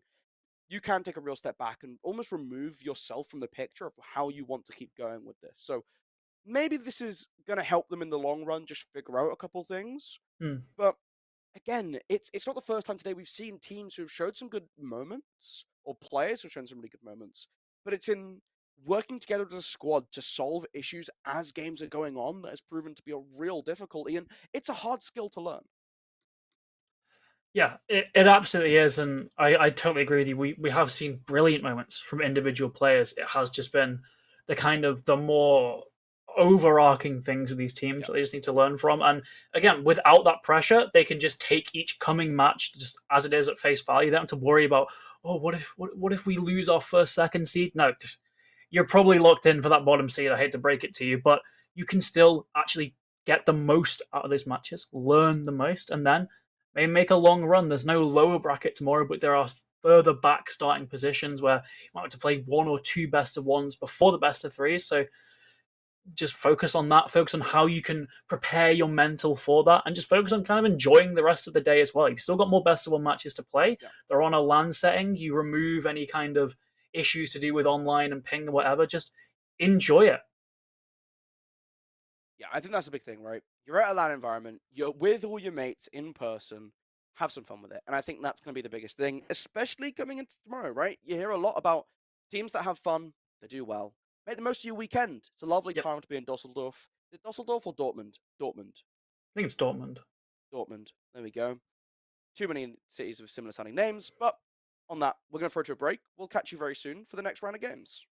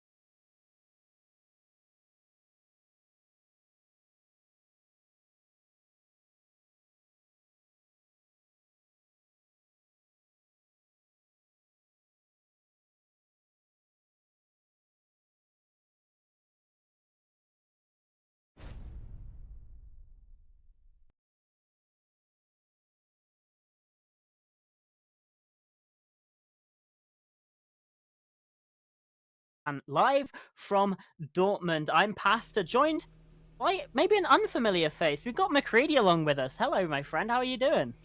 Yeah, I'm doing great. I'm really excited to get stuck into this. It's been a hot day, it's been a hot couple of days, but there's no better way to relax than just sit down and enjoy some other people suffering with the heat and try and make some games work out. Now, I've been watching the streams in the background. I've been watching the games that we've seen. It's been some exciting scenes so far. So I'm really excited to get in, join yourself for the rest of the day and really see what the rest of these teams have to offer. Because I know I've not really seen the kind of group standings. I've just been kind of watching the games. I wanted to kind of take a look. Let's take a look past the actual groups and see how everything's been going so far, shall we? Yeah, absolutely. I assume that we'll start off with Group A, and indeed we do. We can see some of these teams have played 5, some of these teams have played 4, but the thing to point out here really is who's in first and second, who's in third, fourth, and fifth, and then who's in sixth and seventh, because those are your sort of different seeding areas. Right now, we have Entropy and NVG up in those top 2 spots, and then the sort of next 3 are Zach Gaming, MG Rayga, and Crown Zero. However, Zach Gaming are only 1 point behind MVG, but they then also have played 1 less game. So there's still a lot of room for shuffling about at the top of that table, but for Penta and for Rabbit Crew, not quite as good as we're going to look at Group B in a second here. Yeah, and taking a look at it, you can see Head Troops at the top, followed but closely by Team Leisure in that top 2 kind of seeding spot. Then Frequency and Envision kind of leading right behind them, not too far off actually, only about I believe that's say about 7 points between those top 4 teams there, which actually means with the rest of the games available, there's still potential for shuffling around. Towards this middle area, this is where I'm really excited to see it, is Frequency, Envision, and PBX. These 3 teams are so close that can entirely change how we go into tomorrow. Then you look towards the bottom, more towards the bottom of that table, and senior residents, Ventex, they're going to be set down on 3 points each at the moment. Not impossible to catch up because you look again at how many games have been played. So realistically, there's a potential for another 6 points on the board, so they can come back into it. But at the moment, it's just a case of are these teams able to push ahead? Yeah, absolutely. And just to sort of zone in on our game then, Envision Esports versus Project Black X. Both these teams on 7 points, very much right there with each other. We head back to Chalet. This is actually the first time we've seen a repeat map today. We've been very blessed with a bunch of different maps. We've had Clubhouse, we've had Consulate, we've had Border, we've had Cafe Dostoevsky, we've had Chalet. Now we're heading back onto Chalet again. Yeah. But even still, wide amount of variety, especially for best of ones, where you'd honestly not maybe expect things like the Border, like the Cafe to be coming through. Yeah, I mean, I think the main thing that really, looking at this map ban in particular, the thing that really catches me off guard is that Consulate stayed out until the end. I mean, Yeah. Project Blank, they decided we're going to ban out the Consulate because both teams, if they leave that Consulate in that late, it means they have to be prepared to play it. They have to be ready to kind of go to a map like that. And I know a lot of teams are still shying away from it. We haven't seen teams really take to Consulate like they have to other maps that have come into the pool, like some teams with Sky, like some teams with Border and Labs when it's come in.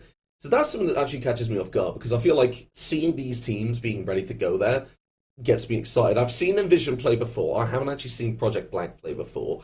And I feel like Envision, they've kind of gone to where they need to.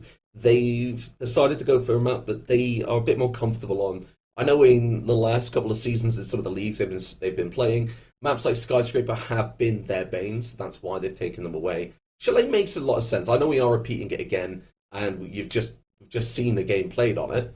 But I think that this is the right decision for them, rather than trying something new with Consulate.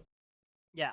And hey, neither of us have casted Chalet so far today, so it still feels like an incredibly new experience for us here.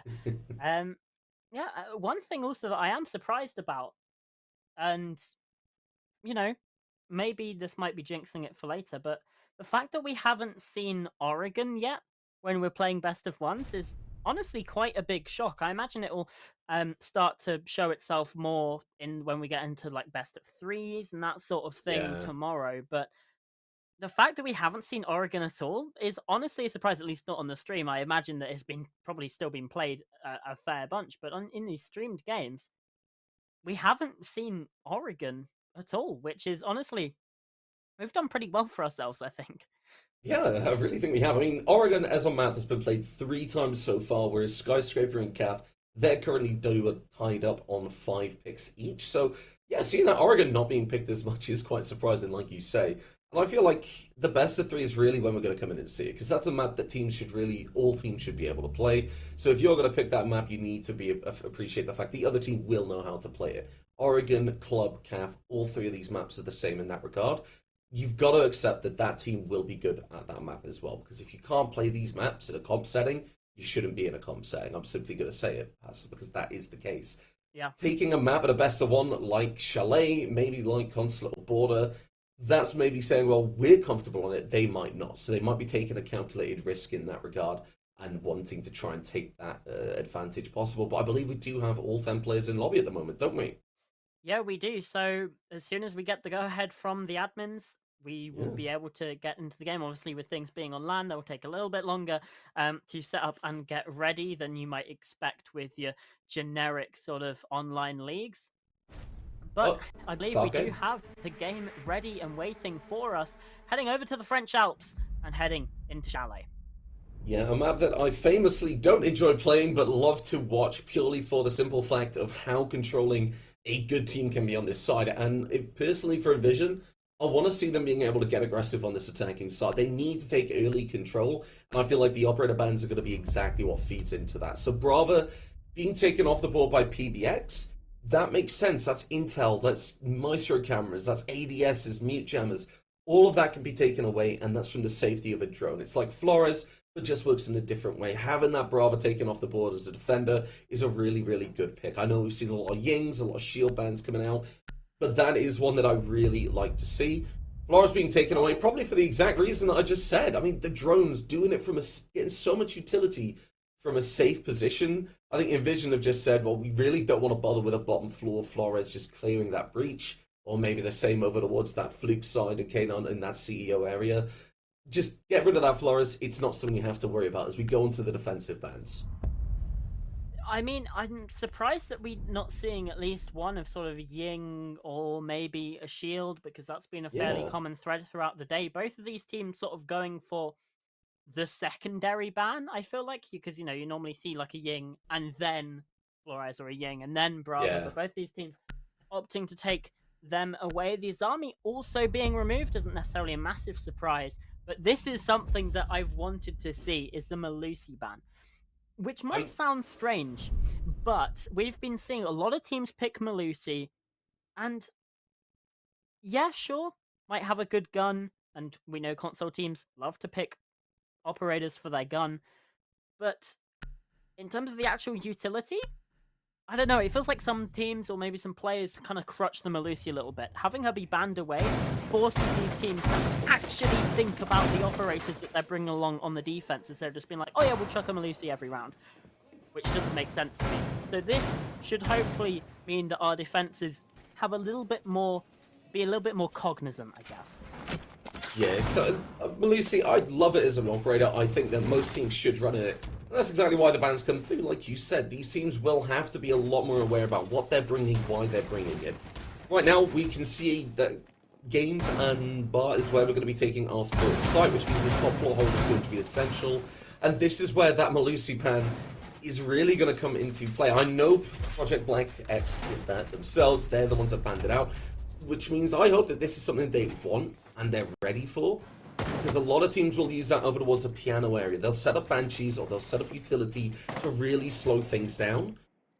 And that piano area is going to be where they're looking to do it. Now, while they are leaving, I do want to talk about I believe we are going to have a rehost on this one. As you can see right now, that game's ending. But that gives us a bit more time to do a little bit of strat building and theory crafting. I think the Fenrir, that's why we're seeing that player come through. That Malusi's taken away.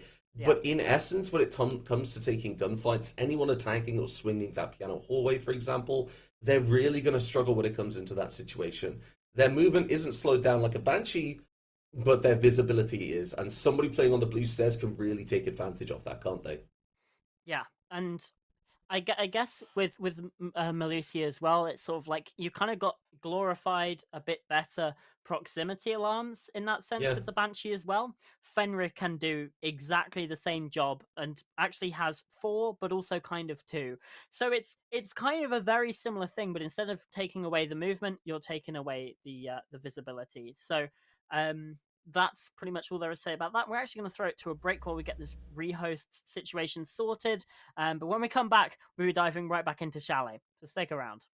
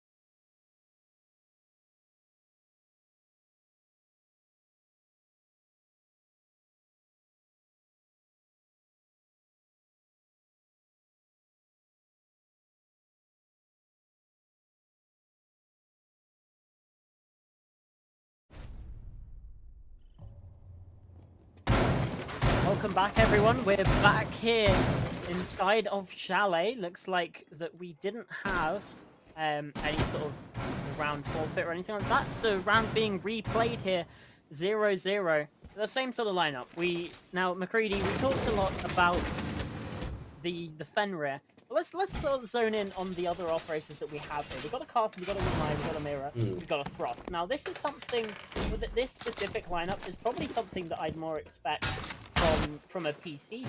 Obviously now that we have the Malusi band away, it kind of forces PBX's hand. Well, yeah, like you say, this is something that you would expect more from a PC team, and there's a very good reason for that. This is a lineup that is designed to slow teams down almost entirely. The Mirror is set up there. Supporting that Mirror is Castle Barricade. So as soon as a Castle Barricade finally gets popped by the utility, a Mirror window is staring at those attackers. The attackers then need to clear that Mirror window. As soon as that happens, well, Mine Magnets are used. That's more utility wasted out, and in doing so then, you have to start getting close. This is where Frost starts to come into play. All of this happening around that library area. But then there's also the additional fact that you need to consider of these players playing over towards CEO, playing Mezzanine, playing over towards Piano. Which is why this Twitch drone is going to come in absolutely massively, as well as these shields. Using the Twitch drone to clear the util, get these mirror windows off the board, that's going to be what opens up the round for Envision here. And if they're able to do that effectively, they can actually have a really good opportunity into this. But with these shields, the big thing I'm looking for is taking out these Frost windows before they're trying to jump in, because that's what's going to get this team killed. Yeah, well, they've already found a pick at least, taken out the Frost themselves, so Shiro finding the opening pick. But again, it's still just waiting. Nighty actually responds as well onto Rizraz. Twitch down. It's going to be a lot of that utility denial from the attack taken away. In the same vein as Flores and Brava being banned out as well. The Twitch is really the only one that can fill that niche. Now, Madara inside of the top corner. Are they going to be aware of this push in? In fact, there goes the Blitz jumping in. Kodaf, though, is the one that collects the kill. Now the Blitz pushing forward, but can't find it. Buck's taken out by Kodaf. Up on the mezzanine. Shiro at least with one, but Mandara answers back. Now it all rests on Dex, and the one versus three, trying to pepper some shots through from long range. They don't quite land enough. Now his position's noted. Has to rotate away, has to try and find another point of entry here. More towards the mudroom instead, but he's caught in the frost mat. It's not quite the death nail that it used to be once in the day, but C4 is going to come out, close out the round, and PBX start off with a successful defense.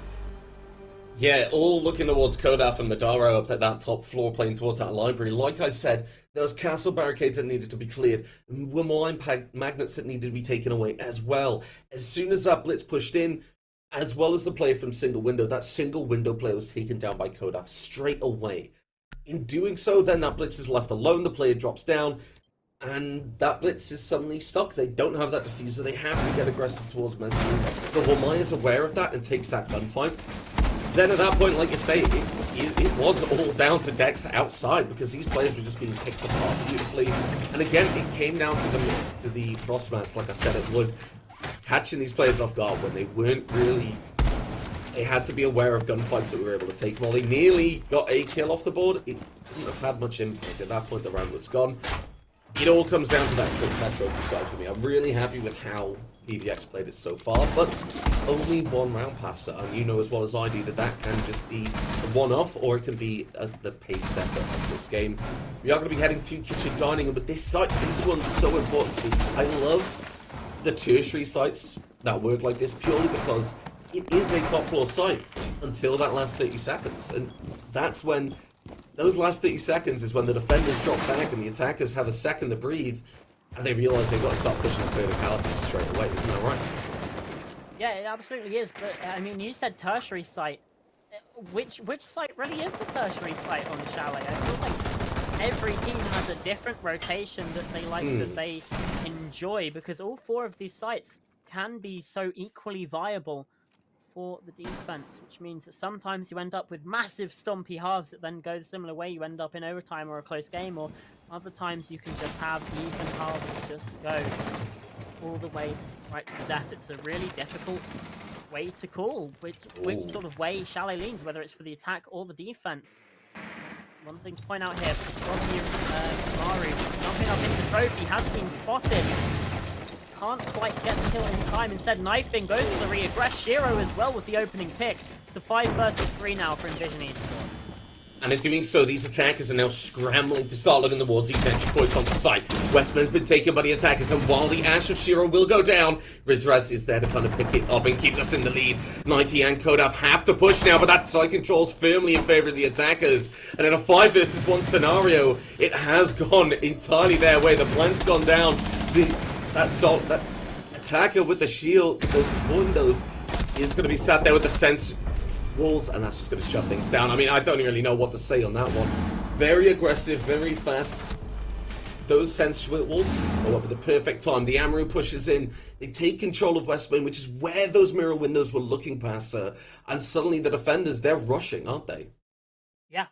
I mean, there's a perfect example of the 50-50 nature of Chalet. We saw a brilliant round from PBX coming through in the first one, and then immediately Envision answer back with a flawless. So, now for PBX, the question is, how do they respond? How did they get themselves back into this game? And it looks like, for them at least, it's going to be going down to the basement to try and retake the lead. Yeah, this is going to be a game of adaptation for me, Pastor, because seeing how PBX are going to respond in this first half to what Envision do, because they read it, Envision read perfectly into that last round. They were expecting and very much set up for that main library mezzanine push, that typical take you expect to see on a site like, on a map like Chalet, on a site like Kitchen Dining, which is where Envision were able to pick up that round. PBX, are they going to be prepared for something like that next time? Are they going to be aware that Envision might not try and go for that standard take? Might there be an aggressive push down main and blue? Will they try and go over towards trench? This is something that PBX need to consider. Right now, it looks like Envision, they will try and get this main breach open, rotate over to the side, and start pushing over towards that trench area, which is what PBX want them to do. Are they going to read into it? Are they going to change up what they're doing? That's my big question in this game so far. The breach will go down on that main wall, and the utility will need to be cleared off, but Dipsy could just put that down and just run off and just wait for the call from his team. As soon as that happens, you can see that mirror window above is going to start applying some pressure past him. Shiro, though, using the Ash charge just to deny vision there. Cracking up the window, and now it needs to be broken, which exposes the player, or just less information here for the defense of PBX. However, looking towards this round, obviously we have a 0 in play as well. Incredibly useful operator for dealing with things such as mute jammers that might be on the wall, denying this thermite charge that we do in fact see. I think still muted off, still jammed away on that main breach. And try and clear this at some point soon, because that's your main way of dealing pressure and applying any sort of presence onto the bomb site. Yeah, right now, having these players above is something that you can see Envision are worried about. Shiro, though, able to find that first kill. That util will go off the wall, and with Dipsy still on the board, that breach gets opened up. Like I said, though, there's no one taking that gunfight, but it forces the defenders down. Kodaf and Bilal, though, will have an answer very quickly. Bilal's find the second as well now. Here inside a mezzanine, dropping through the fireplace lobby. This rotation just a bit too slow. Dipsy has found Madara on the site, but now Bilal up and helping his team on the site. They've grouped up again. Kodaft as well now, making his way back down towards blue. All of these PBX players, they know where they are going to be looking to try and defend. They know where this push is going to be coming from, and it's going to be from this breach side and also down those staircases as well. Kodaft obviously a little bit wary that we might see something from blue, might see something from West Main, but instead Envision, they are just going for this one-sided push. The thermite charge on the hatch as well, just to try and create a little bit of pressure as Dipsy rotates back down. Time now starting to become a factor. Knows Fenrir, the X-Nat Dreadlight, so damn powerful! And Kodaft picks up the double to close out the round, and PBX do in fact get the lead back. It's 2 rounds to 1. Yeah, indeed they do. Looking at that, it was momentum that just shut that round for the attackers. Envision did so well. They got the early couple of picks. They were started taking control. That breach got opened up without any contest. And suddenly the defenders just got aggressive. They were winning gunfights, and Envision didn't have an answer. They slowed down completely. It was down to those two players waiting, just figuring out what they wanted to do. And in that time, like you said, PBX knew exactly where they were coming from. They were able to position themselves securely, and they had a player advantage as well. As a defender, you really can't hope for anything more than that. That was a beautiful situation to be in. They had that rotate. They had the Fenrir at Dread Mines. And in doing so, that was just a round that could not have gone any better for them towards the end. I'm really happy with how that rotation came through once they realized as soon as the attackers got aggressive, that mirror had dropped down, realized that dining wasn't the position to play in, they needed to back up on site. Okay, so that round's done now. So what we need to do is take a look back towards Games and Bar. This is a round that was dominating for PBX. It was their best round so far, but they were able to really lock down anything Envision tried to do. Again, like I say, it's down to this trophy side. So for the side of Envision, maybe having a push over towards this CEO side, maybe try and take piano control. It looks like a rush might be the case here. That Ash barricade will get that mirror window over towards Stock, and the Chaos will call that out. Makes it. Oh, he's missed it as well. Oh, that's horrible. And another Ash charge.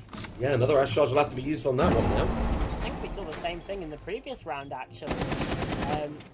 It took two attempts to clear the mirror window. Similar pitfall here to Envision Esports. Certainly not ideal when, realistically, in these situations, in these matches, every piece of utility counts.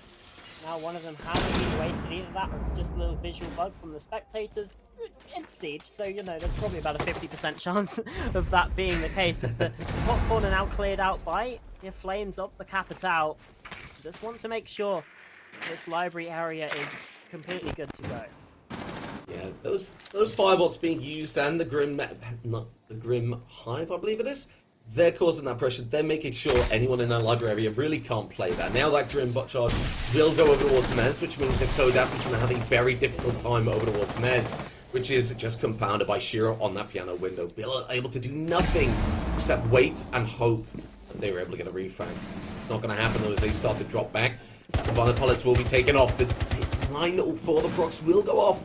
But no kill will come through out just at the moment as we reach that halfway mark. The verticality pass is there. The attackers, they have got put from A to B. Now they need to think about the next steps. How are they going to go for this execute? Well, like the first thought will be at least some form of pressure. As we can see the hatch now being watched by Bucks. Currently 0-2. It's actually 90 though. First player to actually get something. It's a trade here for PBX, and Bilal doubles down. Bucks being taken out on the retake upstairs. Now falling back down to blue yet again. Zara also going down to the basement. Chaos finding a pick, and it's falling apart for Envision yet again. We saw similar stuff in the first round. By PBX, they did lose the opening pick, but they're able to compound, they're able to get things back. The drop down from Dex is a good one though, taking out Madara. Does he know the position inside a mudroom? Instead, rotating away to a different place. Shiro's on the hatch as well. 90, a little bit removed from the rest of the site, but holding a long angle. Tails taking a lot of damage inside of the connector, taking down Dex now in the site, and the diffuser can get planted by Shiro, but the angle's being watched by 90, can't land the shots. Instead, it's the kill from Bilal into a 1 versus 1. 90, all he needs to do is watch, but he's running away instead. Dex can't land the shots in time, and there's only a second. 90 with a final kill. Just about gets the round over the line for PBX. Just about, so close coming down to that 2v2, make that a 1v1. Oh, that was horrible to watch from the side of Envision. I mean, I really felt that they had that there. They had to make a decision when it came down to that end round. They either had to split apart and have somebody watching that verticality, or they both had to commit to the site and risk somebody going upstairs. They were able to win the gunfight in stock, which meant they could get the plant down. But that's when PBX started to go on the retake. A player mud, a player towards 90, just able to win out the gunfights. They realized that that player was going to be playing by that jukebox. And it was so tight, it could have gone either way on that one. Envision, I'm not really surprised that they want this time out on this one. Their momentum is something that I've noticed round and round again. we saw the one round that they won, that second round over towards Kitchen Dining, they were fast, they were aggressive, that mid round didn't really stall out. Every other round, though, PBX have been able to get an answer in that mid round area and just put something that doesn't make MV feel comfortable, which has slowed them down, and as a result, PBX have been able to take control, reposition. That was a much closer round, especially much closer than the first one. And I really like the adaptation of bringing that Capital with the utility to flame out library. But it's slowing down. I mean, sometimes things are hitting the fan and you just need to roll with it. You can't really stop and think, right, what's gone on? Because in Vision, it's not working out for them. They're in situations where PBX are able to take advantage of this. Going back to Kitchen Dining Faster, what are you kind of expecting to see on this one? Well, I mean, hopefully some more action, because that last round was incredibly entertaining. I mean, to be honest, I completely thought that Envision had it when was it 90? Just ran away from the fight. I thought for sure that Dex had him dead to rights, but in fact, no. Gets the kill instead, but again, need to move on. As do Envision, they can't let that round really weigh on their mind too much. They have to be able to mentally reset. They need to have the fortitude to just move on to fan out focus here on round number 5. They're defending Kitchen Dining, like you said. And really, again, this is a site you play from above. You make sure that you have that top floor control because it's so damn powerful. And when the attack gets hold of it, very often they're able to get the plant down in one way or another.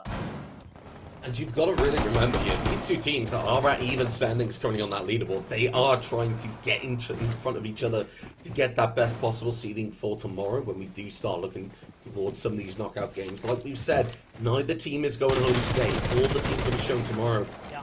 But they do not want to be going into those best of ones. They want to be going in as high as possible. Trying to take the best rounds that they can right now, though. That's going to be Shiro able to get it down, but not closing things down and taking down 90 as they're taken out and refragged as 90 will escape, but only with 20 HP. For a player like Tuberal, that one needs to stay alive to that end round to really give them the best chance at that end game. That's a horrible thing to not be able to confirm on that one. So unfortunate there from Shiro, because honestly I thought 90 might have been dead just from that spray through the barricade.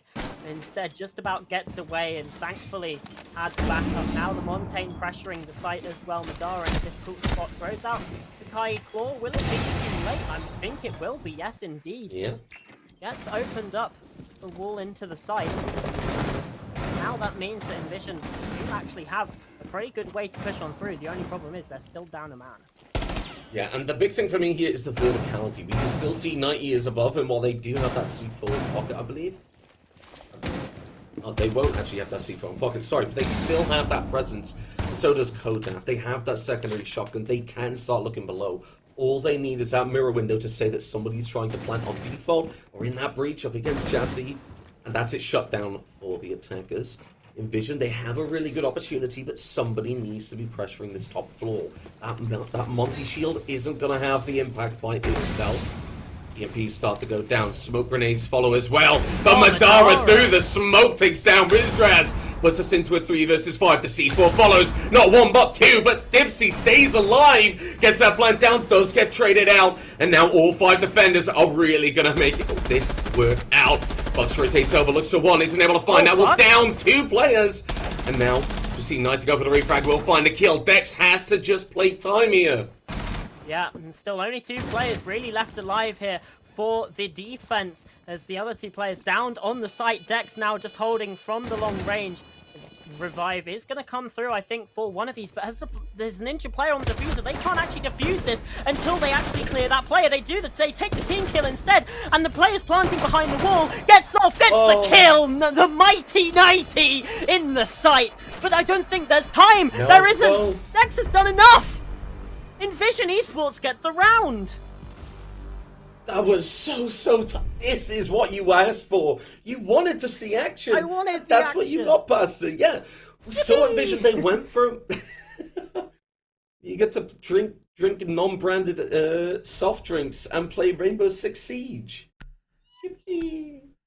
I think that's how it goes. Yeah, but that round, in general, Pastor, We saw them take that more default push towards it. I was so stressed about that verticality. Then Bucks was able to just go upstairs and just keep aware of that would be a problem area for them.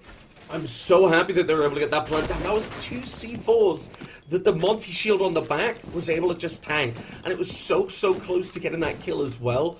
In Vision, while there was a lot of talent, there was a lot of cohesion around that round that wouldn't have got them around otherwise. That was a lot of luck as well coming into play for it, getting that diffuser down. But even then, Dex beautifully played with the time. We cannot credit that enough. We saw PBX, they valued that play account when they were trying to go for the defuse. That's what ultimately cost them the round. They're going to be kicking themselves as they are now going into the final round of this first split. Either a 3-3 split or a 4-2 split, Pastor, and we know how impactful that difference can be. Yeah, and again, not on this map specifically due to the sides, just in the terms of having extra rounds. You have the opportunity of, instead of being even with your opponent, or being 2 rounds ahead / behind, depending on whose team perspective are really looking at it from. So, incredibly important to really give yourself a fighting chance in this map if you're in Vision to get this round on the board. Otherwise, you're at a 2-round deficit. Well, Shiro definitely doesn't want that to be the case. Finding the opening pick on today. Yeah, make sure that merit isn't going to be a problem later in the round, but those windows are already down. You see here, though, that roaming here has started to take place. Billil has to be very careful where the players are on top and bottom floor. And with those Jackal scans coming through, we'll no doubt head back down to site. And like you say, the difference between a 2-4 scoreline and a 3-3 scoreline is the mentality. Shiro, like you said, is not willing to risk anything going onto their defensive side as they're able to pick up a second kill. And right now, Bill realizes something has to happen. Those Jackal scans have stopped being effective. And information is coming through. 90 is there to help as well. Madara with the Vectus able to find Shiro shutting down that massive driving force of that attacking side. And with this dining hatch open still as well, 90 has to be careful. Bucks has control of dining. The drones come through. The track stingers are there. They haven't been spotted. They're going to push through. They get the gridlock. How do you get away with that? And with a minute 20 on the round, Bucks gets taken down, Pastor. It's really not been a great game from Bucks. 1 and 5, and now a catastrophic miss drone there in the round. And that could potentially see PBX on their way to a 4-2 half. Unless Rizraz, Dex, and Dipsy are able to do something about it. Dex, the only player that's really having an impact here for his team. One that's still alive. Anyway, you've got 2 players on 8 kills. Shiro's dead. Dead's still alive, and then the other 3 all on 1 kill each. So the other players of this team really looking at them to find the impact. Dex has done enough this game already. Maybe still might be required to drag his team across the line here. 30 seconds though, time becoming a factor for the attack of Envision. The breach is opened up, but it's not a brilliant breach. You're going to have to be crouching through. Can't get through very quickly. The Candelas come out. They ring true. And the C4 goes out, takes down the cover, but Dipsy still planting and still able to get that confirmed. 45-second timer now started, but 90 continuing to fight. This time does not want to run out of time. It's a 1 versus 3 for Rizraz. They know the players on the hatch. 90 taken out. Can't find the second swing. Bilal with the pick. And Project Black X gets 4 rounds on the board. Yes, they're going to go into their attacking side on that 4-2 round advantage, and in doing so, they're going to be going in there quite comfortably. And honestly, that round, Pastor, like you say, comes down to these other players. Dex is able to, we know that, but they're not a one-man army. There's a team for a reason.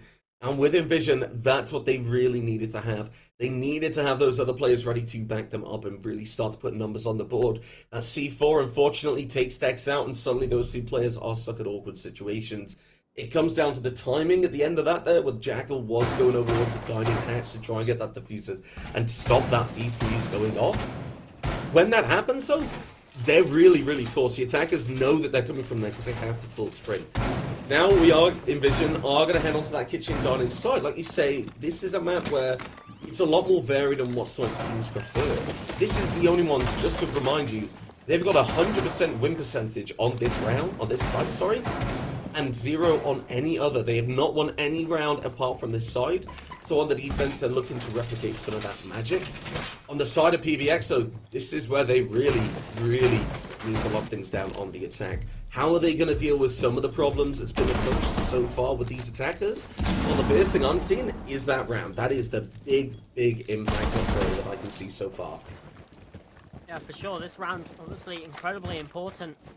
Difference between 4-3 and 5-2, which, I mean, you don't really need to have a massive degree or anything like that to figure out that if you're PBX, you absolutely want the 5-2 over the 4-3.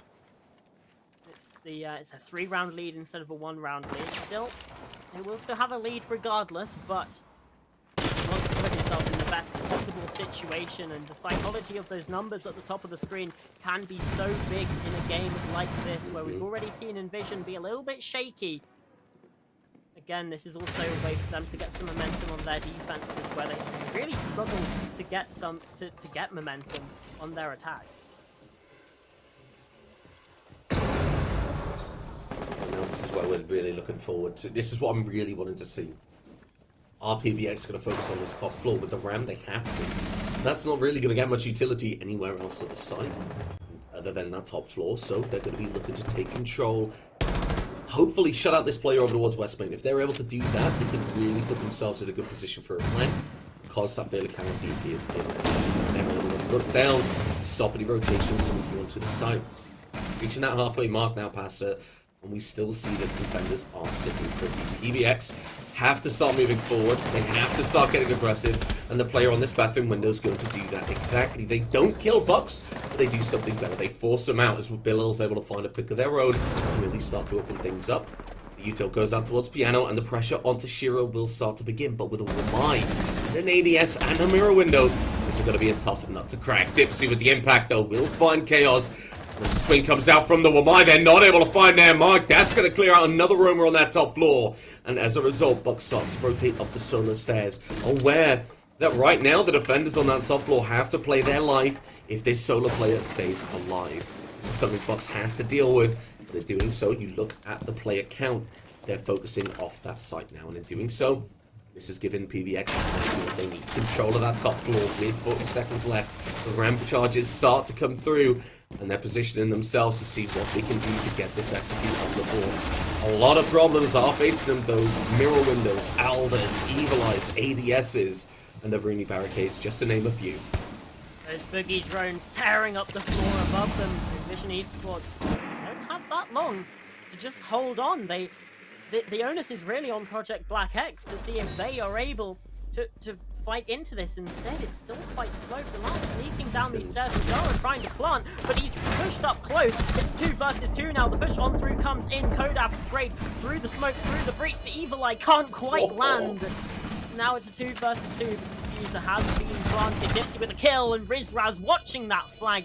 The 2 power players are taken out early, but Rizraz steps up when needed. And now Envision up to 4-3 and only 1 round behind. It shouldn't. That plant should not have gone down at all. You see there, Dipsy in the start of that round, in that prep phase, is trying to shoot out that table, the bottom of that, and in doing so, there's a very simple reason. You saw it when they were getting the plant down. They were trying to use the Evil Eye to tase through that desk, and they weren't able to. That wasn't opened up properly, and because of that, the plant went down and then became into a 2v2 retake scenario. If that Judge Shotgun secondary had done what it meant to, and they'd done it how they expected it to behave, that round would not have been that close. But 100%, like you say, Envision, I think they gave PVX a little bit of that little block that they had on their attacking side. PVX slowed down at that kind of crucial 30 seconds before they start that execute.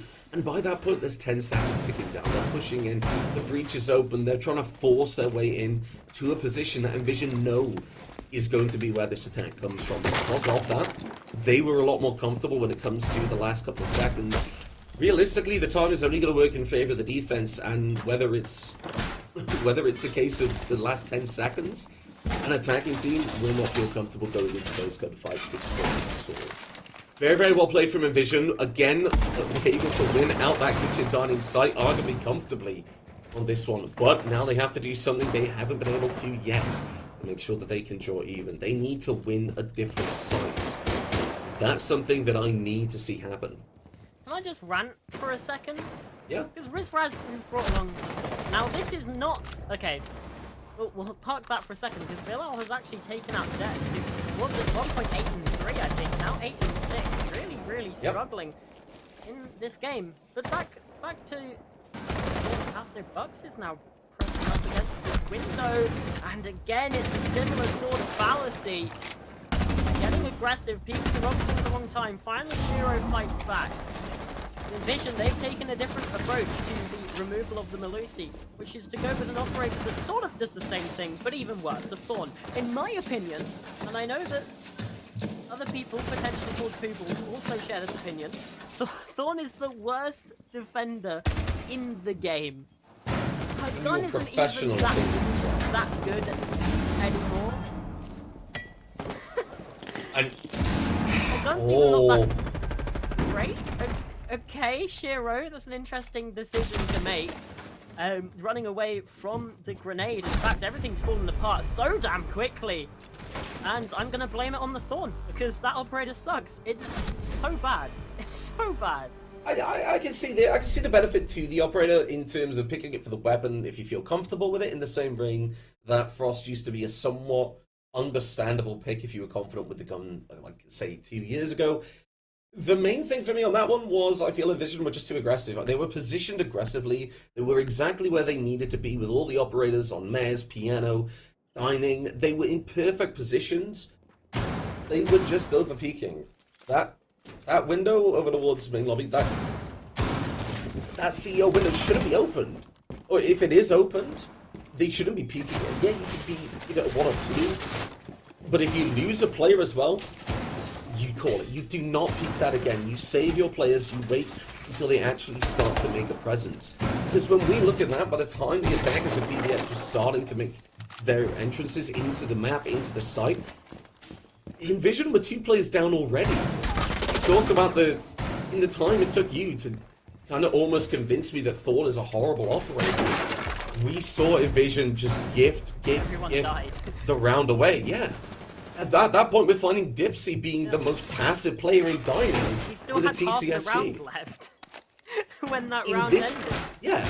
Envision need to be played a lot more carefully if they're going... Okay, 1 pick I can understand. 2 cannot happen, and especially now that we're in this scenario. Right now, Envision, this is a must-win round. If they win this round, they can go up to that top floor. They can go to Kitchen Dining again. That's it. If they lose it, though, what does that leave us? It leaves us not in a brilliant spot. Well, at least if you're Envision, if you're PBX, you're absolutely loving it.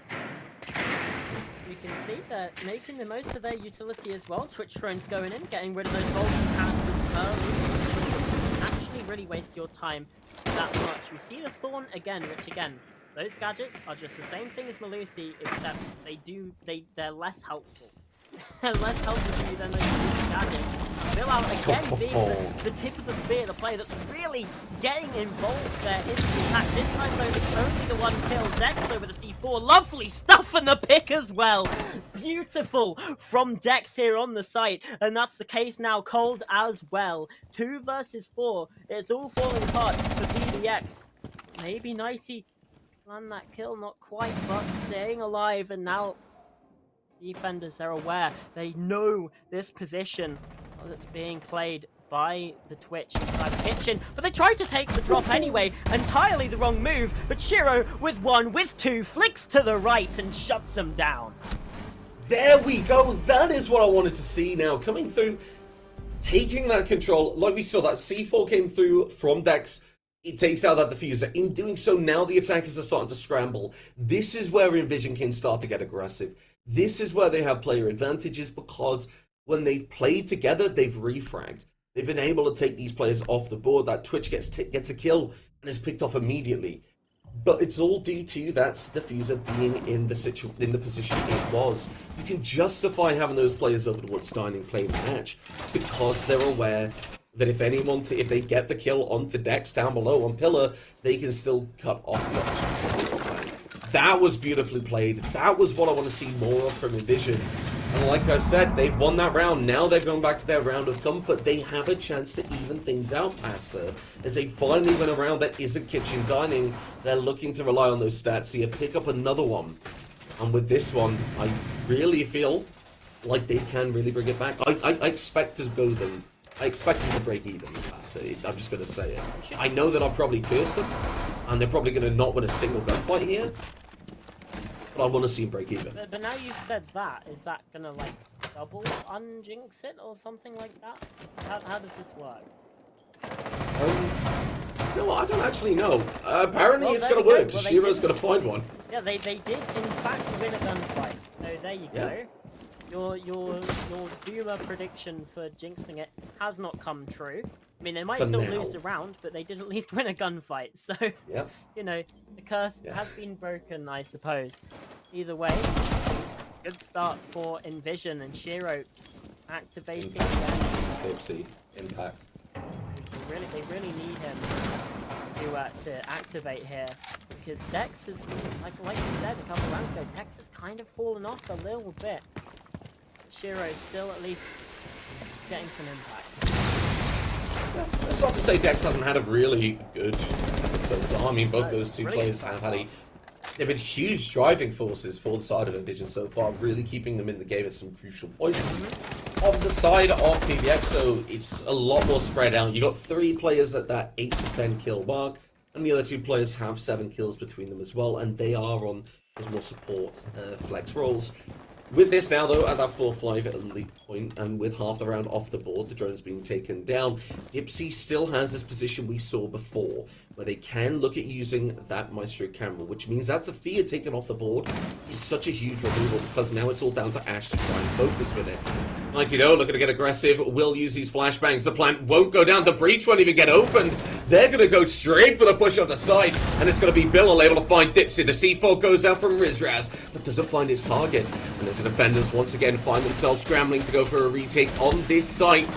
You're going to see damage come through. The attackers over towards West Main. Kodaf finds one. 90 gets another. And now the cross from 90 is going to essentially seal this round as a breach comes through. Shiro and Dex, we talked about their impact. Now they need to have it. 90 with another kill there, though, from long range. Madara's low. Dex, though, with a pick. But Madara's outside. That got close. That got scarily close, especially if you look at those HP bars. But instead, it all goes the way of PBX. Match point now. Yeah, I expected Envision to go break even. That wasn't happening. PBX, they read into it so nicely. They realized when they went for that top floor before, they got that open breach. That was what Envision wanted. That's what they expected with the Maestro cameras, with the Warden playing up on top floor that could drop down, with the ADSs in support of the rear windows. So they realized that getting that breach would just alert Envision to the push. In doing so, they take control of hallway, they rush in, they use utility to do that, and because of that, with 90 getting a couple of kills there to start things out, that meant that they can just push in. They get the breach open after. They don't need to worry about it after the plant goes down. While they're getting that plant down, they can have that done in the background. That's something that just makes life even harder. The key thing was having that player over towards that hallway with that R4C, aware that their main job was to catch somebody who was not looking at them.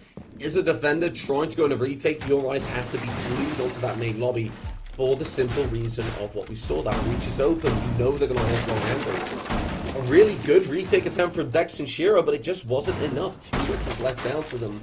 And it was a bit too little too late. They were able to bring it back to a 1v1, but the positioning of PBX was ready for that. Now, match point, they can close things down and they can jump ahead of Envision. The question is, Pastor, is it going to be now or is it going to be an overtime game that we see? There's the question already, though. They've secured themselves a point here with that six rounds on the board. Yep. Even if they lose in overtime, they still won't overtake Envision, obviously. Both these teams being on 7, well, now PBX locking themselves in an 8, I suppose. Right now, it looks set for them to be able to take this in regulation. It's 2 quick picks going the way of Envision Gaming, which is a little bit of an issue if you're PBX, because now you're in 3 versus 5. You're trying to attack on this map, and if there's one thing you kind of need A successful attack on this map, it's numbered. Yeah.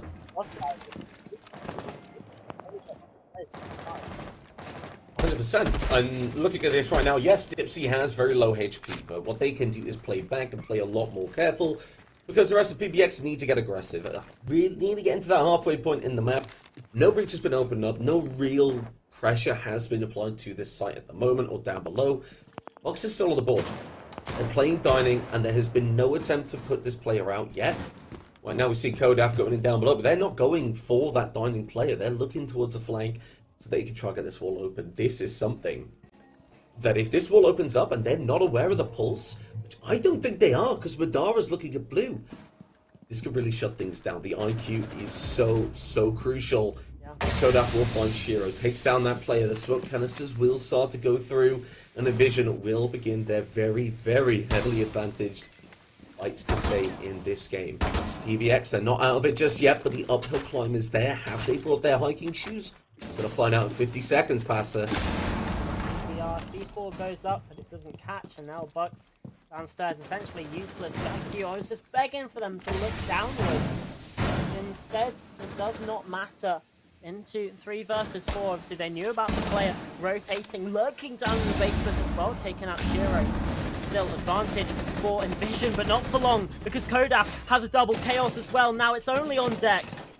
In a 1 versus 3 to try and keep Envision in this game, to try and prevent the 3 points going the way of Project Black X, but it can't be done. Too many angles to watch, too many players to find, and Chaos is the one that finds the final fight. And there it is, 7 rounds to 4. Project Black X are now up to 10 points here in Group B. Yeah, Group B, that's the one, and very well played by them as they do in that last round, which really did not look like it was going their way. When you look at the scoreboard, you look at the time, that round was not meant to go theirs, but Envision, they weren't able to win out a couple of key gunfights, which is where, again, we keep coming back to, Pastor. We're seeing 2 players doing a lot of fragging work, and the rest of the team trying to play catch up, and they're not really there. They need that third element that they can rely on, like we saw on PBX, to really pick up the slack, but it just wasn't there. No. In the blink of an eye, that round changed completely, and as a result, PBX are the victors of this best of 1 at the moment. Like we said, Envision, they're not out of it just yet, but obviously this does affect the seeding. PBX are now above them in the table, aren't they? Yeah, they absolutely are. Previously, Envision were only ahead in terms of the round difference, but now, obviously, that isn't the case.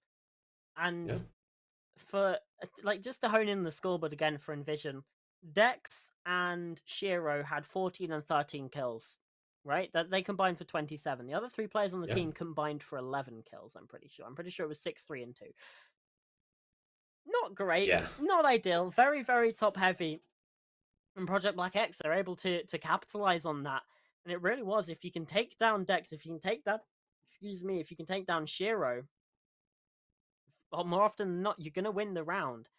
Because those were the ones that were really hitting for Envision Esports. But nevertheless, that's all us done for this game. But we've still got 2 or 3 more left in the day. So we're not going to waste your time because we want to have a little break as well. We'll send it off, and when we come back, will be our next game.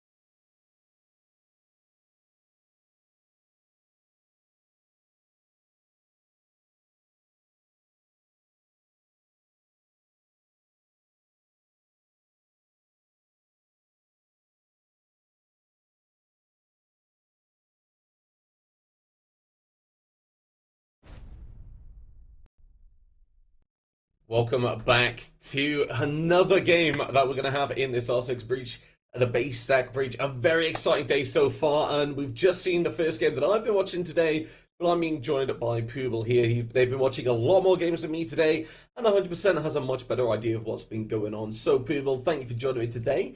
Let's have a quick chat about what you're thinking about this, and then we'll take a look at the groups. Well, there's been a couple teams that have really stood up to expectations that we've maybe placed on them. One of them Yeah. being Entropy, the kind of maybe the biggest name you would say coming into this tournament, who are leading in their group, Molotov Gang as well. Another very well-known org in the console scene coming in that second place. So right now, if things were to continue with this trend, Entropy and Molotov Gang will have not a one-round bye, but a two-round bye for the playoffs. They will not have to play a single best of one tomorrow. As for these other teams, from Zach to Crown Zero, you will be playing one best of one. And finally, the last two teams at the bottom will be playing two best of ones. But of course, we've still got three matches. Things can still change. These teams can still shuffle around. So there's still a lot to play for here. Obviously, for some of them, first and second might be completely off the menu, but they can still try and at least get a single round by, because that could be potentially huge for them. Yeah, and this is going to be one of the teams, this is what both of the teams are going to be watching in a moment, are going to be fighting for. As you can see, the bottom two teams is 6th and 7th at the moment. I believe that's Rabbit Club and Penta Club as well. Rabbit Crew, sorry, that's the right one.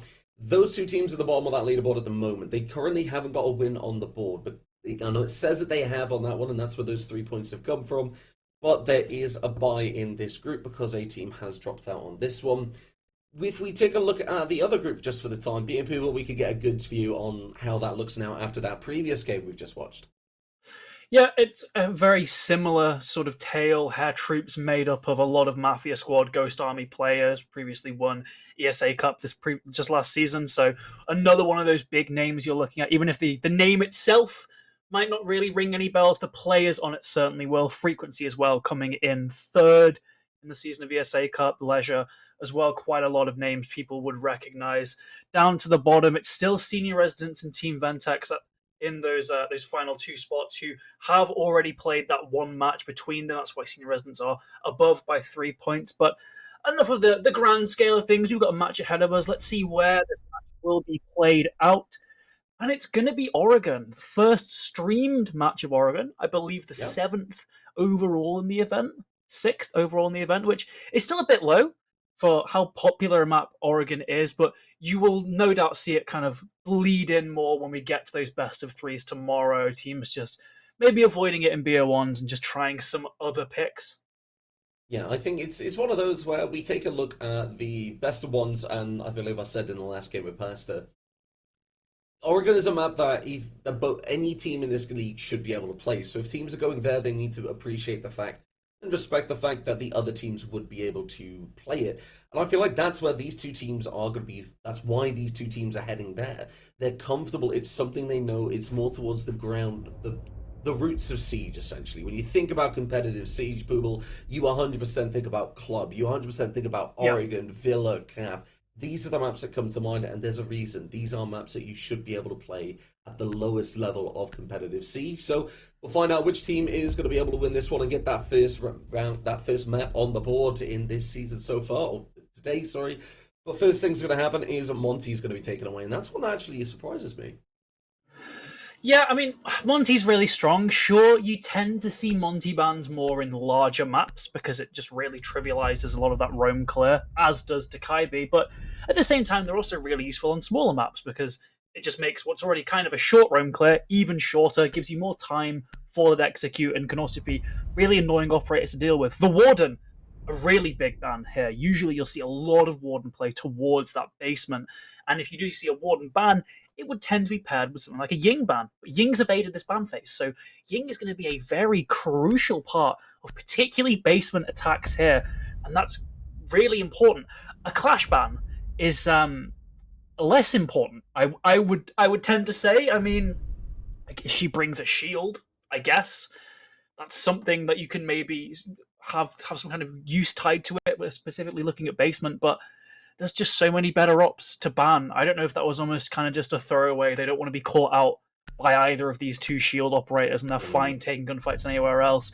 but I would really recommend just a more impactful ban, to be honest, here for a map like Oregon. I'd also recommend starting on the best site in the game, which is Basement. Instead, we're here in Kitchen Meeting, which is a risk, a tertiary site being played first. It might be just Rabbit Crew trying to get off on a... Oh, dear. Is this going to be So I'd Scream's Knife Fight. I see the Nomad as well. Yeah, it's kind of lined up perfectly for it. I mean, they're not in... this is a console league thing. Or console event, sorry, they aren't able to type in chat, so what's really going through their heads, we don't know. But you can probably figure out, like you say, Nomad on the board, they're all here at the main door, and that's probably why they're picking this site and not that basement site. Because if they do win this, then they lock that basement site for the next round.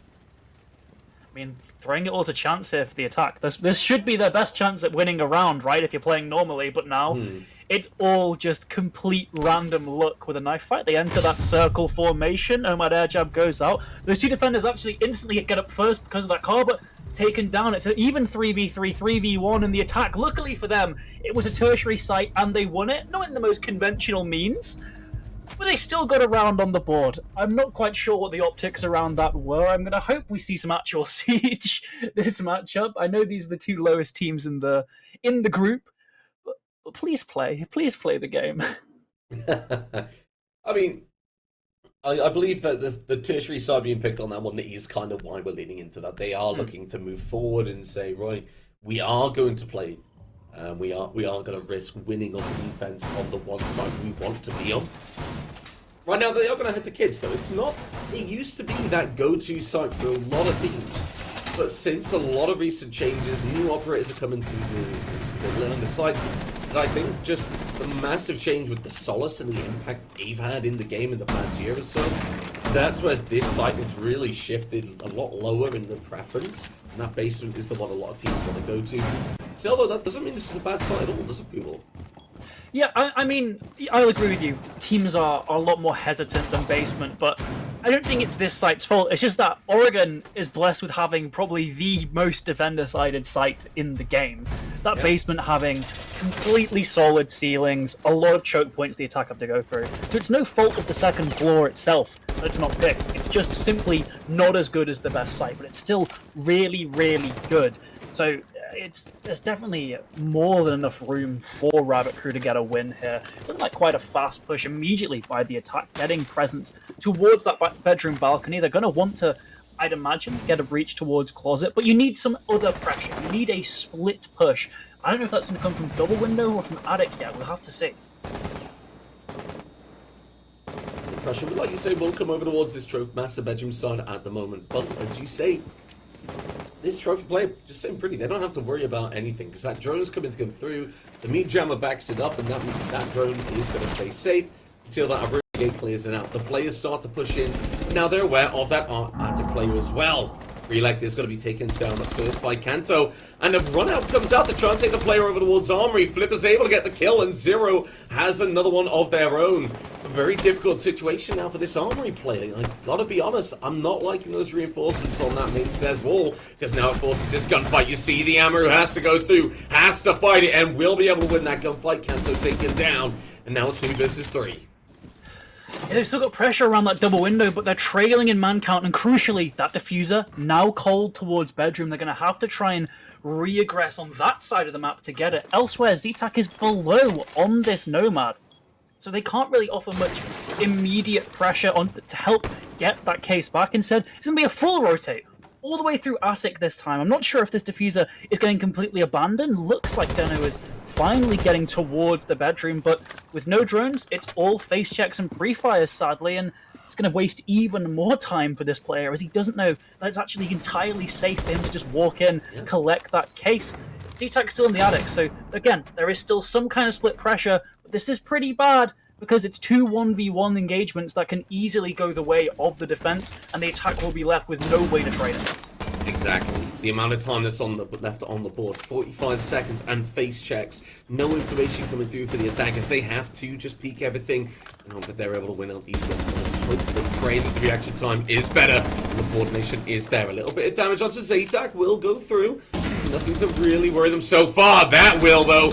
29 HP as the push comes through in Attic. Flipper's able to find one. Looks for a third, but it's smashed. He's able to take them down from that breach side. And like you say, at that point, the 2 versus 3 time, positioning, map control, it was all just in the favor of Penta, just to of the Rabbit Crew, just to make sure that that round was theirs entirely. It just slowed down a bit too much, didn't it? Yeah, it was a bit of a messy round, especially with that very long run out at the start. I honestly don't think the Wamite should have been rewarded with a kill from that at all. He was outside for so long, it was just seemed like the player on Repel was a little bit flustered and didn't quite know how to respond to that and were caught in that animation. Unlucky for them.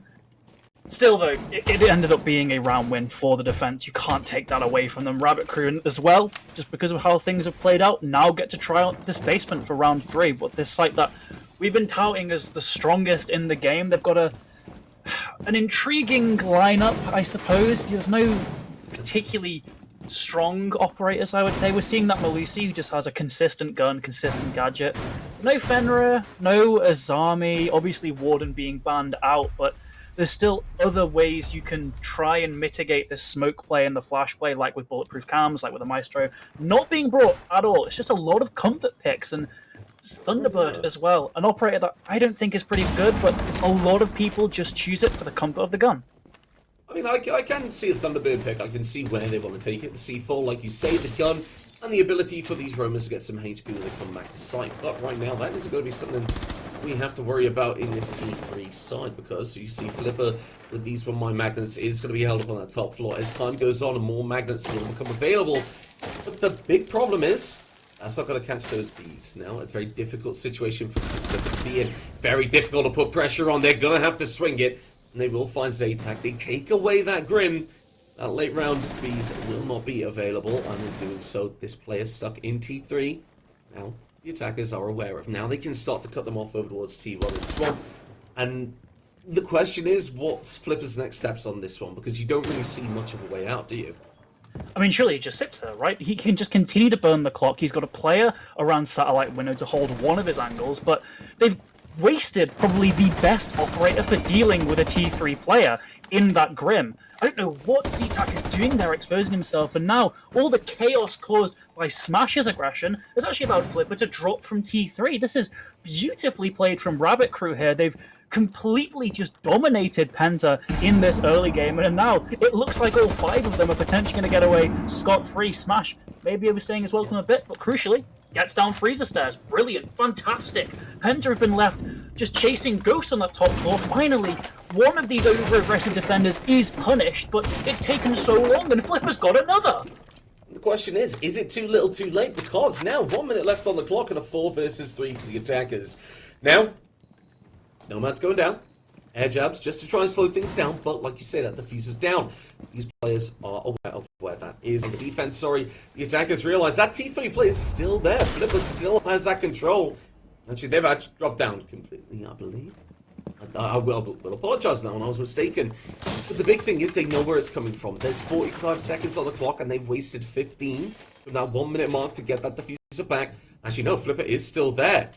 I don't know what I'm seeing at this moment. That player's still there. It's late round, last 30 seconds. They're going to have a massive impact. You see that Buck running around, uncomfortable of where they want to go. They're going to have to look at dropping down the main stairs, or down those north stairs, main stairs, or E-box. Now, dividing Bucky over towards that laundry side means that they will have a little bit less going into that side, but that second attack will be there. Smash, though, has that kill onto Dino. It's just down to Canty and Blocky. 9 seconds left to drop it at E-box into the smoke. Will get taken down by Flipper. And Varel will find that final kill. And kind of anticlimactic, because that round 100% was won in that middle floor, wasn't it? I mean, the fact that Flipper was allowed to get a kill in T3, drop down from T3, and then climb back up to T3, and then get another kill is crazy. There is a serious breakdown in communication for Penta for a player to be allowed to do that mid-round. It's ridiculous. They very nearly lost the round then and there. They managed to somehow get the diffuser without having to take that gunfight with Flipper. But still, it was like a 4v3. There's barely any time. There's still smoke grenades. There's still players holding angles on stairs. It was lost. Everything was lost. Penta did a horrible job. There was a Nomad on the board. Yeah. with air jabs. And this still happened. There was a Nomad on the board. The crucial part of that round is they took a 1v1 with Flipper right at the start with the best operator for dealing with Flipper, that Grim. If the Grim just played passive, waited for another member of the attacking team to repel, great, you can 2v1, pinch that guy, get guaranteed intel, but they didn't do that. They tried to rush it, and it blew up in their faces. Yeah, so that's something they're really going to need to slow down on this next round, because they are going to have to take a lot more of a methodical approach when we go to this site. Now, this is what we saw was one of the attackers in that knife round. This is that kitchen and meeting. So, main kind of approach for a team in this one, whether they go over towards that kitchen or towards that meeting side, is getting vertical control. If they're able to do that, then they can start thinking about a push over towards that tower side. They take out tower control. They open that wall into attic, they look below, and start thinking about executing onto site. Very big ask, though, the same thing over towards kids. You see right now that attic is going to get opened up. The Smash is going to be waiting a C4 in pocket, aware that there are going to be attackers on this other side. The information's there. The drone for Jandor is still there. While the Osa shield will go down below, the C4 rocks off. Doesn't get a kill. It's going to be Dino who's able to pick them off. Refrag does try and come through from Zatak on the rafter there, but isn't going to be able to find it. Not sure Pixel to try and get something, but Kanto gets taken down at 4 versus 5 with a minute off the clock already. Booble, the refrag will come through, but is it too little too late as 2 attackers are taken off the board, and they've only just started to make an entrance into that tower. Yeah, at the very least, they've got the Osa, they've got the Thermite still up. They can still get a breach on that main wall and shuffle in with one of those Osa shields, but still a lot of work, and they still haven't dealt at all with the players up top. Now, both those attackers down below, so Attic could potentially be retaken. With that one pick onto the mute, it's a little bit more risky for the defense to go up, so they might just choose to play the horizontal game as Smash coming in for the flank. His position seems to be known, and that's a critical blunder because now Boki's got one too. Suddenly, it slows, in fact, in the hot seat. 1v2 for him, as all his teammates have overpeaked and wasted their lives. The 2-player advantage now taken off the board. Now they see the player over towards that gen door, but is aware that they can't really take that gunfight. They didn't have an impact nade in pocket, but now they have something else to worry about. That's a player over towards kitchen. The plant starts to go down. The audio cue does come through, but there's nothing they can do about it. Slowzy has to take this gunfight and has to go past Sneaks. The impact goes out. Doesn't take out that shield, but does get that kill. A beautiful headshot. Now 39 seconds ticking down. Slowzy looking for the kill, but Boki has the control in this situation. Moves to the rotate. Not aware that the plan is over towards Swamp. And there we go. Now they can start to get that defuse down, but the plant is perfectly positioned. Boki starts to get the flashbang down. The read from Slowzy's there. That's going to be another round for Rabbit Crew in a beautiful retake. One that really shouldn't have happened when you look at the post-plant situation as soon as that diffuser went down. Yeah, I mean, the win percentages for those teams drastically swung 2 or 3 times in that round. You get that 4v2 that you really should be winning, especially with eyes on those remaining 2 players. Suddenly things get a little bit dicey. It goes down to that 1v2, but then, okay, well, they have a clear, just direct line of sight onto Slowzy. Yeah. Surely they kill him. A little bit of whiffage there, maybe a little bit windy in the Oregon kitchen. And then Slows gets the 1v2. Great game sense from him, don't get me wrong. Fantastic game sense from him in both of those engagements. He isolated the gunfights beautifully. But at the same time, you should be winning that. You should not be conceding that 2 versus 1 advantage, especially with Case down. But they got a little bit too aggressive. They tried to finish Slowzy out, and they didn't even leverage the man advantage either. They just took 1v1s.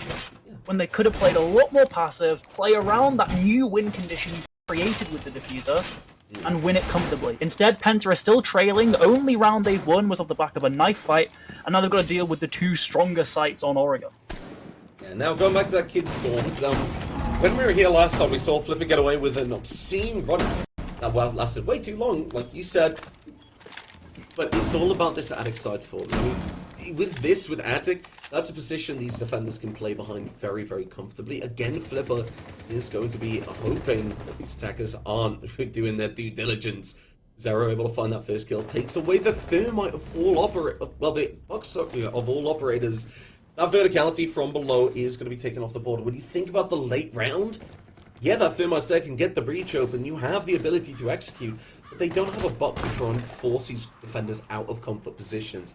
That's something they can take a lot of advantage on the defense.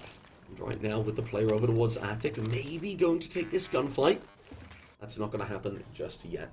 Everything's slowed down a little bit. Yeah, luckily for Penta, the Ying is unbanned. They can at least try and overwhelm those players rather than move them with Buck, as Zaytak actually on the Ying herself, getting in a very dangerous predicament here, has to rush into Attic, but caught with so much utility to deal with. Shot from behind. Another pick as well onto Kanto is just making things even worse for Penta. They've now lost all of those powerful operators. It's just the Thermite and the Ash, and Thermite himself isn't even looking too healthy. Penta are now just left to lick their wounds outside of the building to try and just regroup, find something. Sneaks wants to get aggressive, but there's so many players everywhere. Every single angle he wants to peek is being watched. He's at least managed to isolate Smash, but the instant refrag, beautiful from Relt there. And Penta in a 1 versus 3, can Bucky find anything in this situation? It's really not looking good. Sat there waiting for somebody to peek them out, holding an angle which really favoured them that much. Despite looking towards the breach where Flipper will take them out. For me, even in that one, even with those 2 players left on the board, we needed to see a bit more coordination on that. We're seeing gunfights being taken where that trophy isn't being watched. A player is able to run out and refrag right in front of that Thermite. Penta, they didn't seem to have the coordination that they really need when it comes to taking this site. You can forgive losing early gunfights. That happens to all of us. It's happening more than it should be, don't get me wrong, but what we are seeing is Penta, this is happening time and time again.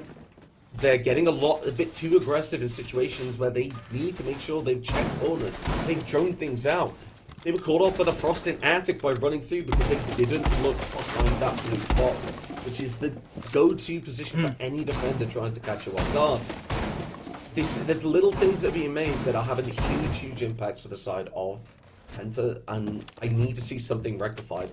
Granted, they're on the attack, and they're only 1 round away from getting that 4-2 split, but what worries me is that they haven't won a round properly.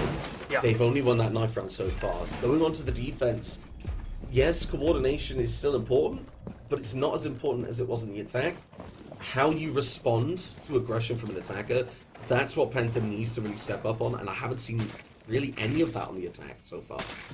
Yeah, it seems to me like Penta, they're just panicking too much. A great example was Ying just vaulting into Attic the moment she takes a bit of damage. And I guess the best way to deal with having a bit of too much nerves when it comes to executing your game plan is just have a fast game plan, get into sight immediately. And that's exactly what we're doing here. A 5-man rush towards that bunker, blitz as well, but it seems like they've maybe missed their chance here. So actually Nitros themselves, a beautiful little pause there. I doubt that was the intention, but it still yielded beautiful results. They've gotten this bunker control. They've got it with Slowsy though. No one's watching. The Tarp's position eventually taken down by Dino. 4 versus 3 now, so still man advantage for the attack, but what seemed like a rush is actually slowed down to a snail's pace here, because they can't get into the site itself. Well, they are able to, but the freezer is the big problem here. That shield needs to start pushing in, but their big problem is this rotate. This rotate to Laundry. As soon as they push in, Ralph is going to be able to take them down, which means at the moment, while they haven't moved in, defense have time to adjust, time to move. Here's Flipper, though, trying to get a bit aggressive over towards E-Box, will be taken down.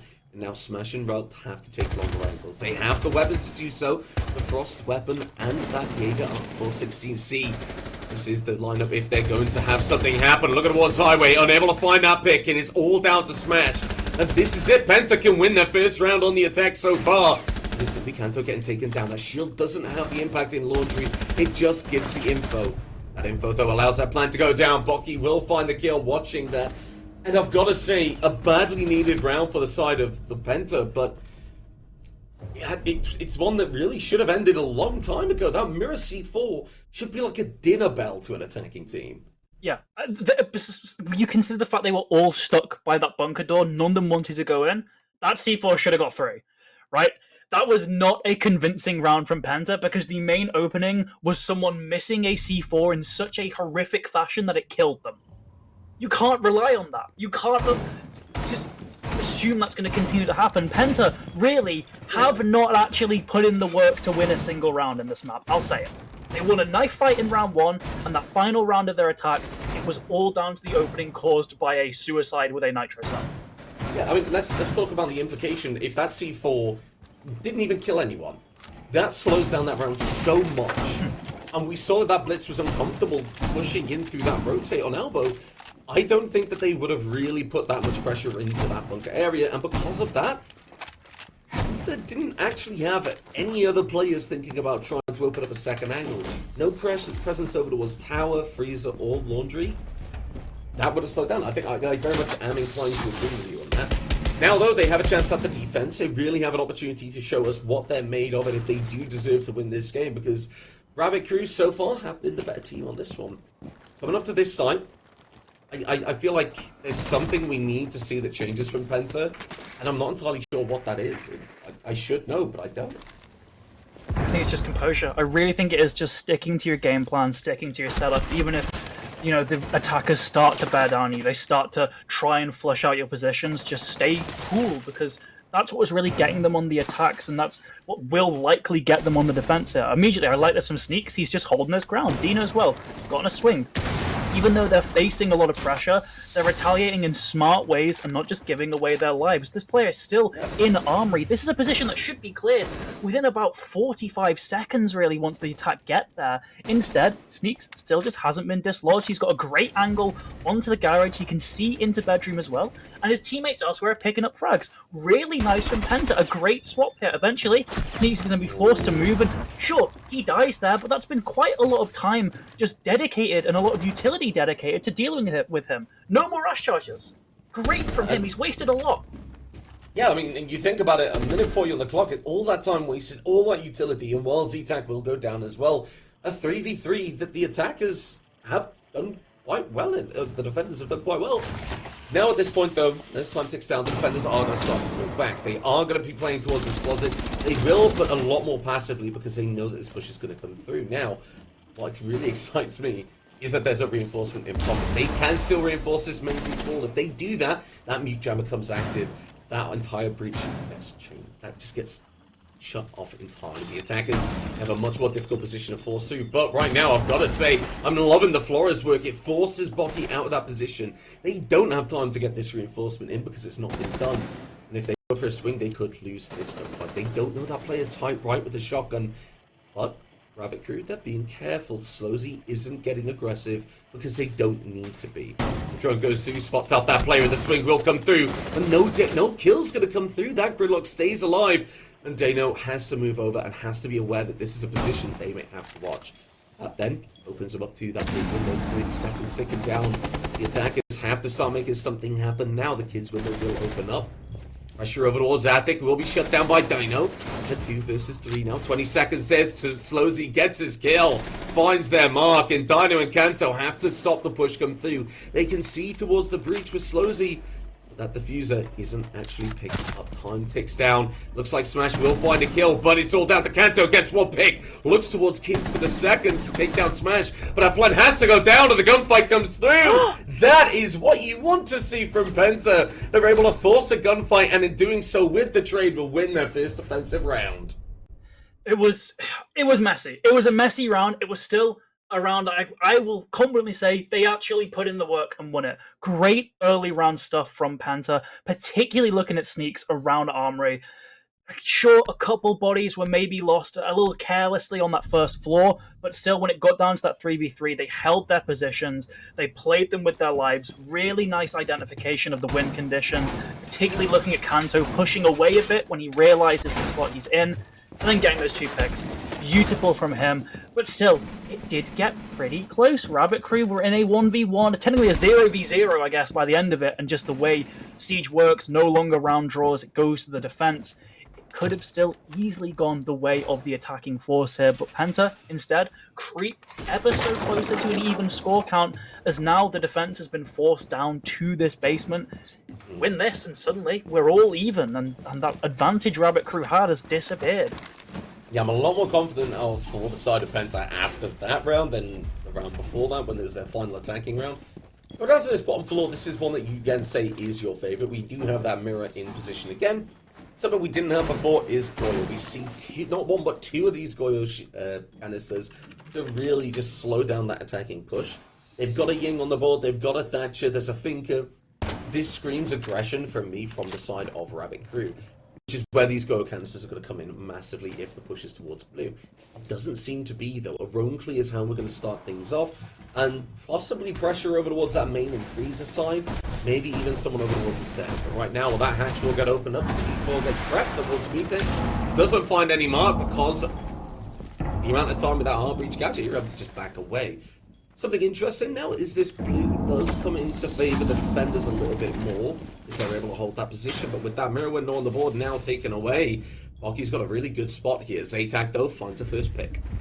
Yeah, crucial first pick for Penta, even if the overall scheme of the round didn't seem to be going their way. We're still seeing Flipper trying to clear out Zaytak above now, but can't quite do it. Even with all the bullets and the LMG, Zaytak slipped away, but can't really get to safety, I would imagine. They've got players in a meeting. Surely there would be a cutoff established on tower stairs. So instead, he's doing the smart thing. He's just going to stay up here, force them to come to him, force them to waste even more time. They cannot possibly afford to just keep holding angles anymore. If they want to deal with him, they have to do it now or just live with it. They can still move elsewhere, they can still ignore him, but it looks like he's got all their attention, so they're going to have to push and push soon, or else continually this clock will just drain down. He is doing literally nothing and getting so much value from this if you just look at the way that Rabbit Crew are playing around him, not quite certain of what they want to do. It looks like eventually they're still just worrying about him. There's one player holding the flank. Slozy, at the very least, is getting a tad aggressive. Smash 2. They're just not quite sure. They don't want to commit to anything because this Goyo is still above here. It's brilliant. Like you say, Zaytak has to do nothing. Now they do, because the kill onto the defenders has taken out, and now this Goyo has to really pop off because the execute on site is there. Kanto is able to find a second kill to shut down Smash, and as we will see Flipper go down, that's going to be Zoro in all by themselves down towards blue, and this is where the Goyo canisters is coming into play. Able to find Zaytak, but now all the defenders are looking towards them. A 4v1, not going to be something that they're able to win out. Penta, that is a much better round. The timeout does come through. That makes so much sense, because the way that we've seen Penta on the defense has been night and day, and I will give them so much credit, especially for Zaytak sat over towards that tower. While that player is staying there, you see a player in meeting has to focus on attic hatch. They have to commit utility towards those north stairs and waste time doing so, setting it up as an attacking team. In regards to that, Zaytak is buying time and time and time, and as soon as that kill comes out, they're able to drop through, get aggressive, try and collect on some more kills, because they've done their job. If they die, that's fine, because they've wasted so much time, and time is so important, people. Time is the massively limiting factor for the attacking side in any round of Siege, so just doing anything to waste it immediately can often provide more value than just getting a pick and dying. Timeout called this time by Rabbit Crew. They've realized the spot they're in. I think they might be regretting that round 1 knife fight now, because they could have easily been lined up for a 5-1 defensive split. Instead, it went down to that much more standard 4-2, even though it was really quite a one-sided match of Siege for most of it, but still, at the end of the half, they only get 4 rounds, and now, because of those 2 defenses won by Penta, they're actually not in an advantaged position at all. At the very least, Penta go to a tertiary site now. Brilliant opportunity for Rabbit Crew to make the most of that. Seeing the Nomad, I'm hoping the Nomad is just for flank watch this time, and not for a similar knife fight. It seems from the setup. Yeah, I mean, they're shooting open walls. There's no way it's a knife fight. They've got castle barricades being put down. Oh, okay. Can't be sure until we actually see them commit to the setup here. So no knife fight, but it will still be a tertiary site. Still a good opportunity for the attack to win things out. My only issue with this lineup so far is the only vertical play really is that Jackal, who's not even picked anymore. There's no one who can provide a lot of soft destruction between floors, so it's going to have to be a horizontal push, and that comes with a whole host of issues. Mainly, how do you get the plant down if there's defenders above you? So the main option they've got on this one is going through towers, using that Thermite Thatcher combo, opening it up. But like you say, this opens a multitude of problems. There's players on that top floor. They are waiting. They know that this push is going to come over towards tower. They will be having C4s in pocket like we've seen before, and they will be looking to really shut down this attacking side. Glaz on the board is the only thing that could do a lot of vertical damage, but that's not what Glaz is for. Glaz's role here, realistically, you want to smoke out that wall that you can see right now and just play that from, say, Gen Door when you're looking at an execute, when you're looking at covering the plank going down. That is a soft tower side, and while that does mean the attackers can go in because that tower is completely clear, it means that somebody is going to be watching. Ralph, though aware of this, will be able to take that first gunfight down below and finds that Cade, takes them off the board. That TCSG or A9 is removed, and a very hard-hitting weapon as well, whichever one they've got. Strong start with an opening pick, but like I say, we'll have to see how this goes. It's actually a really intriguing setup here as well. They have... I'm not sure if both of those walls by stage are soft, but the attic walls are soft, and the hatch was reinforced, so it seems like they're totally giving up on that top floor and instead giving it to the attack, forcing them to use hard breach to get the hatch open, but they'll still have another hard breach charge to get the wall open as well, so they've really just let go of a massive part of control, I guess, to flank from the basement. It puts them in such a difficult spot here. They have no vertical line set up either because no one's playing there, but the glass can easily do that. Now, kitchen is no longer a safe zone for the defense at all unless they can deal with him, which they do. Great gun skill from Penta here as Rabbit Crew have been gifted with what seemed to be a free attacking win here with this setup, and instead they've somehow managed to play into the exact siege that Penta wanted to play here, and they're reaping the rewards. Yeah, able to find 2 kills, shutting down Smash, shutting down Flipper. That is something that Rabbit Crew should not allow, especially on that verticality. That util will go out, but it's the Tubber that's going to shut down that thermite charge. That means that this tank is going to get slowed down a lot more. The attackers, Slow Z, Ralph, the Zorro have to try and make something happen. They're all by this swamp area. And as they hear these Tuber canisters going out, the last one will go to the attic hatch to stop the pressure that can be applied from that verticality, like you say. This is going to force them from going through. The drop comes through with 30 seconds left, and they can flank the north stairs. They don't have the bodies to watch it. They need to be watching the flank camps, but none of the dead players are watching it. Kanto and Dino get one, but Relect has an answer. Has to try and find the player split, but can't make it happen. But even then, there's 2 defenders still on the board. One looking behind will give away that position. Can go for a plant. But the time is ticking. The defenders will push, and they will do so together. Like you say, this is the exact siege Penta want to be playing. As that plank goes down, no air jabs down to cover them at the moment. They can't put anything down to put themselves into 1 versus 1 versus 1 scenarios. And as they look for the Tubber out, they aren't going to be able to find it. Even if they did, the castle was there to close things down. Penta Club will take the round, and with that, will take the lead in this match. And that is something I didn't expect to see when we went onto the defense. Yeah, it really was.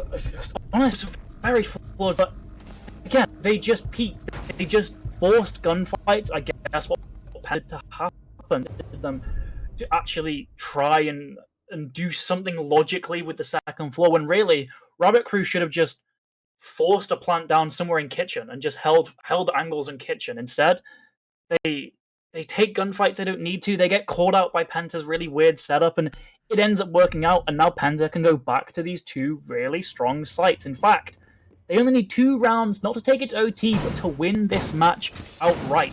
And those 2 sites will be the second floor and the basement. This is an opportunity that's been gifted to Penta here by Rabbit Crew, really. And I hate to keep bringing it up, but it really all comes down to that first round. And I mean, I look at this, Penta Club they've only got 3 rounds on the board going into this game, whereas Rabbit Crew had 11. Now, though, that's going to change because, like you say, Penta Club have the chance to leapfrog Rabbit Crew here and put themselves in a better situation going in tomorrow, and hopefully give themselves a chance at avoiding that best of 1 elimination game, the first best of 1 elimination game, and just going through to the second one. Right now, though, the question is, how is this going to go through? Are Rabbit Crew going to be able to really find their stride again and hop their way into an even scoreline just to try and go through onto that match point? You gotta say, people, 5-4 down on attack. This is not an easy ask, especially when you look at the site. That's the top floor, and then we gotta go down to basement, and we know how that site is. This is a must-win round for the attackers. Yeah, luckily for Rabbit Crew, it was a very close round last time they attacked up here. Got down to that trade to end things out, but it was still a round loss, and it's still a very strong site, as we've been mentioning. So they're going to need to become up this really confidently. Already we're seeing a completely different approach. It's a fast push towards the attic instead, as well as the closet. But that reinforcement pocket nearly comes in. The Flores drone just stores that for a moment and gives the game away now. They're going to have a lot of attention towards that closet wall. But look at Dino. He knows this. He knows they're going to be looking there. So he'll take up another angle instead, try and catch him off guard. Great bit of decision making made so far, and he very nearly is rewarded with it. The intention of the reaction time just not quite there, but still. Nobody's conceded for defense as of yet, and Relic is taken down by another very aggressive run out from the Oregon defense. Dino gets another one. Penta on fire right now. It swings and roundabouts as we saw it happen to them. Now they're the ones doing it as they're able to find that kill coming out from that mini tower.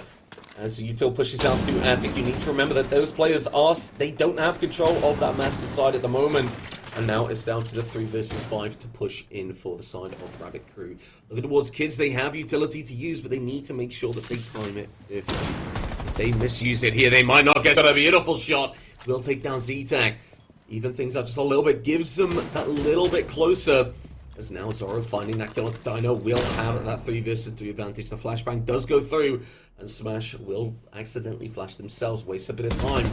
The spot comes out, they are able to find Flipper, nearly missed the player. The Smash overall, Kiz is able to find a kill, Sneaks on their own. Has to try and stop this plant from going down, which inevitably it will. Smash on the window, will watch across and will close out that round and draw things even, Poobal.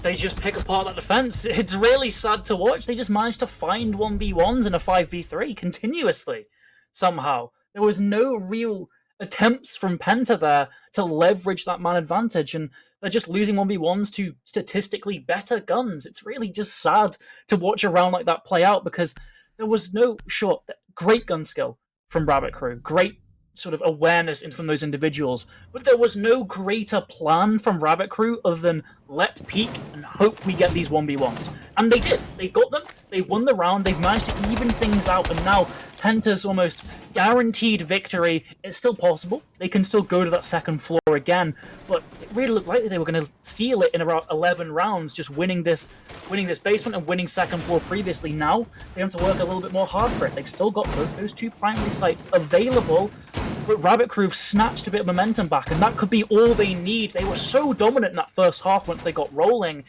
If they get rolling again, this is still definitely a losable match, although they're on this basement, which is such a strong and hard to attack site.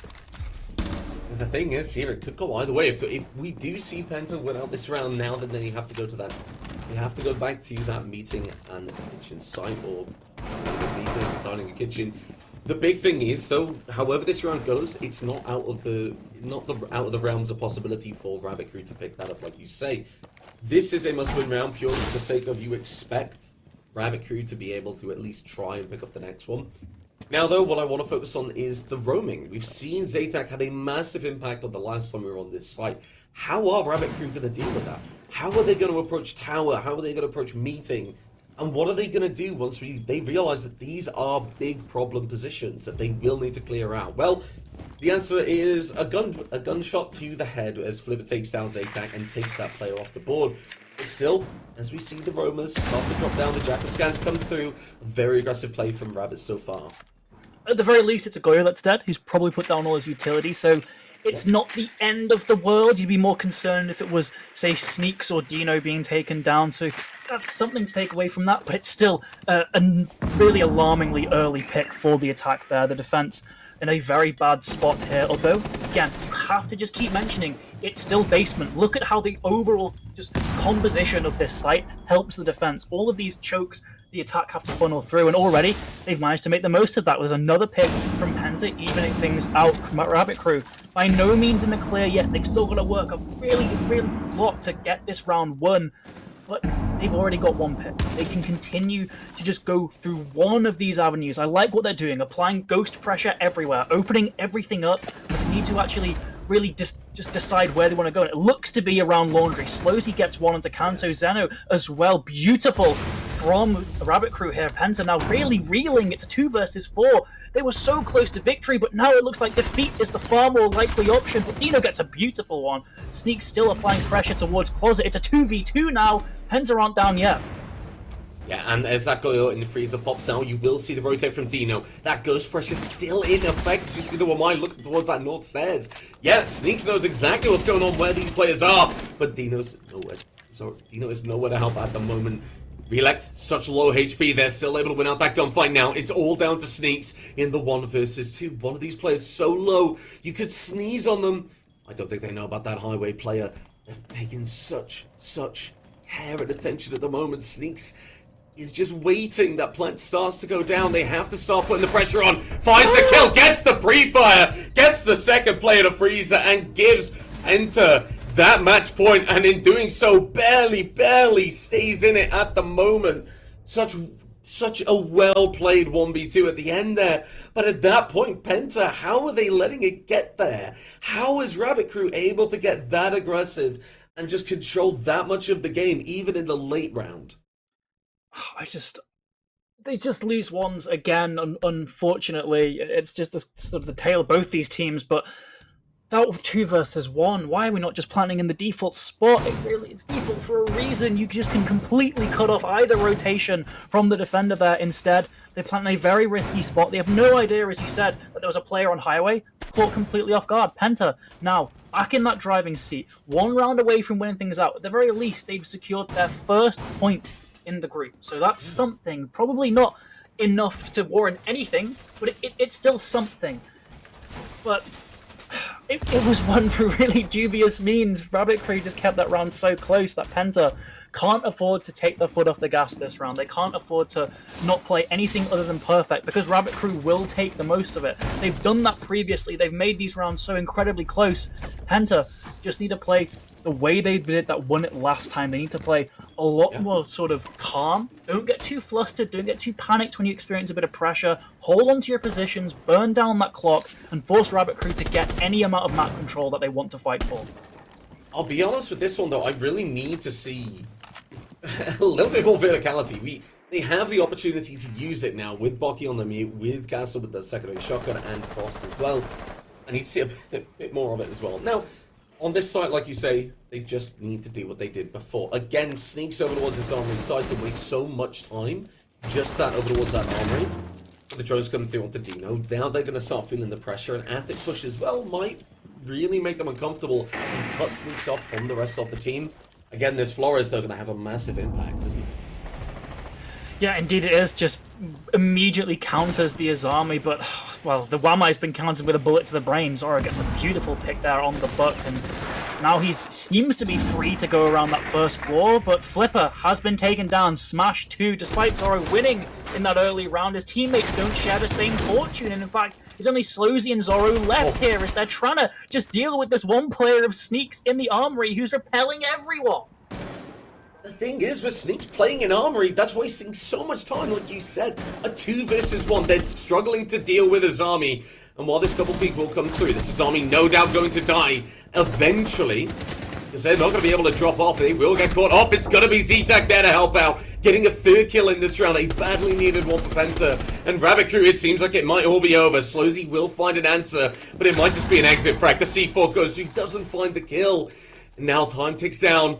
But most importantly, there isn't enough for Slozy to really think about what they need to do. They need to start pressuring. They know Azami's there. They can't focus over towards Attic, over towards Trophy, because the defenders are positioned perfectly. Have to move forward. Have to take this gunfight against Bocky, but it's going to be Sneaks. A beautiful, beautiful round. How was they allowed to stay in there so long with a buck on the board? They are going to be able to win out that game, and Pooble, I did not expect to see that one come, especially 3 rounds into the game. Yeah, well, I mean, coming into this matchup, Penta only had 6 rounds to their name. That's not even enough rounds to win a map. Now they've won it. It really is. Even though these are the 6th and 7th place teams, this is a massive upset when you consider how many rounds and how much more success Rabbit Crew had in these previous maps. And yet, here comes Penta, just winning this out completely. Sure, it's Oregon, every team should know it, and really was a bit of genius to go to such a standard map here when it seems like all other hope was lost. Let's just hope they can keep this ball rolling, because still, with 3 points, they are not in the clear yet at all. They will need to overtake Ryuga, who are currently at 6 points to get that 4th seed, and Ryuga still have more maps to play as well, so the fate is kind of out of their control, but they can still win as many maps as possible to help their chances. Yeah, and if they don't move it in terms of standings, they can still get that round differential, and that can still have that massive impact as well. Now, we are going to take a short break before we get on to our next game, because I believe we've only got 2 more left for the rest of the day, but be sure that we will be back as soon as we can with that next game, but we do need to take a little break. Get a drink, have a breather, but make sure you come back here not long.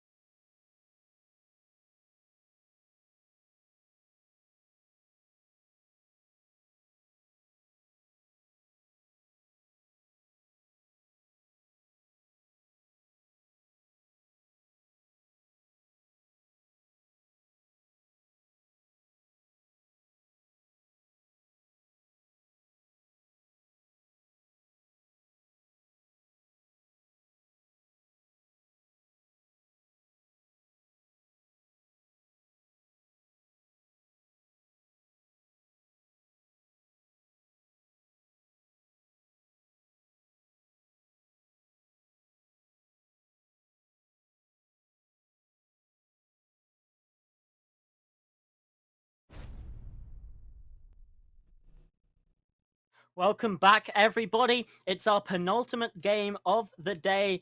I'm Pasta, back again, still joined by McCready, and we're going to be taking you through Entropy Gaming versus Crown Zero, a bit of a David versus Goliath sort of thing here in Group A.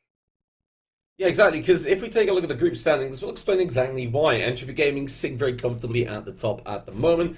They currently have, as you can see on this wonderful screen, they currently have those 15 points. Now, Team Zach are close, but at the moment, there's nothing that's going to change in regards to this game, because this game is against Crown Zero, sat at that lower kind of mid area of the table. Now, this is a very important game for themselves. Entropy Gaming, there's nothing that could really change. They're still going to go ahead. They're still going to have a really good position when it comes to going into tomorrow. But Crown Zero, this really is a must-win game for them. If they win this, that means that they go up. They have a chance of getting up to and maybe going ahead of MG Ryuga. They have no more games left to play today. Whereas if they lose this, Pentaclub have a really good chance of actually knocking Crown Zero down. And when you think about seedings tomorrow, because that's what a lot of these mid-table teams are really going to be thinking about now, that's massive. Yeah, it absolutely is. It's a difference of starting the game at 11 a.m. to starting your day at 12. And it also We all means love a that lion. it means that you also less chances for you to get knocked out of the tournament. You have a closer run to that finals, to the prize positions. And hey, that's got to be pretty good, right? You're already closer to winning, closer to getting money, whereas obviously the teams that are in 6th and 7th, they're going to have to try and fight just to get to that second round of playoffs. Yeah, I mean, it's such a massive difference. So we're going to have a look at the B bracket at the moment. So what we're going to see is the kind of standings of everything. We're not going to see any changes at the moment in this game because we're focused on Group A. But you can see Hair Troop still at the top, Frequency alongside them. And those two very, very tightly together as well, like we've seen on this side, on the first group as well. But when you take a look towards that middle table where it was a lot closer before, it's kind of started to spread out a little bit now. Yeah. PBX, after being out in Vision, that they are now set in that third spot with Leisure in the middle of the two. Team Ventrex, I don't think there's much they can really get done with this last game. If they are able to win it out and seeing your residents lose, then they're still going to be placed at that 7th spot. So they can still take a look at it, do the best they can, try and get a win on the board, but things are kind of a bit more set on this one. Doesn't mean things can't change though, isn't that right, Pastor? So yeah, PBX there's a little bit of risk there. Just they could potentially drop down to 4th place, but realistically, you're still in the same area of the bracket. Yeah, sure, it means you have a slightly worse seed, but third compared to 4th isn't necessarily that bad. So let's now focus back in onto the game that we have at hand. Entropy versus Crown Zero. Now, we said it is a little bit of a David versus Goliath. But we're heading to Oregon, as we can see in the top right. So being thrust straight into the action here. And immediately you see a Montaigne getting taken away. Yeah, so when we started today, when I joined in on the game of, I believe it was Envision and PBX, PBX, sorry, you told me we haven't seen any Oregon on the stream, and No, look what you've done now. This is the second Oregon in a row. We've seen Monty and Ying being taken away, which and you've casted them both times, so I'm actually. I have as well. Yeah, I'm blaming you, unfortunately. Yeah, well, you know, we agree to disagree on that one, but the bans that are coming through so far really kind of lean towards what we typically expect to see with Console League. On this one, Monty being taken away because it is that droning, it is that constant information that Shield can give, especially with the fact that they can reload from cover now. The Ying and the Mirror both being taken away by the side of Ground Zero, rounded out by that Clash. A very interesting ban phase for a couple of reasons. No shields allowed, according to Entropy Gaming. They do not. Yeah. I don't want to deal with it. I do not want to deal with it. Obviously, still a blitz, still a fuse, I guess. But your options for shields are dramatically reduced. And whether Crown, I'm pretty sure I've seen some Crown Zero games before. And they do like to use the shields quite a bit. So maybe that is why. Maybe a little bit of anti-stratting, but I think a lot of the time in ESA Cup as well, we've seen Entropy Gaming ban away the Clash, ban away the Montaigne. So it seems like also they just don't necessarily like to play up against Shield. The main thing that really comes to mind when I think about this, these shield bans, especially the Clash, is on the top floor when you look towards the attic. Looking over towards Master or towards the attic itself on that drop down, Clash can actually cause a lot of problems because their feet aren't visible if it's set up in a typical setup, which can really cause a lot of issues for the attackers. Now, that is more for a kid's bedroom setup. Right now, we're going down below. We're going to kitchen and meeting. Something that I know a lot of teams focused on kitchen dining before, but a lot of teams really do prefer this kitchen dining. And it's very understandable why. Because that attic, you can still defend that like you did before. You have a bit of pressure over towards that games area. And then that's where your attackers will have to try and focus on, because the verticality is in favor of the defense. Use that attic hatch, they can drop down, same with over towards kids. They can have complete oversight over the bomb plant positions. Absolute can. It's still an interesting choice not going to stay with the basement or the top floor, but in terms of this ground floor, absolutely the one you want to go for over dining. But still, this could just be Entropy Gaming just deciding that they're just going to ego the hell out of Crown Zero. Because we know Entropy, they are a very confident team. And in this sort of situation, you know, they have the opportunity to be confident. Crown Zero obviously quite a ways below them in the standings, and they're pretty secure up at the top spot. So why not just try and frighten teams as well? If you can play like this and still get like a 7-0 or a really close game on this map, then hey, teams will be scared of you. Unfortunately though, the opening pick goes the way of Nickit there. On this off again, the opening pick. Bandit charge will trick away the thermite though. Nathless counter trade. Yeah, realistically, that thermite charge should not have been going down until that verticality in attic was done. That castle was taken off the board. You could aggress over towards attic. Now what's happened is that bottom wall is still there, still electrified. Those thermite charges are gone and thermite's dead. Bandit is able to look up through that verticality. Now Rissa will find Just, but they've got an entry on the side. They could just start pushing through. Problem is now though, there is still the option for verticality from Entropy. This hasn't been dealt with. Atlas able to find one kill, looks for a second at Swamp, is able to find it, gets the triple as well as Hillgen. And this round could have gone in favor of Crown Zero, but is there very much turned around and gone in for favor of Entropy as Hillgen will close things down. And I don't know, it didn't feel like we saw Crown Zero firing on all cylinders on that one, to be honest. No, Entropy though, again, they hit their shots. This is a scary, scary team. And it just goes to prove why they're at the top of this group. And again, why teams heading into that playoffs bracket should be scared of them. Yes, they lost the ESA final. And some people were saying, oh, this team's washed, it's over. Hey, they're here to fight and they're here to play. They did lose the final. But yeah, no, they are definitely here to fight and here to play. And they show it as well. I feel...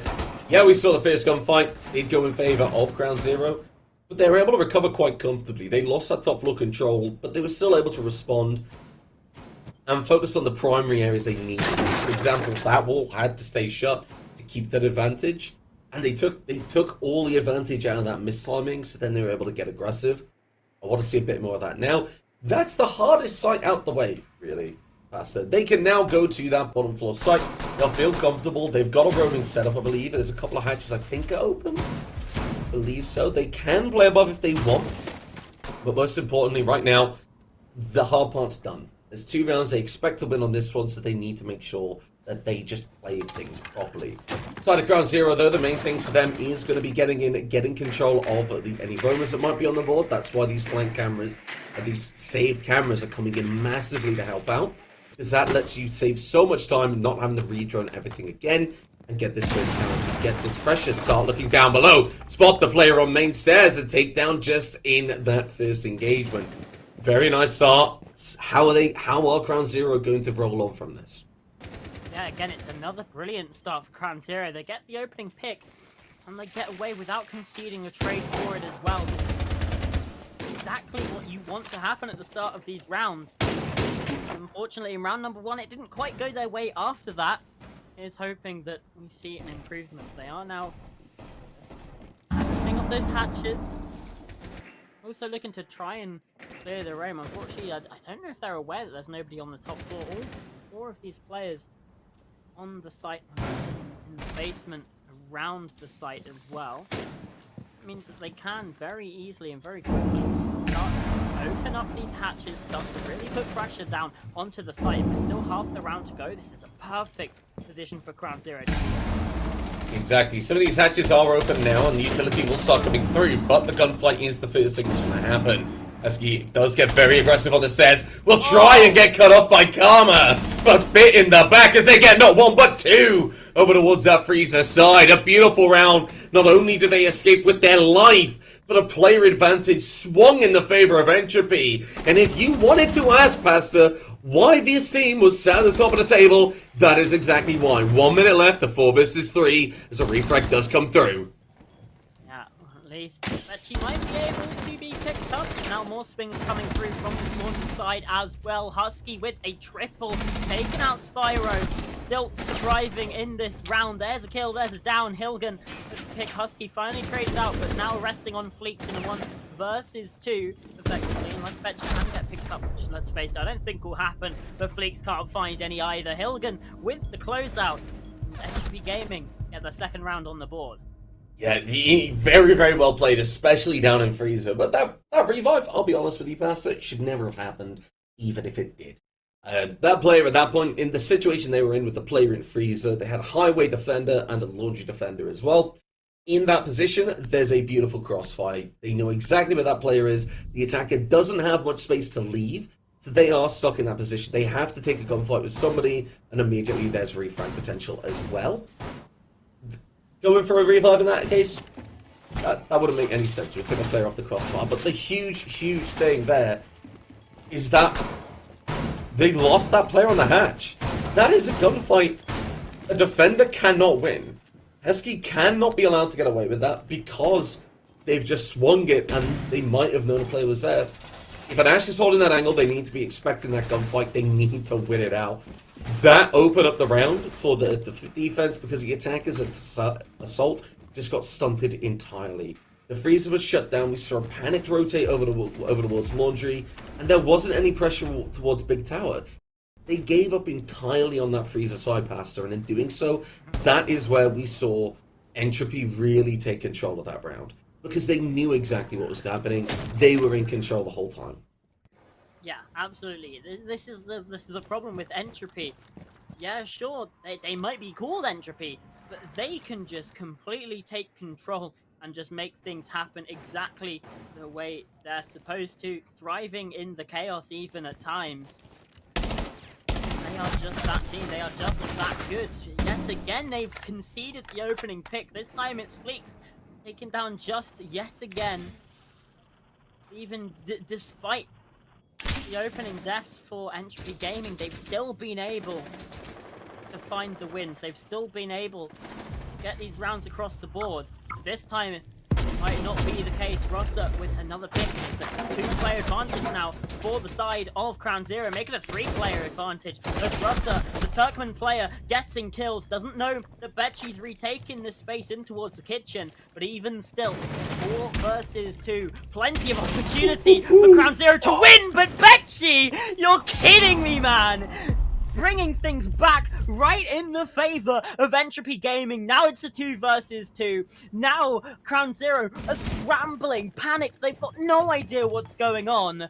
And Entropy Gaming in the driver's seat of this round. And Betchy, he's hunting for more, potentially to swing this angle. He can see the laser from that player. He knows that they're watching, knows that they're thinking about going into this position. The mute jammer isn't going to reveal anything, but Spyro flanking around the backside. Are they going to be aware of this? Flashbang go in. Surely Betchy's a dead man. Surely he doesn't survive this. And he doesn't. Afla now. Last player left standing on the site in a 1 versus 2. Yeah, but now with Afla's situation over towards Attic, they've got a really good position to try and contest a white push. It has to be with a minute left on the clock. The drones, though, can come through. What Betchy has bought down below is time. They know exactly where these players are, they know exactly where they're coming from, and utility has been wasted. No frag grenades, 1 flashbang, and most importantly, 2 guns. 1 player on that big window. Player on white stairs. It's going to be the white stairs gunfight taken first. An aggressive Wow. swing onto the flashbang. Looks for the second. Spyro backs up the impacts there. But a pistol comes out because they're aware that rush might come through. The swing from Spyro doesn't come through. Doesn't find a kill, but it could have.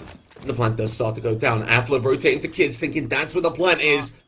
That's not the case. Time down. A game of chicken that Affler wins. A beautiful dance that only went one way. And that's because Affler was just a little bit quicker on the trigger. A very, very well played 2 versus 1 there from Affler, able to win that out when they should not have. Another round where Entropy had no business winning it. Crown Zero chuck away a 2 versus 5. This cannot be allowed to stand here, McCready. I mean, it's absolutely insane what Betchy was able to do there on inside of the kitchen. I mean, sure, first kill, fair enough. You get a trade. Yeah. Absolutely. The second kill, the next 2, insane shots. Let's be real. Bearing 9 shouldn't work from that distance, right? Like, insane shots, especially on a controller. But just Crown Zero, they've got to be getting that kill. I mean, yeah, sure, they got the trade, but then Affler's just able to 1v2 them. They're playing so separated, they're playing so isolated. Yeah. Affler was able to just swing the person on white stairs, and the player on the window had literally no impact on that gunfight. They just gave him 2 1 versus 1s. And this is fucking Entropy Gaming. They're gonna win gunfights. That is literally their whole thing, is that they're just better than you. Nickit needed to get inside that Dorms area because then they would have been able to cover a swing coming through that we saw.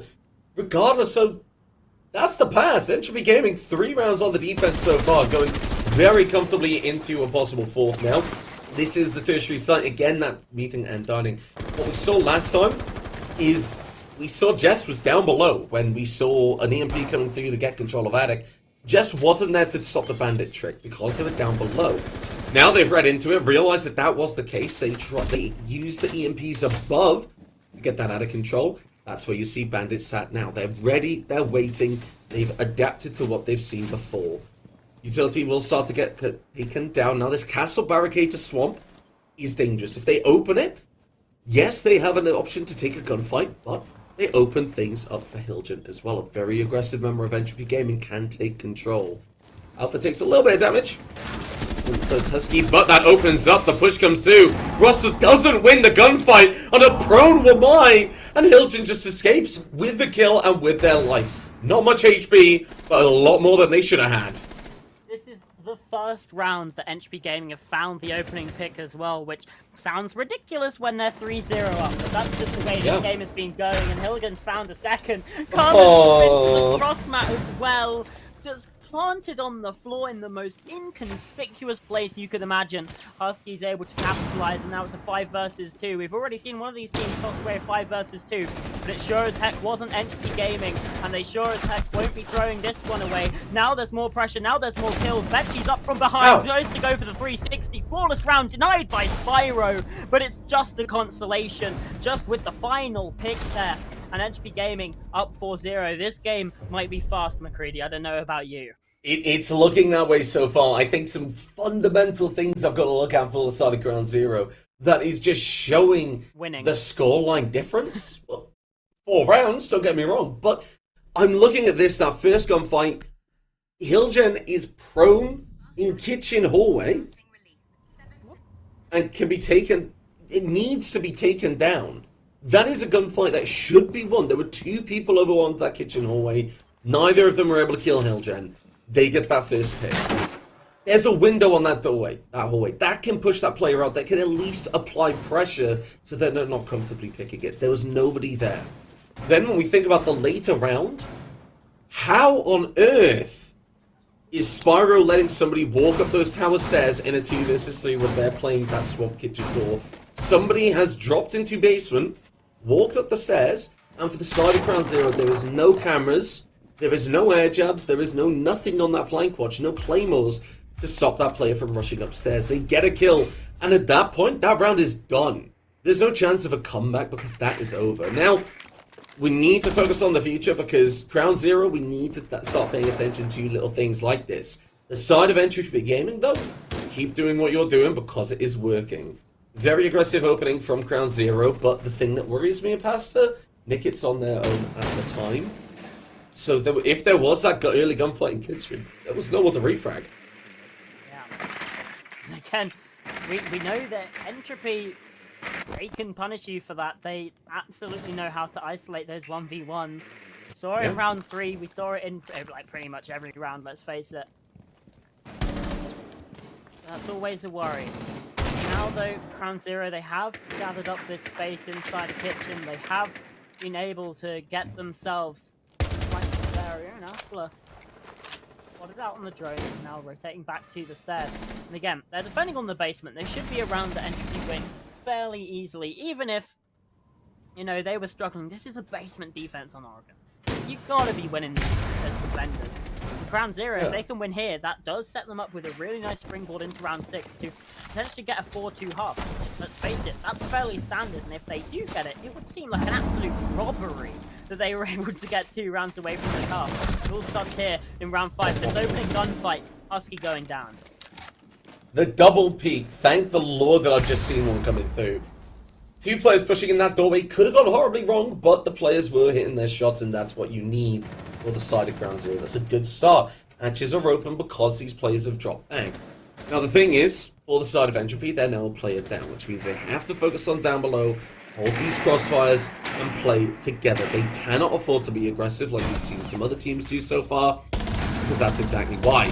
They can get another kill on that, and suddenly it's the 4 versus 4. Now what you see past it are these attackers getting a bit more aggressive. Karma, though, is there to make sure that that gets punished with that Twitch F2 over in Freezer. Now, again, things have slowed down, and Entropy are not peaking as much. They still have power positions. They still have Freezer and Rotate. As Jess able to find a kill, putting us in a 3 versus 3. Things from the side of Crown Zero. They are pushing. They need to get something, and this gunfight's going to be one from Karma. What a shot, though, from Karma there. Just absolutely deleting Hilgen out of the round. Fleeks has been taken low, however, by the player on Just, and he's found a third. Make it onto Nickit. He's looking for his ace, pushing round, and he gets it! Collects them both! There it is! And Entropy Gaming, 5 kills for just 5 rounds on the board. The lineup at the last second. We're seeing a player in Freezer crossing to go into Laundry to go for the plant, and the player rotating through. That cannot happen. You know what that player is. They know that Jess is playing in over towards Freezer door. They have a player in Laundry that can contest it. Have that player contest, at least push towards the door. They cannot be lining up like that. And Jess just keeping Entropy in the driver's seat of that round. You could have sworn they said if they lose that round, and if they go 1 round down on their defense, that's it, the game's over. Like that was the way that Jess played. They would refuse to give anything for Ground Zero. But for me, that round, it was the back and forth of frags. It was refragging and refragging. We see Jess just pick up kill after kill after kill. But these aren't just random picks. This is when Crowd Zero are forcing an opening. They get a player over towards Freezer. Jess has got a refrag. They pick up a second player in Freezer. Jess has got a refrag. Every time Ground Zero get 1 step forward, Entropy are there to catch up, and Jess most importantly. That is something that I want to see from the rest of Entropy. I just want to see from Ground Zero. Now though, this round definitely has gone their favor. This side has definitely gone their favor with that 5 rounds in advance, like you've said, on their defensive side. So, for the side of Ground Zero, they need to make sure they have the best opportunity here. This is damage control. They have to attack kids' dorms to make sure that they don't go into their defensive round and get rushed. Hey, last time around, it had to be a 1v2 from Atla, who still hasn't died in this game, by the way. Benji continuing where he left off, really. Inside the kitchen, finding picks with the bearing 9. Oaks gets the opener in this round, Russa going down. He was really one of the more impactful players last time the site was played in round number 3. So that's a slight problem. Well, probably more than a slight problem, actually, because Entropy Gaming, they're in the driver's seat. They just had a bit of a bad start to this game. and then he just goes and gets an ace, and then instead of being 1-3, he's now 6-3. And this is the thing, Entropy Gaming is just so good at these gunfights. I mean, I wouldn't go for this one personally. Yep, you are Thunderbird. You can heal yourself as long as you just get back up to the site. Indeed, that's where he's going, trying to get those heals. Banshee's. The Banshee's going to give the game away here. Oh, and the swing comes through as Husky's able to find that kill on White Stairs, and Ground Zero are rightly rattled. No drones really coming through, which means that a prone player in Split is able to get a gunfight of Veggie.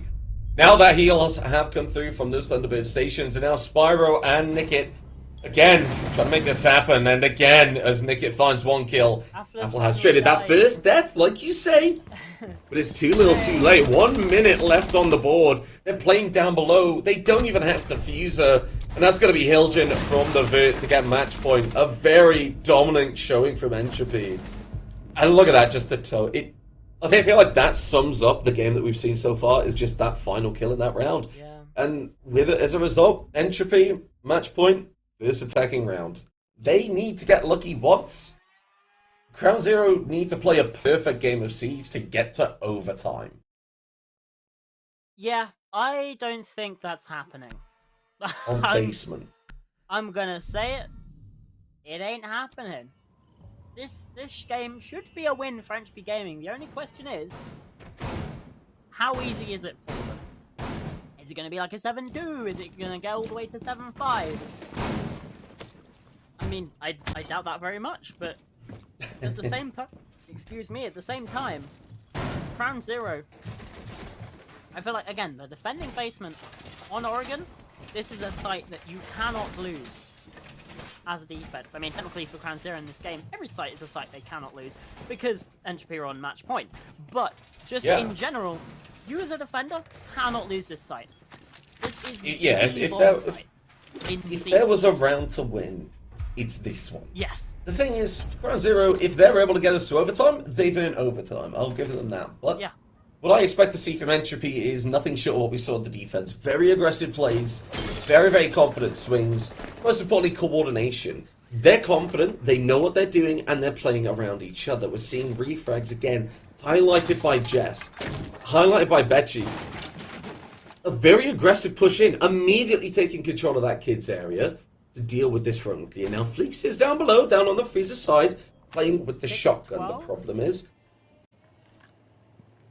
You know what? Sure. Why not? Why not? Why not? right, for the situation they're playing in, I can understand where we're seeing it.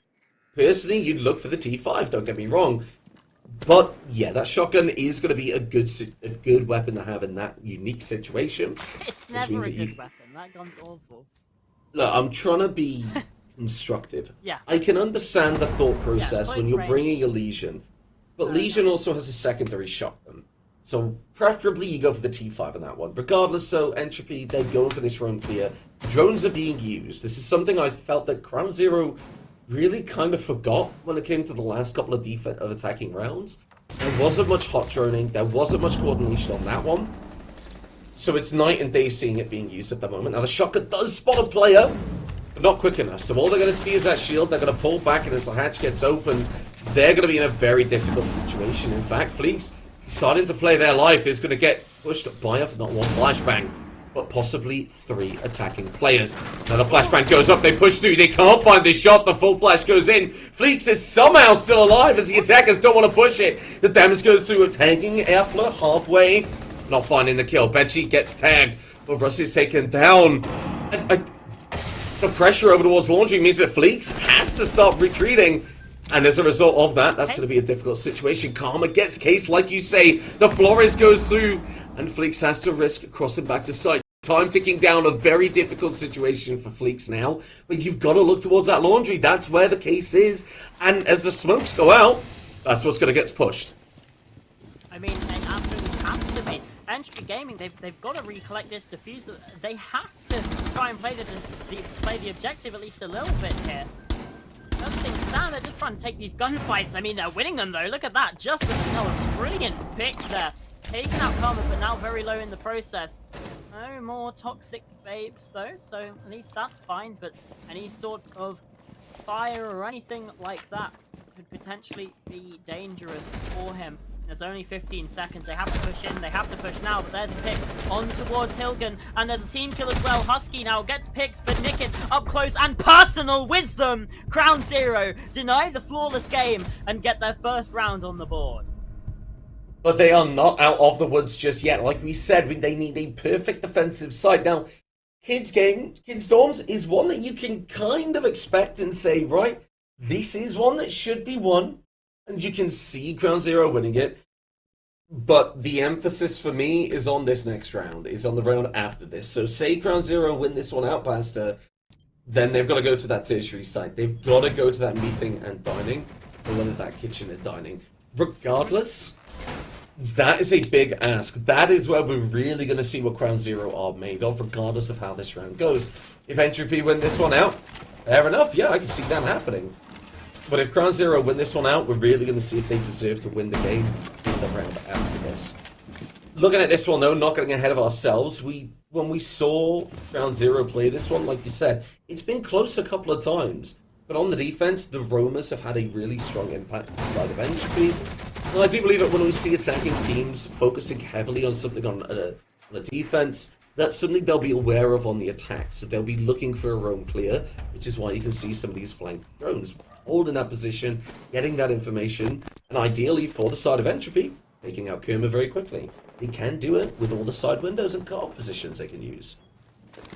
Yeah, it absolutely assumes they'd be able to lock off that kill on towards Karma, but I think there's a drone around somewhere.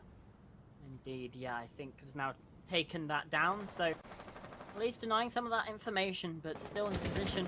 Well, you know, but as he's now rotating back up to the site, maybe just wasting a little bit of time there for Entropy Gaming. Another gunfight though happening over here on the on this armory side of the map, and it's Betchy to find the opening pick yet again. Nickit though trade. Just more damage being dealt. Russer, I'm not even sure what angle Betchy's even looking at there, but he's been able to take Russer down to 28 points of health. Very nice start though here for Entropy Gaming. They've got map control quickly, and they've been able to find the opening pick. Yes, your IQ's dead, and there's also damage dealt to other players on the defense. Indeed, they have. Now, that breach over towards that game side is open now, and nobody really playing over towards the attic side. This means the attackers are going to have a really good opportunity to push through. Taking control of white as well, you can see that Entropy actually have full control of that bottom kind of side of that map. If you take a look, it's all just blue towards that top side when you look at it from that perspective, which means Ground Zero, they know what's happening. This push is going to come through. They're going to rely on a lot of the utility that's there to support them.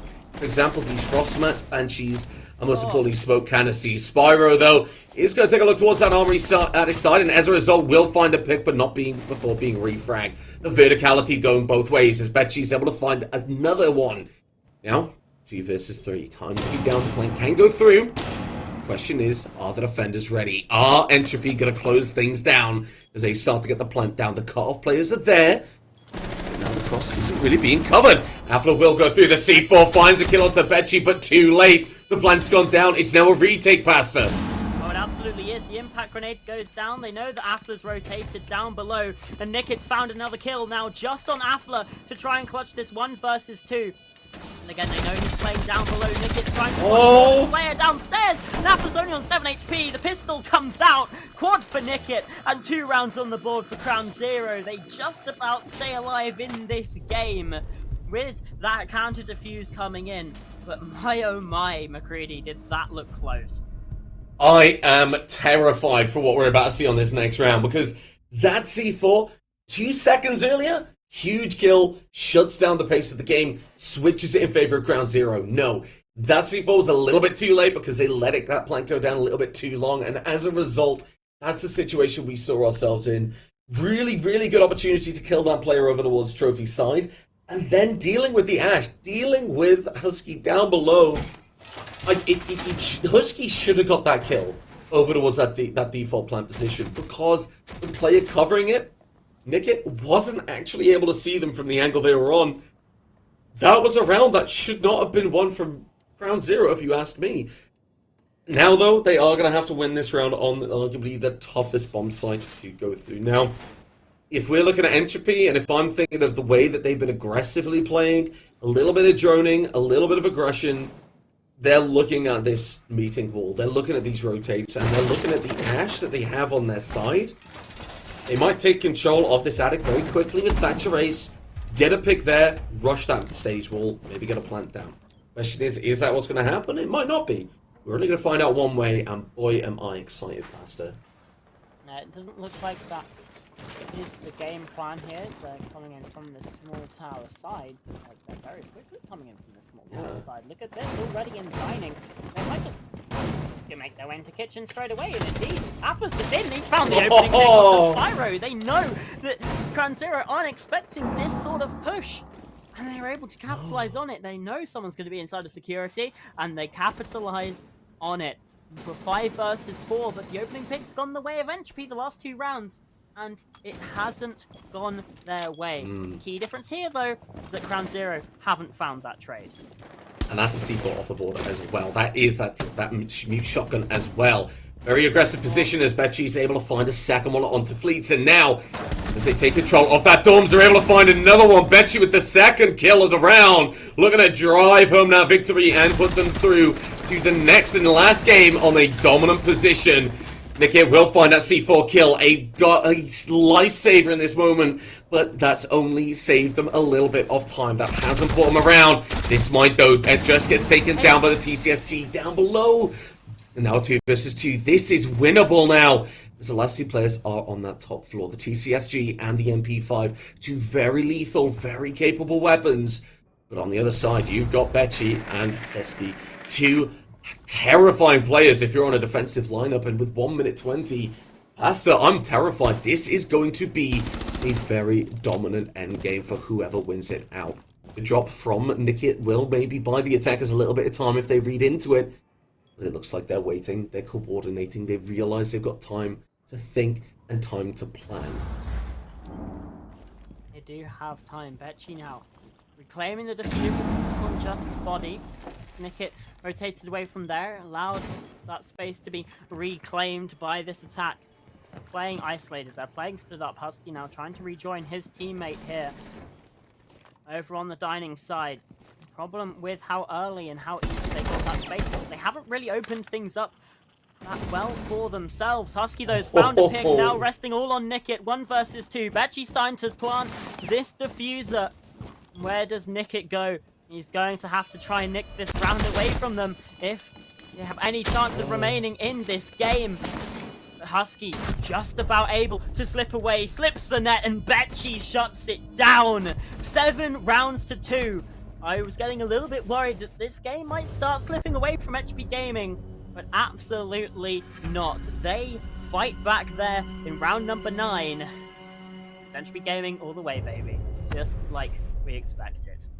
Yeah, I think you kind of said 70 was what you expected there. Beautifully played there at the end, because I'm seeing, I believe it's Betchy playing in that kitchen, using that drone hole to force the player out of position, and then getting the kill through the rotate. But for me, it was the drop that we saw. Then that Cade is playing over towards split side. But then they back out. They're not able to pick the Ash. As soon as that happens, that's it. Because they've ran off. They've allowed that control. And I think they respected Entropy a little bit too much. Yeah. Entropy have definitely shown why. A very dominant, very controlling game from themselves. Very aggressive, but it's controlled. They know what they're doing. They know exactly why they've performed so well in all the other leagues so far that they've played in, and they've shown why they're top of their table at the moment. But that is the last time we are going to see them today. They will be back tomorrow, no doubt, as we go into the couple of elimination matches, and then our quarters, semis, and grand finals. Pastor, that's it from yourself today, I believe. Yep. Is there anything you want to say? I mean, I just want to first of all add on to a point that you made earlier about like that respect. It's so easy to give Entropy too much respect. It's so easy because like look at the stuff that they're doing in this game. Yeah. Like it's absolutely ridiculous. So yeah, I just want to give props to Entropy because that was an absolute banger. Which you don't always get from Oregon, I will admit. But yeah, we got absolutely treated there. And yeah, like McCready said, that's it from me from this stream. Thank you all very much for watching. But you don't want to leave the stream because we still have one game left to go. And that game is, drum roll please, Frequency Esport versus Envision Gaming. It's going to be a banger, and Pubelo McCready will take you through that just after this break.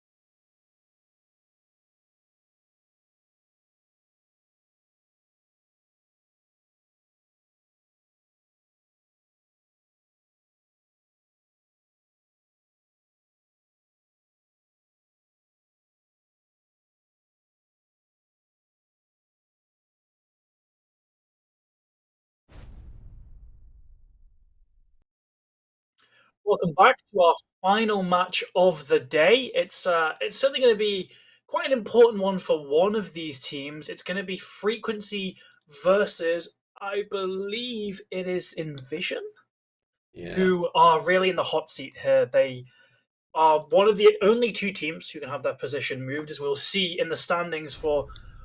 It will be Group A. Yeah. No, it will be Group B. Wonderful, wonderful, wonderful. So Envision in that 5th spot. Right as things stand, they will get a first round bye just due to their position. However, they are not safe. If Senior Residents beat Hair Troops, they will actually overtake them, get that first round bye, and have an easier time of things tomorrow. The only problem for them is they've got to take out Hair Troops, who are the top of the group. So technically, Envision have a slightly better chance of winning, but both of these teams are looking to probably stay where they are, just based on how this group has settled in. Yeah, I mean, I want to take a look at this. The reason Hair Troops are currently in the lead at the moment is because they've got an overtime win, whereas Frequency, they've got a loss on the board. But look at the round differential, people. That's one round between Hair and Frequency. So I know you say Envision, they've got a better chance. Yeah, I mean, they do. I'll agree with you. But that doesn't count for that much, because we look at the actual situation. Frequency and Hair have dominated so far, as well as Team Leisure. But they really need to win this round. This is a round that Envision cannot afford to lose, because like you say, it is that elimination game that's on the line at the moment. They can move up. But we're not going to waste any time, because there are stakes here. And let's talk about this map that we're going to. Yeah, it's going to be Clubhouse. And it's kind of a very similar mindset, I think, that really struck the map by Vito for Penta versus Rabbit Crew. It's teams that really have a lot on the line, so they go to really familiar territory. This time, it's not Oregon, it's going to be Clubhouse for these two teams. But the same general principle applies. Both these teams should know how to attack it, should know how to defend it, and they're just going to hope that their basics are better than their opponents. Yeah, because that is the most important thing on a map like this. Basics, basics, basics. So Frequency, that should be not a problem at all. Envision, though, need to really show what they're made of, why they deserve to stay in this. Now, Grim is going to be the first operator that we see taken off the board, and I believe that is something we've talked about the last time we saw a Grim, myself and you, on Oregon, and why Grim is so important. It can really put so much pressure in key scenarios, and the timing with Grim is so important. So being able to take that off the board for Frequency, making sure that that isn't going to be used against you, against a team that can really coordinate, that makes a lot of sense, taking that off. Mirror and Monty going to follow, though, in the ban phase.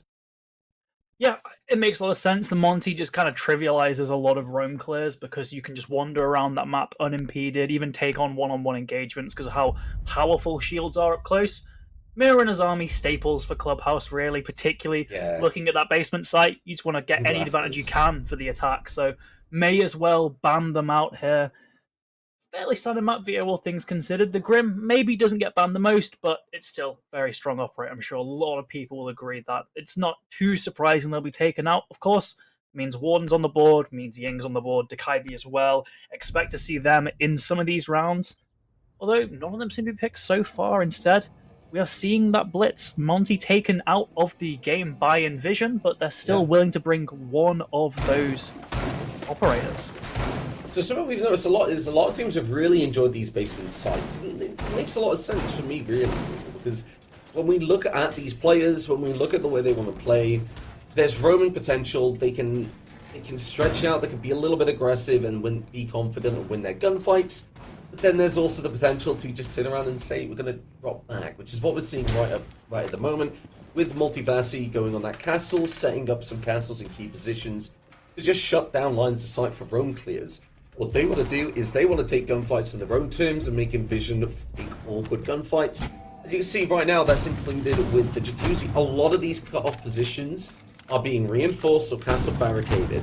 What this does, it sends a very clear message to Envision. Even if we see Frequency drop back to site of Turtle, Envision have to clear everything. They cannot take for granted that there isn't a roam awaiting. That's about a minute bought off the clock already just by doing this setup.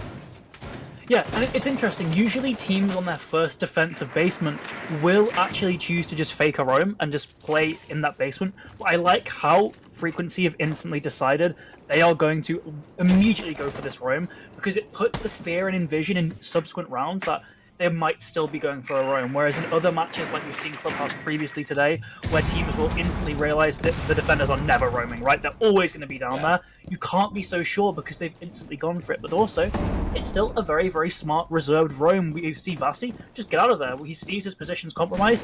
He doesn't need to fight. There's still the potential for more pressure upstairs and more time wasting. They don't need to waste any lives. They can just head right back down to the site. Yeah, like I said, right now, the only way they're going to tell that nobody's there is by using this jackal to see every single staircase and make sure that no one's ran up. Scans will give information of where some of these players are, but they'll start to kind of clock in a couple of minutes about where, or in the next 30 seconds or so, that these players have dropped off.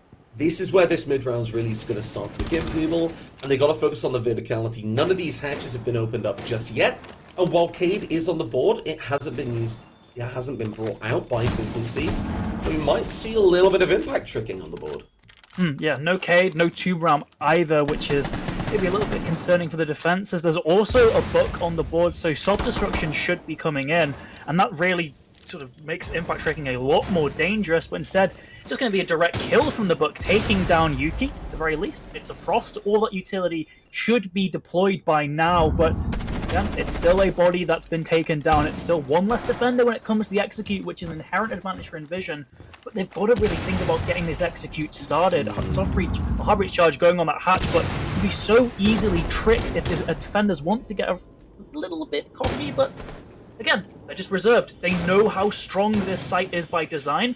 They just move away. No risks required. And as this timer gets down ever so close to zero, they've got to start forcing the attack to make some moves. But unfortunately, Rizraz gets two. And now, like you say, this site is strong by design, but the problem is the information is there in favor of the attackers. Rizraz looking for another one. The call has gone out, so somebody will be on those blue stairs as well in a minute. But Rizraz is able to find that pick. The good luck, the Dokkaebi scan will come through, gives the information away. Envision a very strong round as Shiro closes things down. I just want to say, the Dokkaebi timings, that was it for me, Pooble. We saw those come in at the perfect times. Defenders had the phones in their hand. The hatch got opened up. They already had picks on the board. As soon as that second scan came out, they knew where that first player was. It was being dealt with. The second scan identified the position of the second one. As soon as that they know that player's over towards that motor area, yes, there's that triple wall that can peek from either way, whether it be on the main stairs side or on the church side. The attackers can still take control of the entire B site, take control of blue, take control of motor, shut off the freedom of movement. Even if they didn't win that gunfight in 5 seconds, which they did, that round was over from the point that we saw these Dokkaebi scans come out and that information go through. A good attempt, and while I really like what they did in the early round, Pooble, the end round was really where Envision started to shine. Yeah, it was a very nice execute from Envision. The usage of intel just great, and the gun skill incredible. I'm immediately apprehensive with the way Frequency responded to this. They're opting to choose that Vigil, and yes, Vigil can be an effective roamer. Vigil can be very good at wasting time as well, because it forces more thorough drone and intel work. But also, if Yuki dies here, he has contributed nothing. If he does not get a pick, he contributes nothing. It looks like he's not going to get a chance to do anything, because look at this push. Instantly, the Buck facilitating the blitz to go through tunnel, but with an Ash as well. This looks like it's going to be a direct sight hit here, as Dipsy has the power to instantly break through that door, but cut down completely. Frequency, well aware of their tricks. They repel it beautifully. They don't even need to worry about Yuki having any value on that roam, because they've already taken down two. A fast push completely cut down here in the first minute. Yeah, and in doing so, you look at these operators, the Blitz, the Ash, that's so much self-destruction, so much space control taken off the board. Now, while Dex is pushing in towards this dirt area, they need to start thinking about something else. A second front is going to be needed because that push has stalled. There's no speed, there's no element of surprise on that one. If Dex tries to push that without any support from anywhere else, from any other angles, that's a gunfight they lose. Frequency are not a team that will lose this, which is why you see Dex pull back. I did like to see the aggression. We saw the read-in from that dirt being unreinforced. But right now, it looks like the Romans are going to take their vertical positions again. And with this two-player advantage, I'm not surprised. Let's take a look towards this kitchen. They spot that hard breach going down. The impact trick can be called. But what they're doing is they're waiting for the side of Envision to get a little bit too comfortable, aren't they?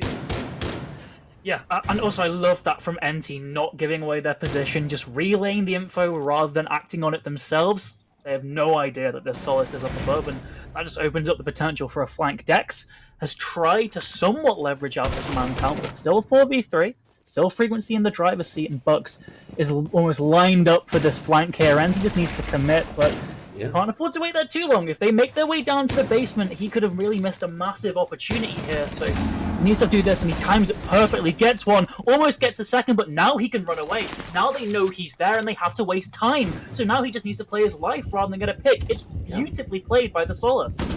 And if we do come down to the last 30 seconds, as Bucks will get taken down off the board, then they will just start coming down and get aggressive again. The damage on 20 will go through, but there is players in support, and as a result, Rizraz will be taken away straight away. A night and day from what we've seen. The attackers played very well in the first round, dealing with that Phantom Roam, dealing with all of that setup on the defense.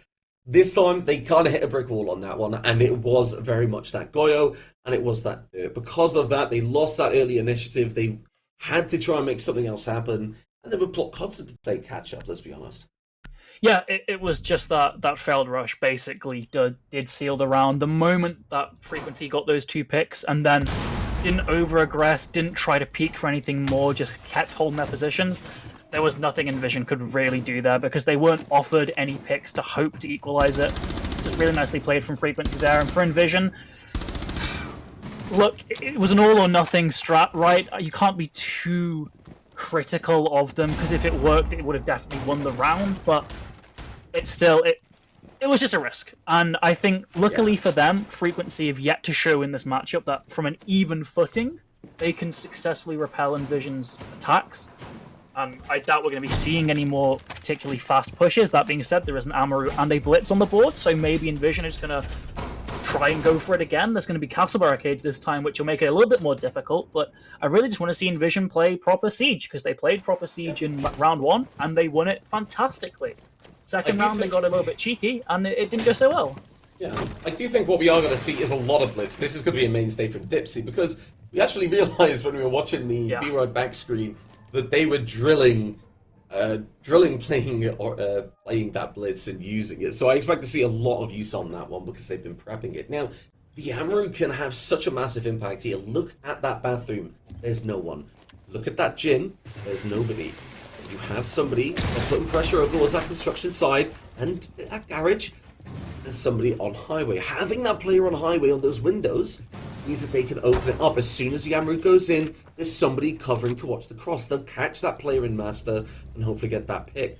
NT, though, is going to get taken down by Dex to start things out. The player that has stayed alive the longest in the last round is the one that's going to be first felled now. Windows start to get opened up, and while Dex can go in through that hatch, they're not going to. They're going to keep that player advantage and just see what the rest of the round has in store for them. Yeah, it does seem like Dex might just now play the rest of this round as effectively a bit of a beefier IQ, just using that LMG instead of the grappling hook, because there's no need to really go careening into any of the building now. We've got that opening in pick. You can now just play from the advantage. Hachi's forced to get very aggressive here, but repelled by that thermite breach. So already Frequency have been pushed back solely to the site. The moment they try and aggress, Koala is taken down. That's excellent from Shiro, and now Hachi's forced into another risky position. That's Logi. There's a hatch open directly above him. So you've got to be very careful of that as well. Vasi is, again, they're all playing these aggressive positions, these risky spots, trying to find something, because look at that man count. They can't continue to play for trades. They'll just lose the round. They have to make a play, and that pressure to make a play will often lead you to make very, very risky decisions, and the attack can just pay from that easily. Unfortunately, it doesn't go their way. Hachi gets Rizras. That's the thermite down. It's not Diffuser. That's still on the Amaru, but they have got all-important map control around CC once again, and that's something that Envision have to clear. And for me, this is the big thing. They're going to go for this execute now. 30 seconds on the clock. The smoke goes through. The Blitz is ready to push. Now, with the 3 players on the defense, they are stuck in a very awkward situation because they're spread apart. They can't play for the refrags because while one player will take down Vasi, and Shiro will have an answer on that window. The player of Dipsy will find Yuki. Hasi gets felled as well in almost the blink of an eye. Very, very well played from the attack because, like you said, they had that advantage. They didn't need to get aggressive. They were in the driving seat the entirety of that round. For me, when it got to that point where they had that 2-player advantage, that's when I would have expected to see Frequency honestly play a little bit safer. They had logic control, and they weren't pressured from that hatch, so they were able to kind of play that somewhat. They had a player in gym, they could have put a player main stairs. That's more conservative, it gives up more site control, but it allows for a bit more of a retake if it does come to that situation. Ultimately, though, very well played from the side of Envision. They pick up a second round, and they'll be looking to do so again on the same site with the exact same lineup, if I'm not mistaken. I believe so. That my one sort of criticism there in that previous round is Hachi didn't commit to the full retake. He kills the player in cash, kind of moves towards cash. If he committed to taking CC, suddenly you put a lot of pressure on Envision because you have a clear, just straight line of sight onto that roof. You can stop any attackers from holding angles there. Instead, doesn't quite commit, gets cold feet, comes back to sight. It was just a case of caught in two minds here, and that's something they can't afford to let happen in this reattempt of the site because they need to be putting rounds up. They're defending on Clubhouse. If Envision win one more here, that's already kind of a failed half for Frequency. So they've got to be basically flawless from here on out if they want to even have a chance of taking that top place seed from their head troops. And right now, though, you could say, well, Frequency, they can try and be a little bit different. They don't need to be 100% perfect because they can try new strats because they are in that top position. However, like you say, though, that is something they want to make sure they get the top. They don't want to be second.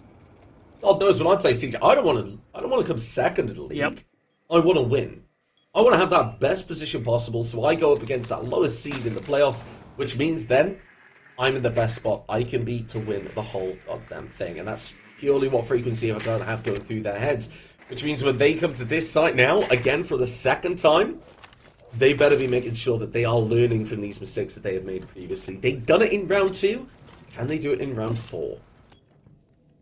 Yeah, that's the question. Another very slow start. This time, though, Envision haven't been gifted that free opener, so they're going to have to play on even footing here. And last time that happened, they still did a fairly decent job of things, but still, different site, no longer basement, we're on that second floor. But look at that fast breach instantly. Dipsy in, tries to fall into the shower, can't quite do it. The Amari's up as well. Dex is planting. Look at the commotion caused here. They're trying their best to find something in this entire push, but there's so many smokes. Shield up as well, and they've got the case down. Doesn't matter that Dipsy's been taken out. The win condition has firmly changed from kills to plant, and that's exactly what they've got. Exactly, and now a 2 versus 4. Dex will find a kill to keep it in favor, but it's going to be Vasi with a refrag now in a 1 versus 3. A very difficult situation. You see the player over towards that gym side. A bit of damage from the bottom of the shield. We'll find that pick onto Shiro. And now only 2 more players. They can be playing passive, and that's exactly what they're doing.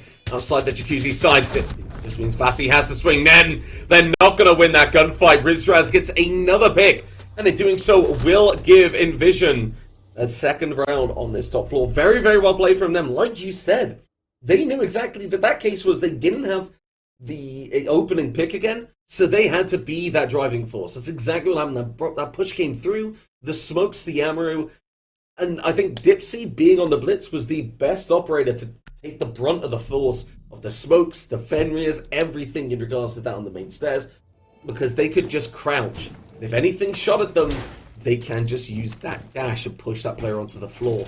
A very good execute. We're not going to head to gym CCTV. It makes sense. CCTV cache, in my view anyway, really weak site at the moment. With the amount of tools the attack now have to open up external walls, effectively that site is always getting cut in half by players on rappel with that breach open. So it makes sense that seeing as you lost one of those second floor defenses, you just go straight back down to basement. A really solid site. Why bother going somewhere else? I agree with the overall mindset from Frequency. Unfortunately, though, they've had a pretty poor track record defending so far, even down here. So it doesn't look great for them, of course. It's still Clubhouse Basement, but I would like for them to just commit to pure utility. They're losing out in gunfights, so just bring the Kayad, bring the Tubarao, bring the Goyo and the Melusi as well. But just play all conservatively on site and force the attack to get through that mountain of utility, that mountain of stall. Because if you just offer yourself up for gunfights, you're probably going to lose, given the trends in this match.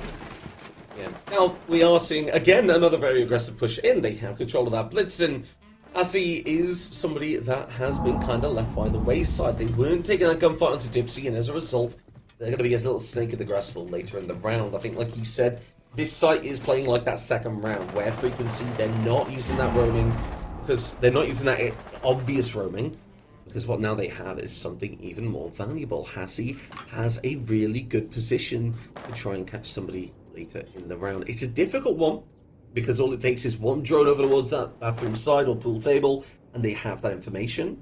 They can't do anything on that top floor where Dipsy is pushing through now, because Yuki will be droned out, which means they're forced out of that spot now. But what this means is Hassie can be at least a distraction. The swing comes out from Rizraz. Not even aware that the player could have been over towards Jacuzzi. Will be taken down. And as a result, Dipsy's in hot pursuit. Forcing the player over towards Dex. Dex gets taken down. But a refrag's there from Shiro. And a revive can come through. But not before Hassie swings from bathroom. Shiro on pool table all by their lonesome. Watching this. Looks for to find another kill. But isn't able to find it. It's going to be Hassie. We talked about the importance of that player alone in strip, and that's exactly why. Yeah, the poor timing from Hassie missing the blitz both times really does benefit him there, because it allows him to just remain hidden, remain unknown. If he takes down that blitz, all of that tension probably gets put on him, and he probably dies pretty soon after. So he's kind of blessed by his poor luck, and it ends up winning them the round there. Really nice play from him to just wait and bide his time until he was needed there, and when he was needed, he absolutely showed up. The problem now is, we're not going to CCTV cache. We're going to the site that's probably worse on Clubhouse. We're going to Bar and Stage. A site that's notoriously difficult to defend, although they're bringing the right tools. They're bringing that castle to limit the lines of sight and limit access. They're bringing that echo drone. However, even with those further defense, it's still such a bloody difficult site to defend, because you've got all that vertical space. You've got how the ease of access horizontally as well, through the front door, through strip, through the bathroom. It's just, there's a whole host of problems in this site, so I don't know why they're picking this. Well, I agree. I would have preferred to see a CCTV side from the side of Frequency, but that's probably what a Vision are expecting. So they're going to try something new. So they might not be ready to deal with Frequency. All right, that's second place spot in the group. They know what they're doing, and the Vision should as well. Now, the big thing about this is the verticality for the defenders. Yes, they might lose it very early on, but that's what the Banshees, that's what for the castle barricades are all for.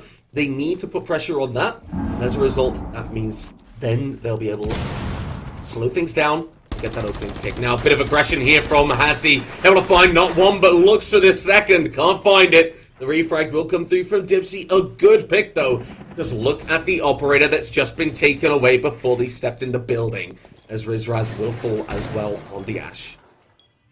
Yeah, just that actual slow style of siege really coming back to bite them, thanks to the external echo cams. I really thought for sure it would be another rush here. This is the easiest site in the map to rush, and seeing as Dipsy's been on that blitz every round, it seemed like just common sense he'd be sending himself through a window, getting picks, and just forcing the issue straight away. Instead, they play slow. It doesn't work out at all, but they've still got players relatively close by. Dex has made his way towards Billiards, but he's received some fire. Dipsy's nowhere near his team. That's the big issue. He can't really do much on his own, but Dex is putting in the work. Gets one, almost gets a second, loses the gunfight to NT, and now it's all on the shield up. It's not impossible by any means, but his only sort of long-range weapon is a pistol. It's definitely not an enviable spot. Yeah, and I mean, Dipsy taking that shield, the shields were recently adjusted to be much more defensible, not more aggressive. Even though Blitz is a very aggressive operator, the shield changes have kind of leaned more towards not being able to be a bit more defensive and working with the team more. Big problem is they put away that shield, and now those feet holds will come in massively. You look at the castle barricades, the only thing you see is feet. When in like a Monty, Blitz cannot cover that. Now that's the big thing for me. They're going to have to look at this window, like you say, jump in, force the issue. But the 2 versus 1, that's very, very difficult to do. For me, I believe on this round, I also want to talk about some of the attachments that we're seeing in Vision use. I know Dex has got the extended barrel on the buck. And I know that with some of these, personal preference is the most important thing. But I know that the damage you get from the extended barrel doesn't have much impact. And working at close range like we're seeing might not be the play. Regardless, though, 30 seconds down, pushing in with the blitz. Going to be looking for the feet is Vassie. Unable to find it until the last couple of feet, the last couple of seconds, and will be able to take out that blitz. In doing so, that will give us a 3-3 scoreline going on to the attack for the side of Frequency, which when you think about it, people, that puts Envision in a pretty good stead, because this does tend to be more of a defender-sided map. Yeah, it's certainly a win for Envision in this half, but in my eyes, it's not as big a win as it could have been based on the way Yeah. these teams have played. Frequency, in my opinion, played that half very poorly. And Envision just didn't capitalize on some of those mistakes. They capitalized on a lot of them. They got 3 attacking rounds worth. But particularly looking at that final round, it's bar stock. You're constantly playing these blitz, these fast, aggressive comps. Why are you not just trying to take sight very quickly? Instead, you're opening yourself up for these cheeky little external echo cams, these runouts, things you just shouldn't need to be worrying about because of the style of Siege they've been playing. Luckily for them, they're on defense. Luckily for them, they're defending Clubhouse Basement. This should be a pretty simple round for them. Just crunch on your utility, play in sight, but oh no Tuberal, no Kayad. What seem to be, they should be staples for a Clubhouse Basement defense. They make life so much more miserable for the attack. Instead, we're seeing both these teams shy away from bringing them. At the very least, there's still Goyo, there's still some kind of time wasting, but it's nowhere near as much as they could bring given the map, or given the operator veto. I'm going to be honest with you here. I'm really excited to see how Envision are going to use their defensive side. And most importantly, for Frequency, I want to see how they attack. We know a team can defend an Oregon or a Clubhouse, like we said. Teams should be able to attack it as well. We know that Envision, they have a good idea. They know roughly what they need to do. Now it's Frequency's time to really show what they can do. Now, they're going to start out with this roam clear. They're going to have hot drones going in, leading NT in. Now, NT taking the gunfights is an interesting one. Not because I don't think they're able to do it. They want some very high impact gunfights. But that's put them with one of the hard reaches. They have a Habana that's busy opening dirt. But that ace is going to focus mainly on these hatches. That ace is going to focus over towards that main stairs. Leading in does put them at that risk of being taken down, but it's going to be Vasi who's removed. The Flores drone taken away. And in doing so, a lot of utility towards that site is gone as well, people. Yeah, the floor is clearly being brought there as a counter to the Goyo, so they don't have to worry about wasting those 20 seconds of burn time during the execute, and I doubt many of them have been dealt with here with how early Vasi's been killed. That's an immediate blow for the attack. At the very least, they've got a Hibana up, and due to the lack of sort of preventative utility from the defense we mentioned earlier, she should be getting these hatches open pretty soon. Unfortunately, though, it's only going to be a single hole so far for that stock hatch. There might be a single ace charge being brought there as well to break it, but I'd imagine NT wants to get these church walls open to give himself more lines of sight onto the defense. So it looks like something here isn't going to get fully breached, and that could be a big problem later on this round when the attack want to start applying the split pressure and start surrounding the defenders. If they haven't been able to open up all they want, that could cause a spanner in the works, that could cause them to rethink some plans and potentially cause them to start panicking. They're just ace charging a soft wall here. I don't know why exactly. They at the very least get some line of sight onto church wall and some more lines of sight through the soft wall, but it's not really the desired outcome there, and that's all the ace charges used. So stock hatch will just have a single sight hole then. Yeah, they wanted to get that shield down, and they're most importantly unable to do that with the Wamai and the Warden still playing that position. Yes, those Bravo drones are able to impact in favor of the attackers, but NT's able to find the head of Dipsy. A must-have win gunfight there for NT on that one, and they're able to do it. The drop onto Moto will follow as a result, and now they'll have that pressure over towards that main stairs. The main hallway, Rizraz follows as well into the afterlife, as does Shiro. Now the drop comes through, and Hasi is taken down. That's all on their own in this hallway. Now they're going to have to deal with that player prone over towards that main stairs. This is the split pressure you wanted to talk about. We had a player in Moto, we had a player on main covering the cross. It's not exactly what you meant, because with split pressure you want somebody either pushing kitchen hatch or dirt or blue as well as main. But that worked out pretty much as well as you could really hope for it for Frequency. A very good round, even though, like you say, there was a couple of issues when it comes to getting the hatches and the walls open, and I also want to point out, we've not seen a cave once in this game. Yeah, look, that's really the blessing for Envision in that, for a Frequency in that round, in my view, is that they didn't have to waste time worrying about getting these hatches open while dealing with Kayeds and Tube rounds. They could just do it, and that meant that they could take more time and they could afford to make some mistakes when it came to their execute itself. But it doesn't matter because of how swift they were earlier in the round and how quickly it got down to them actually planning the execute and doing what they needed to do and getting those picks. It was just beautifully played from Frequency after seeing how, in my opinion, poor Envision's setup was down there in the basement, and it's meant that Envision have lost on the round they should be winning. They've been forced up to the second floor now. They're not even confident enough to re-attempt the basement at the moment. Instead, they want to try something completely different here.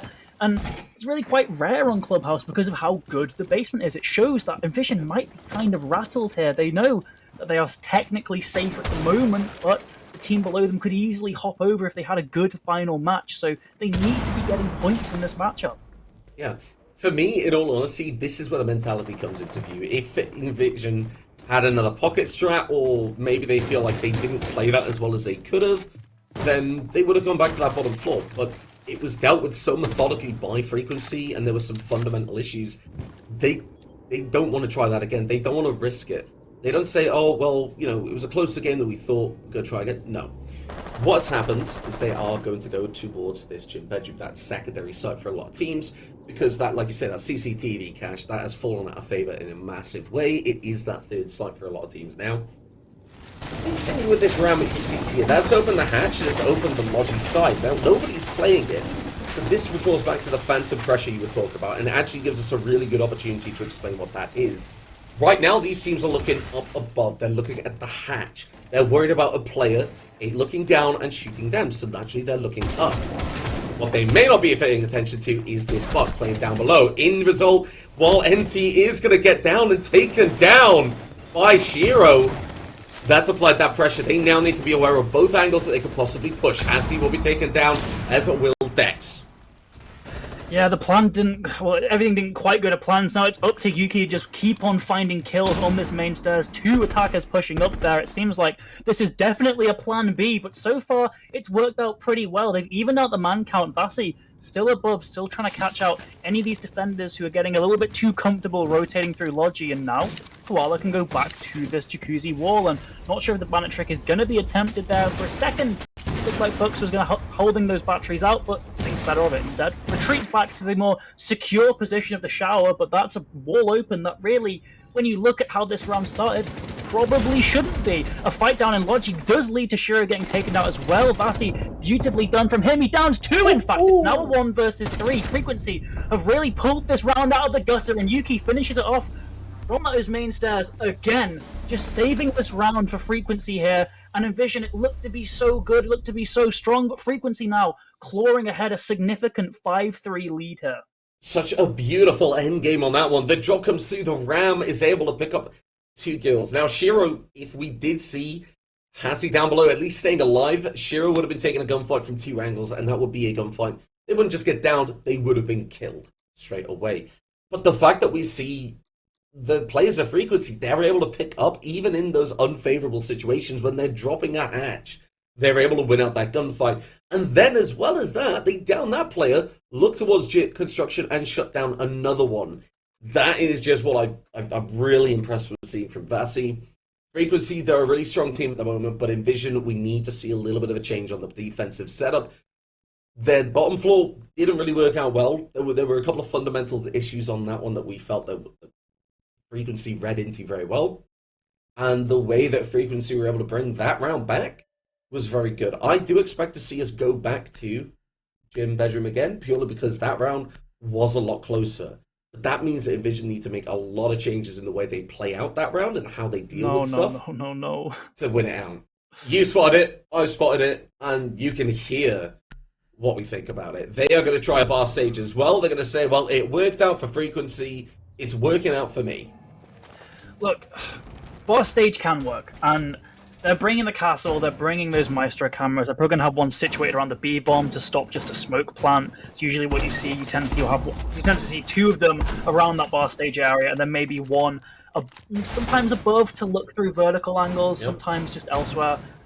We've got no echoes, so there's no sort of definite plant denial. The Maestro cams can chip down the plant but can't fully disrupt them, so that's one of those potential win conditions gone here. It's really going to be down to getting kills, I'd imagine, for the defense. So that means time wasting has a lot less importance. We're also seeing the Solus as well, who's been significantly nerfed. I would still say Solus is a very underrated operator now. I think players kind of saw the amount of nerfs when really the stuff she still has going for her is very, very strong. The ability to find those drones mid-round, good guns on top of that, makes a really quite deadly operator that people have just kind of forgotten about. But still, I guess you could say there's better picks here. It looks like a very fast approach from Frequency. They're going to learn from the mistakes of Envision when they attempted to attack this site, and they're just bringing the pace straight away. Here's the thing, though. Frequency were the people who brought this time out. They said that we're going to use this site, and you better be prepared to play it. They know exactly where the pitfalls are of this strat bar because they are the ones who kind of brought it out in that first place. They are confident defending it, which means they know where the weak points are and what they need to focus on. As a result of this, they'll push in fast into pool. They have pressure of bathroom and will open up that stage. So barricade now. Hassie having control of bathroom is going to shut off any room, and that means that Solace is stuck in bathroom as well. And now that's a 5 versus 4 on site. If we do see Frequency try and take that. Well, Shiro, sorry, is stuck in that kitchen side. Hassie is able to find Dipsy, though. That takes away the castle. The UMP, the long-range gun, is taken off the board. Now the Alder, though, of Dex. He's not on those cameras because he's forced into taking these gunfights. Looks for Hassie. Is unable to find it. Vasi finds Rizraz as well, but will be traded out. And now 2 versus 3 as Shiro finds another one. Koala is able to pick them off. And now Hassie on the bathroom. Didn't have to move a muscle, people. And was able to shut down an entire round just from that spot. I mean, what were Envision expecting? Frequency is a team that were 2-3 down in a half, and we're like, yeah, we're going to defend bar stage. Of course they know how to play it. Of course they are going to be comfortable playing it. What do you expect? You think you're catching them off guard? They did it first this match. Of course they're going to know how to attack that site. Envision put in the bare minimum effort thinking, oh, we'll just surprise them with a bar stage pick. And it exploded in their face. There was no coverage towards the bathroom side. There was no even attempt at stopping a push towards the kitchen corridor. There was just a player stuck in kitchen, effectively. Very, very poor round from Envision there. Meanwhile, Frequency are laughing all the way to the bank. 6-3 now. 3 attempts to finish things out in pretty dominant fashion as well on their attacks. It's back to this second floor. It's back to a site where, well, to be honest, you can just embarrass Envision completely by marching up main stairs and killing 3. There needs to be a significant change in the mindset of Envision here, a significant change in the game style of Envision here, or else they are going to get mopped just by Frequency completely dominating them here. Yeah, here's the thing as well. I want to point out, this is, if we see Envision stay in this game at all, they'll have to win their first ever defensive round. They've only won 3 attacking rounds. This is a big ask of them. We're not asking them to win their first, second, and third defensive round on the trot perfectly. They need a perfect game to get to overtime, people. And at that point, then, Frequency, they're still in the driver's seat. The momentum might shift in the way of Envision, but I do not see Frequency letting it get to them. Now, very early run clear again as Vasi's going to find Rizraz, takes him off the board. The mute's gone, and as Vasi will fall, the Ash is gone as well. But a mute to an Ash? I don't know, I'm okay with that trade in the first 30 seconds of a round. Yeah, definitely. That's a fantastic trade for the attack. I presume, just based on where Vasi was, the mute was playing below, so that's immediate plant denial dealt with. Great. Fantastic, the Frequency here. They've also got presence below. Surely they've drone decks. Surely they've drone decks. They've drone decks. They've got Jackal. Yeah, it just really, really nice work from Frequency here. And Vision trailing once again. They've now put all their attention towards that main stairs, which has distracted Bucks from the wall. It looks like we should get some breach open. No, those recent ace nerfs coming in huge for Envision here. And despite what should have been a botched bandit trick, they still get rid of that ace summer charge. No hard breach remaining, but it doesn't matter because NT's walked up those main stairs and just killed 2 of them. A triple for him in the round. It's all on Dipsy.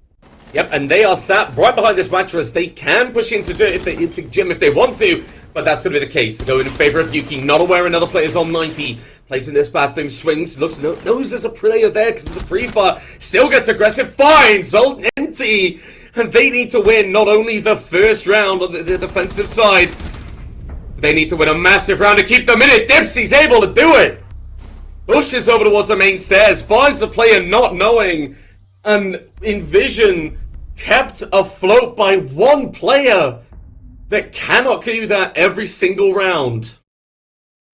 Yeah, and that was Frequency kind of celebrating before the match was finished. I'm afraid, fair play to Yuki. Had a great round there, but pushing that on the stairs with the secondary Jackal shotgun, you're not killing anyone with that thing. The thing, unless you are in tickle distance, that thing is not going to do any damage whatsoever.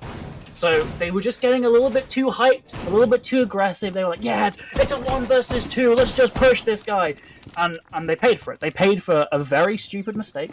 Luckily, because of the previous performance of this map, they've got this 2-round safety net, 2 more attempts, and it's going to be CC. So it's another site that's actually quite easy to attack nowadays. So Frequency by no means should be too disappointed, but that was their chance to win. It was their chance to win 7-3. That they've now flushed down the drain. It's going to have to be, at the very most, 7-4. Could get closer, though. So they need to sort of keep that in mind. Don't get too mentally shook with losing that last round, because CCTV cache, very easy site to attack. Just get that external wall open, get a bit of pressure towards that bedroom side, and you're basically sorted. Yeah, a lot was asked of Dipsy in that last round at the end there. However, the big thing is, this is, like you say, the tougher round to defend, because with attacking teams, they will focus on 3 main positions. They'll focus on down below, getting that breach open in either Con or Gym. Once that happens, utility usage, as long as they've got a bit of coordination about them, they will be able to control that round. They will be able to take site, and they will be able to get a plant down. And then the post plant's quite easy. The big thing here for the side of Frequency is that they're able to find that opening kill. Dipsy, the game maker in that last round, picked off the board straight away. There is a player's rafters, but two players, this for my Magnet and these Doc Sims are not going to be long for this world. Koala will be picked off the board, but immediately someone down on Garage Door. Immediately the call's gone out. Okay, think about it. Construction, cash side. There's only 2 players left. We know where 2 of them are. Bit of damage goes on to Rizraz. That's not going to get the kill, but it will put them down. Shiro takes a bit of damage, and then that Raptors is neutered. And Poobel, this site has just opened up. Immediately, this game is looking over, because it's all down to Bucks. Down in oil, not even on site. The call goes out. The plant is going to go down, and immediately a 1 versus 4 retake isn't even going to happen. They're not even going to try and go for the kill. Oh, the plant, they will get the kill, close things down, as Vasi finishes everything here on Clubhouse. Yeah, Frequency really bounced back. It was honestly a very poor defensive effort, but their attacks were phenomenal. Absolutely stellar, and Vision was just left reeling completely from basically all those rounds. Even the one they won was of a heroic 1 versus 3 clutch. So yeah.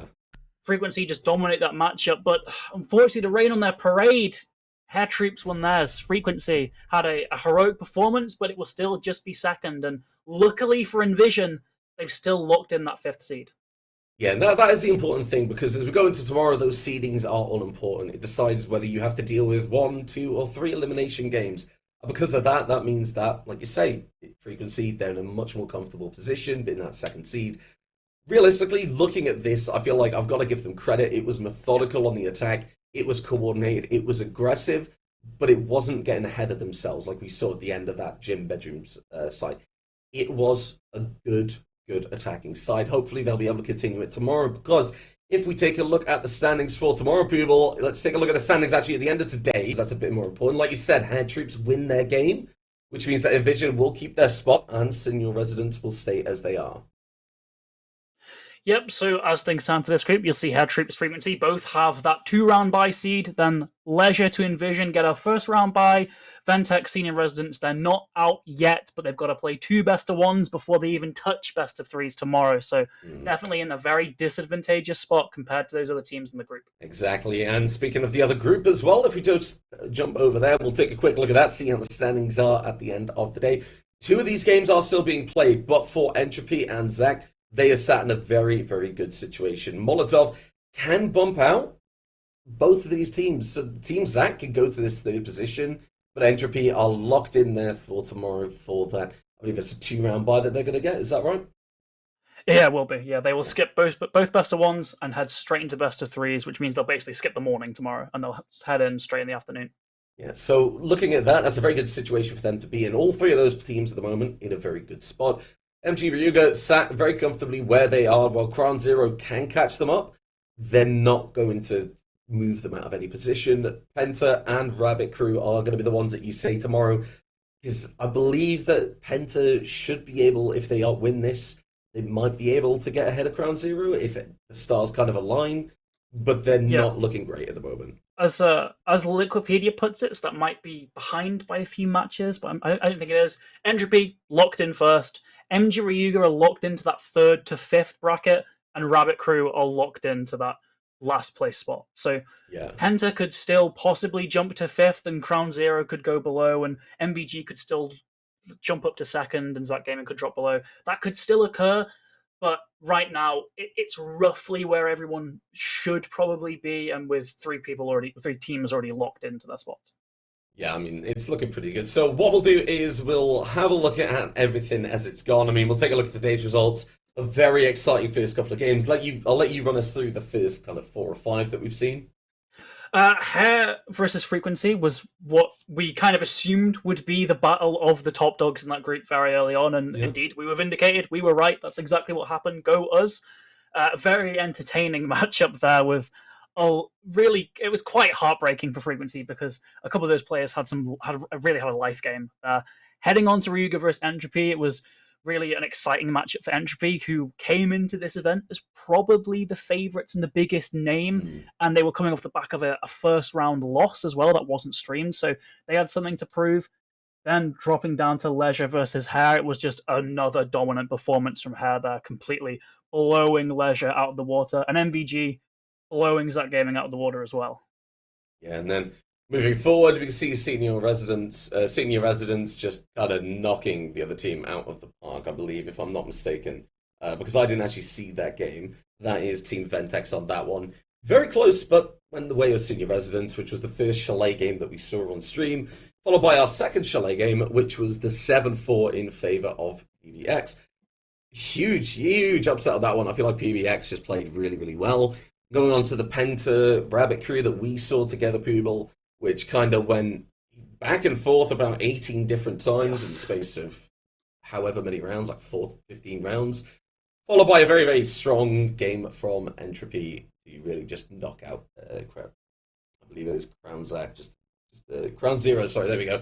Getting a little bit mixed up. A very strong game from Entropy. And then what you just saw where Team Frequency beat out Envision 7-4 in such a dominating fashion, where the 7-4 scoreline, I'll be honest, it doesn't feel as much justified, especially when you take a look at the attacking side in that one. But that is the games for today all dealt with. I do believe we're going to have a quick chat about how I kind of felt about it today, because it's been a really good day, hasn't it?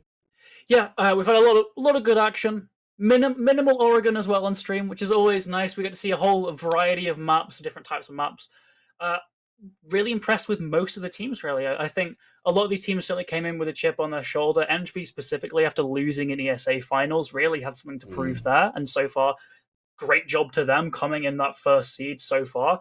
Great, just overall great performance, great bounce back. And at the same time, Hair Troops as well. Part of that is the Ghost Army squad that won ESA. They've also kind of got something to prove and to show that it wasn't just a fluke. And I think we can confidently say it wasn't. They have torn apart multiple teams on their run so far through groups with a really impressive plus 26 round differential, which is just massive. There's multiple 7-1 victories for them. So really just fantastic job from them overall. But even, those lower seeded teams like Senior Residents and Ventex put on a good showing for where they were in the bracket. So overall impressed at just how good a lot of these teams are. Yeah, I mean, I'm really excited for it, in all honesty. I cannot wait for tomorrow, because tomorrow, like you say, we've got 2 best-of-1 elimination games, followed by a best-of-3 quarterfinals, a best-of-3 semi-finals, and then a best-of-1 grand final. I cannot wait to get stuck in, but you are going to have to wait until tomorrow. Keep involved on the Twitter. I mean, the Twitter's got all the information on when the games are going live, who's playing what on what stream. If you're also interested in the German stream because you're a German speaker, by all means, check it out on I believe that is the R6 Breach channel. But if you wanted to see more of our faces tomorrow, then make sure you just stop by on here. Booble, is there anything else you want to say before we do go? I just want to say thank you to everyone's been casting. Thank you, McCready. Thank you, Pastor. Thanks to Golu, who is sadly in the Tesco mines at the moment. Thanks to our producer, Nanos. Thanks to Target Esports for running this event. Thank you to our wonderful observers who are live in Dortmund right now running it. So it's been a wonderful event so far, halfway through now, but another day full of action to go. Very excited for that. Yeah, so make sure that you do stay involved, like I was saying, stay in the loop, because tomorrow it will be exciting, like people says. But for now, we're just going to go away, rest up, and get ready for another day of action tomorrow. So thank you for watching. We'll see you tomorrow. Enjoy your night.